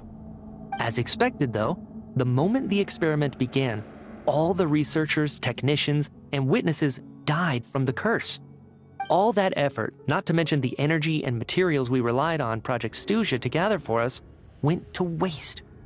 In the end, nothing was gained. Does that mean something similar happened when we were at the theater? That's right. During the performance, I thought of an important breakthrough regarding the experiment, and wound up dragging everyone into this.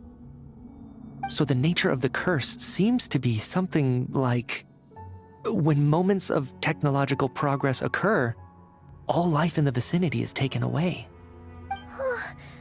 What a violent method! Of course, that meant the curse was normally limited to the Armory Palace. Since outsiders are forbidden from entering, this mass death phenomenon went unnoticed, until Odette came along. I believe she was the first witness.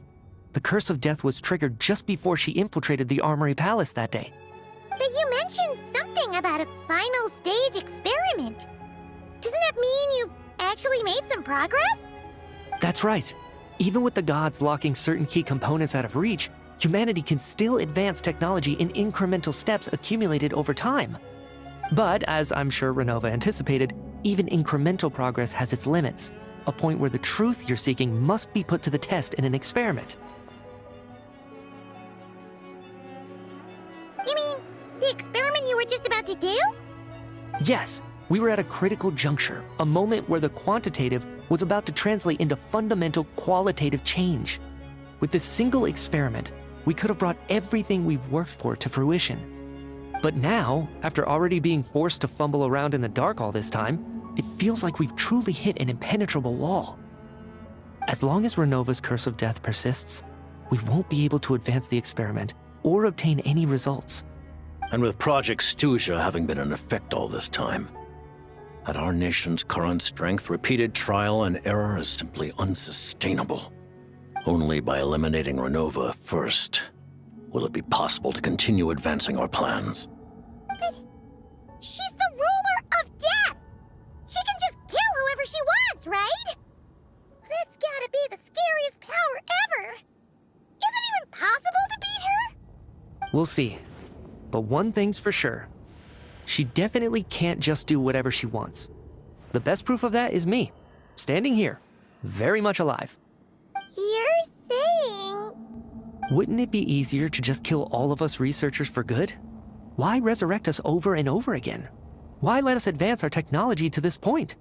So, you're saying even the ruler of death has limitations we don't know about? Exactly. And I think that's where the key to our breakthrough lies. Regardless, the ruler of death has always been an obstacle we must overcome. Indeed, we must face life, death, time, and space. After all, our goal is the heavenly principles. The Fatui want to challenge the heavenly principles? For a long time, I've had a vague suspicion the Fatui and the Tsaritsa were targeting the heavenly principles. But hearing the Jester admit it is still a shock. No wonder the Tsaritsa's goal has always been kept a secret from the people. What kind of road will that lead Snezhnaya down? In that case... Lord Jester, I would like to request some leave. I'd like some time to organize my thoughts and go over the data. Granted. Get some rest, put the experiment out of your mind, and take care that the Curse of Death doesn't affect any civilians.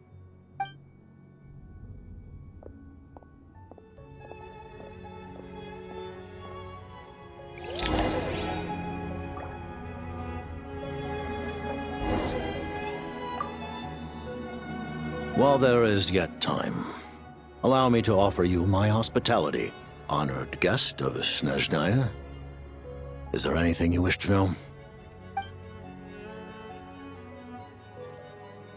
Her Majesty the Tsaritsa has embarked upon an expedition to vanquish a monster.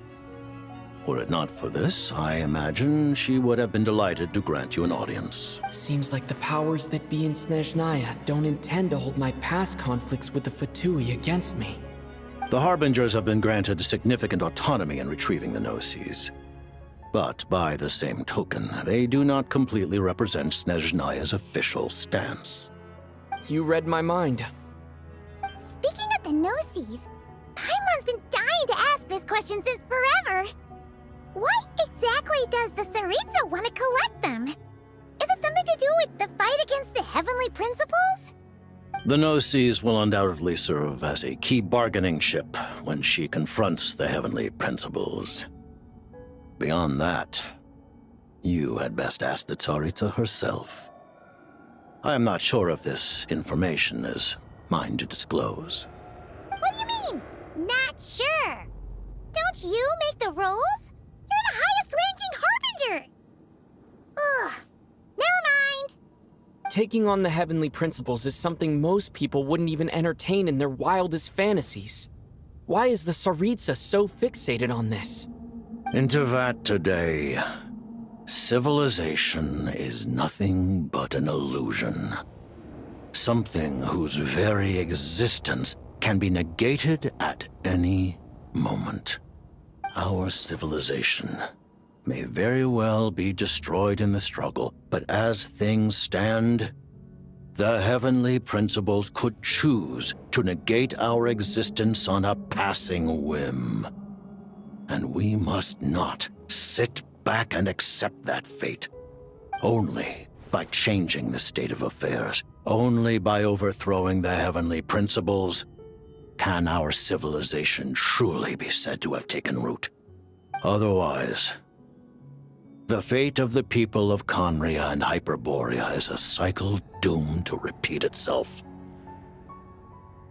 Accepting potential destruction in return for getting to control your own fate. Furthermore, perhaps this is still somewhat difficult for you to understand. Are you aware that all the rules of this world are made up of curses? Huh? All of them? Paimon knows about the curse of death you mentioned, and the curse of immortality that you and Dainsleif have. Then the birth of the Hilichurls, the rules of Natlan's Ode of Resurrection. Those are curses too? Farina's long life seems to stem from a curse placed on her by Focalor as well. Yes. Even a god's love for humanity is a curse the Heavenly Principles inflicted upon the gods. What? The Tsaritsa has always had ample reason to hate the Heavenly Principles. If she can seize their authority, she will reconstruct the entire world, and when that time comes, humanity will be completely liberated from curses and lies. Look forward to it. It will be a world beyond your imagination. Though the ordinary people of Snezhnaya may not understand these details, in this frigid land locked in a ceaseless struggle against the environment, in this nation to which the gods have never shown favor, we all believe that standing in solidarity with the Tsaritsa in our shared struggle will surely usher in a new and better world.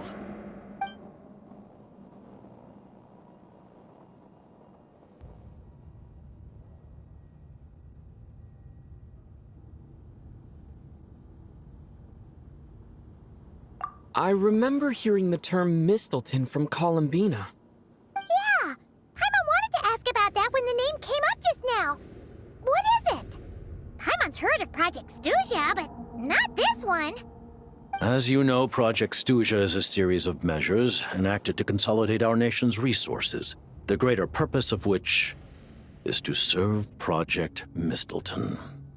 Many of the things you have encountered thus far are essentially for the advancement of that project. This includes the Kuvaki Experimental Design Bureau in Notdry. Researching Kuvaki was merely a facade. Its core objective was to use local resources and research findings to build Mistleton itself. And that's a weapon built for the final battle against the Heavenly Principles, isn't it? Huh? How did you know that? I was given some intel, and I made some deductions. Wait. You must mean that thing over there. Oh, Paimon's gotta take a closer look at this thing. Especially after you guys sent so many people to Notdry to work on it. Kuvaki alone will not break through Celestia's defenses, let alone challenge the Heavenly Principles. The Heavenly Principles are no doubt accustomed to combating the power of the Light Realm, and elemental energy is simply the power of the human realm, converted to that form by the Heavenly Principles themselves. Any attempt to use this power against its creator would be a futile endeavor. For now, therefore, we have set our sights on the form of energy associated with the Third Descender and the stellar linchpins. This may hold the potential to allow Mistleton to contend with the Heavenly Principles. You could say that by reverse engineering the stellar linchpins to extract the energy within, we have obtained a source of anti-Celestia energy.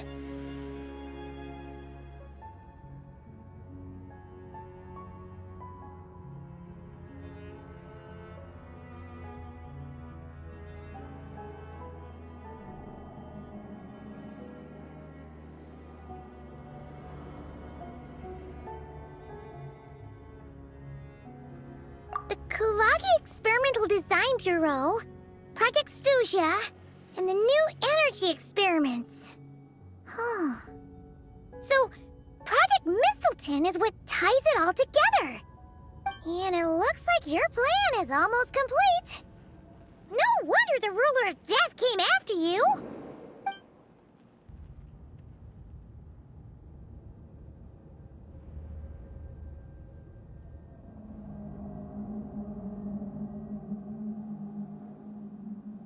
I remember hearing the term Mistleton from Columbina. Yeah, Paimon wanted to ask about that when the name came up just now. What is it? Paimon's heard of Project Stuja, but not this one. As you know, Project Stuja is a series of measures enacted to consolidate our nation's resources, the greater purpose of which is to serve Project Mistleton. Many of the things you have encountered thus far are essentially for the advancement of that project. This includes the Kuvaki Experimental Design Bureau in Notdry. Researching Kuvaki was merely a facade. Its core objective was to use local resources and research findings to build Mistleton itself. And that's a weapon built for the final battle against the Heavenly Principles, isn't it? Huh? How did you know that? I was given some intel, and I made some deductions. Wait. You must mean that thing over there. Oh, Paimon's gotta take a closer look at this thing. Especially after you guys sent so many people to Notdry to work on it. Kuvaki alone will not break through Celestia's defenses, let alone challenge the Heavenly Principles. The Heavenly Principles are no doubt accustomed to combating the power of the Light Realm, and elemental energy is simply the power of the human realm, converted to that form by the Heavenly Principles themselves. Any attempt to use this power against its creator would be a futile endeavor. For now, therefore, we have set our sights on the form of energy associated with the Third Descender and the stellar linchpins. This may hold the potential to allow Mistleton to contend with the Heavenly Principles. You could say that by reverse engineering the stellar linchpins to extract the energy within, we have obtained a source of anti-Celestia energy. The Kuvaki Experimental Design Bureau, Project Stuja, and the new energy experiments.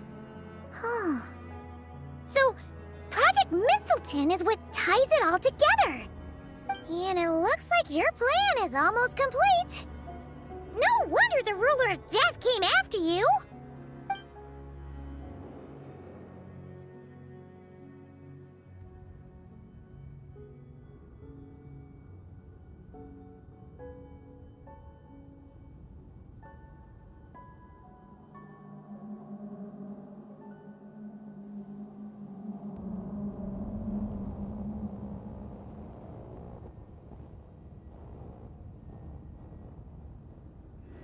Thank you for telling me so much. I'm a bit surprised, honestly. I didn't expect you to be quite so transparent with me. Given the circumstances, the Fatui need not hide anything from our allies. Allies? To advance Project Mistleton, we must first resolve our issue with the Ruler of Death. And if I presume correctly, you have no intention of letting her actions go unpunished either, do you? That's right. Ever since she said she intends to reclaim Paimon when we next meet, I figured reconciliation was out of the question. Against an opponent of this caliber, deliberating over our allegiances would waste time we do not have. We must join forces unreservedly with whomever we can, if we are to stand anything like a fighting chance. You're going to challenge the Ruler of Death? Just for Paimon? But thank you. Oh, thank you. Oh, gee. Now Paimon doesn't even know what to say. Anyway, Paimon's super touched. The Tsaritsa will return in triumph in short order, and the Fatui shall hold internal discussions regarding the enemy. The time for us to meet again will come very soon. Got it. Thanks for your help with Paimon. I'll be sure to look after her for you. There was just one other thing. Well, just a request, really. Paimon really wants to see what this Mistleton thingy you're gonna use against the Heavenly Principles looks like. Of course, Paimon knows it's top secret and stuff, but she just had to ask. It's okay if the answer's no. Certainly you may. Oh, for real? Actually, maybe it's best not to. What if her Nova suddenly pops up again? She might take this chance to... While the technology is not yet fully developed, it has nevertheless reached the stage where Celestia's creations are unable to damage it. In that regard, you may rest assured. Oh. Wow. No wonder Paimon felt so out of sorts recently, even though it was super far away. Alright then! Paimon's ready to take a sneaky peek at this top secret super weapon!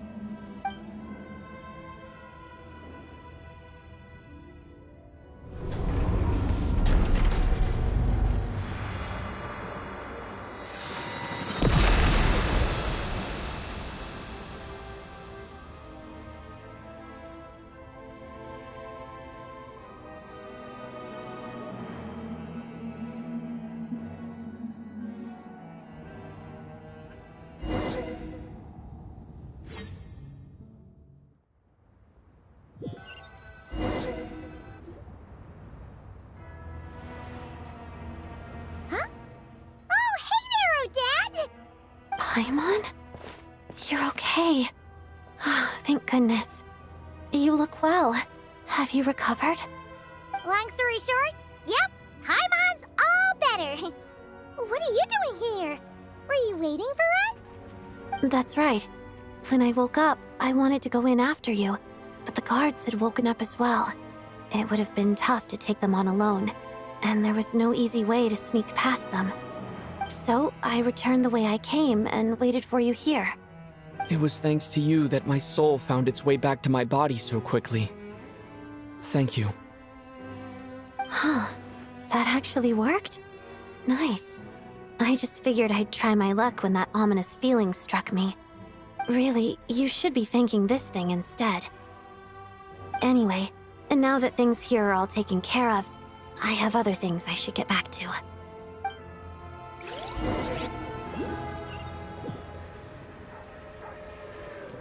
Ah, Director Chuganov, you're back.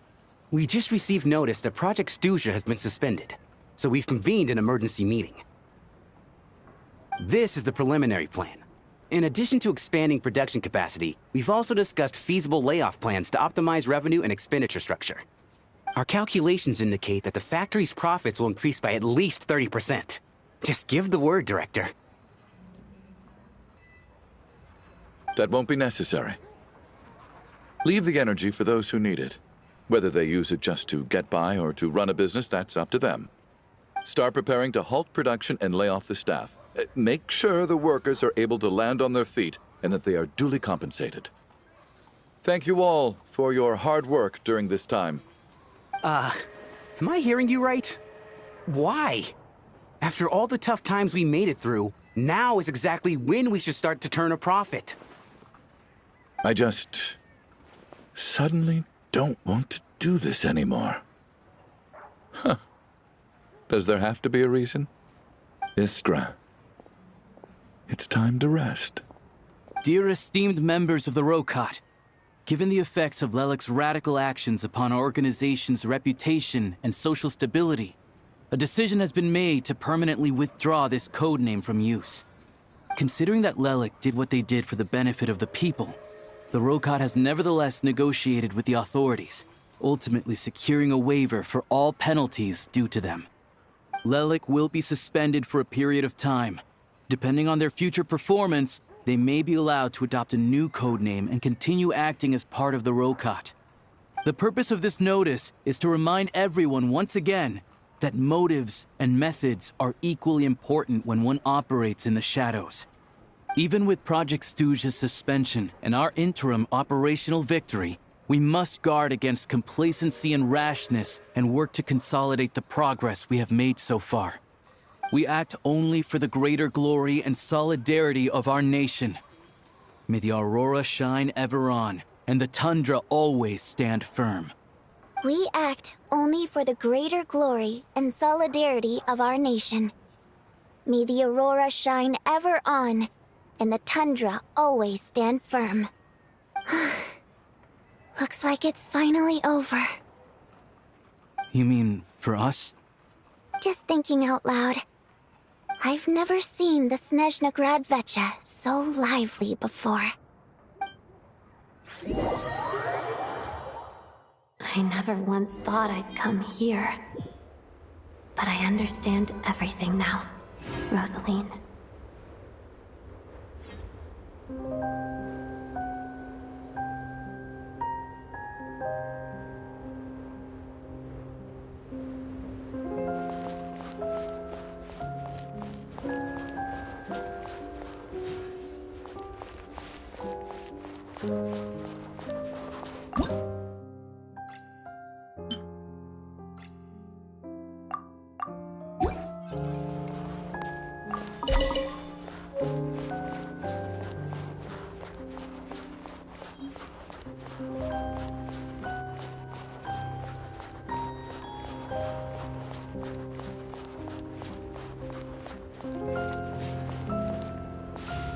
I've seen Spirit Seeker performed many times, including by your mother.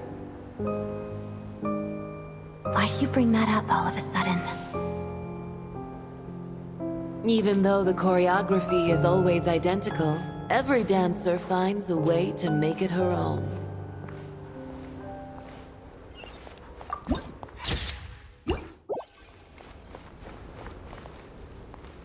So you actually want to talk to me about ballet?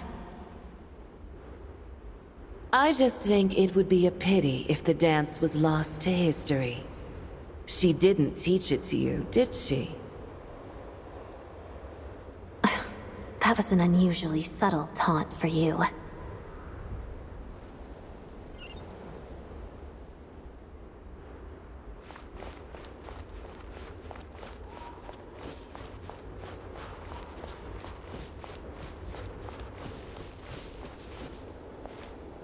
We embraced one another on the snow-swept plains, melting the ruthlessness of time.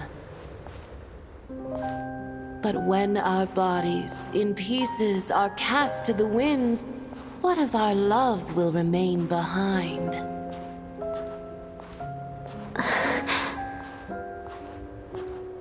Don't tell me you can't sing.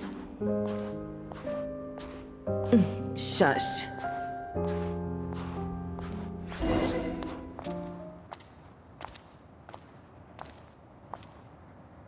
I understand her hatred.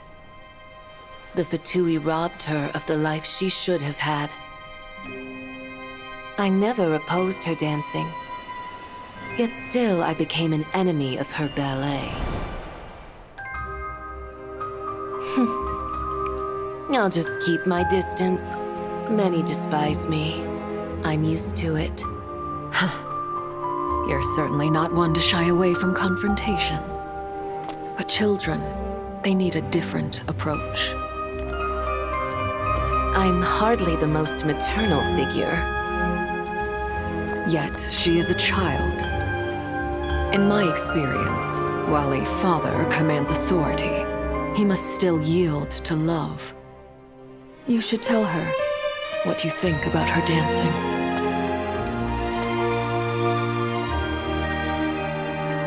Odette will soon take the stage at the Koralyevsky Theater. This could be your chance. Geonosis secured. It went smoothly. I'll be there. Have them send me an invitation.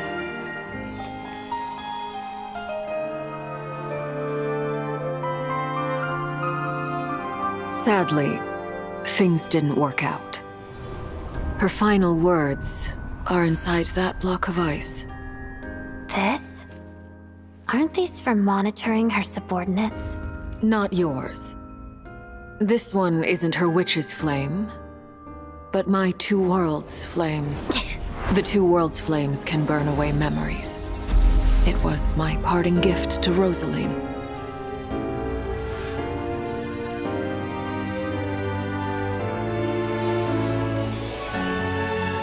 If all goes to plan, she and I will both live to see the Tsaritsa succeed. I believe she'll find peace. But if anything happens to me, she needn't follow in my footsteps. The cryo-energy will fade away in time. Then the two worlds' flames will burn away all memories of the Fatui. She'll be free to dance. She deserves this. I will handle the aftermath. The choice is yours, child.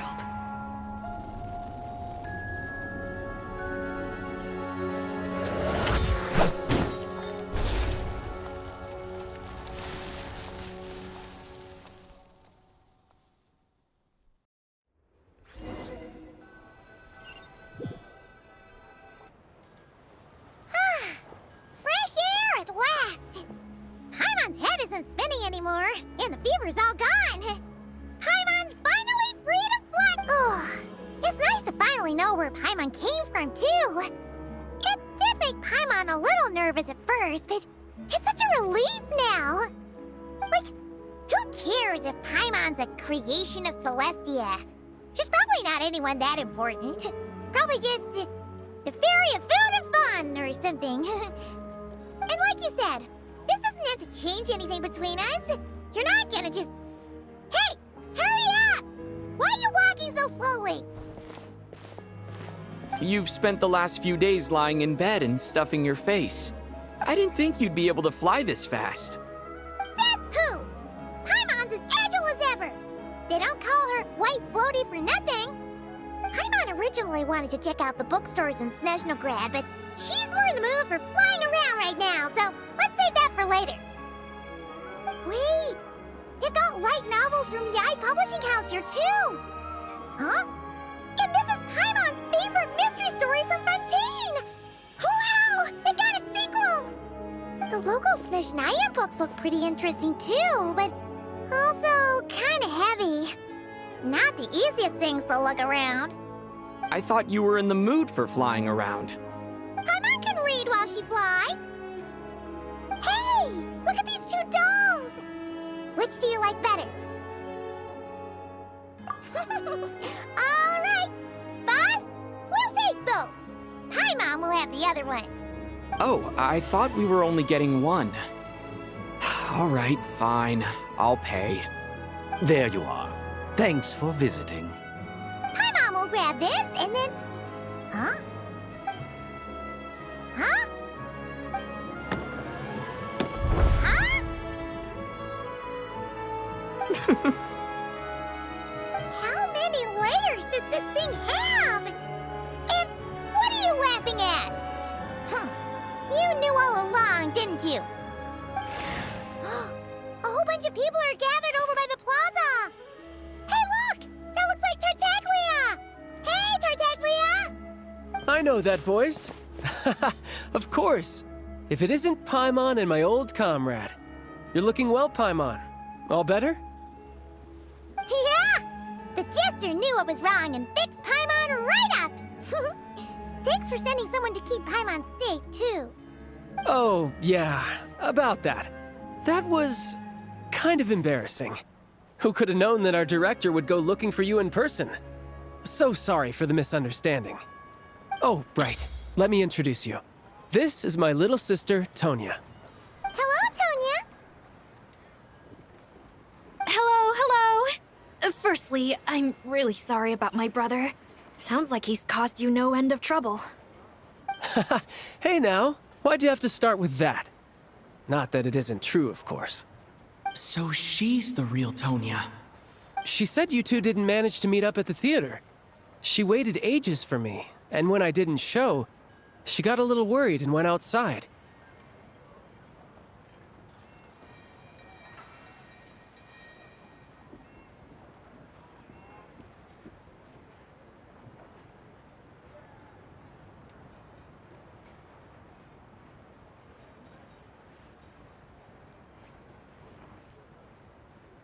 I know, right?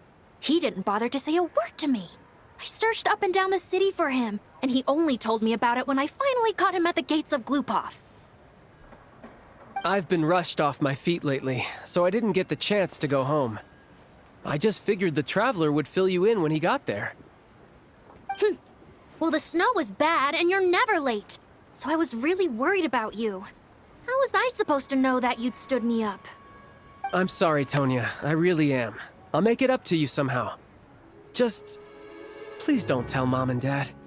Although the mix-up led to a series of misunderstandings, it's probably for the best that the real Tonya didn't get caught up in that mess. Besides, it's obvious that Tartaglia isn't usually one to break a promise. He only gave his ticket to me because he had to look into Lelik.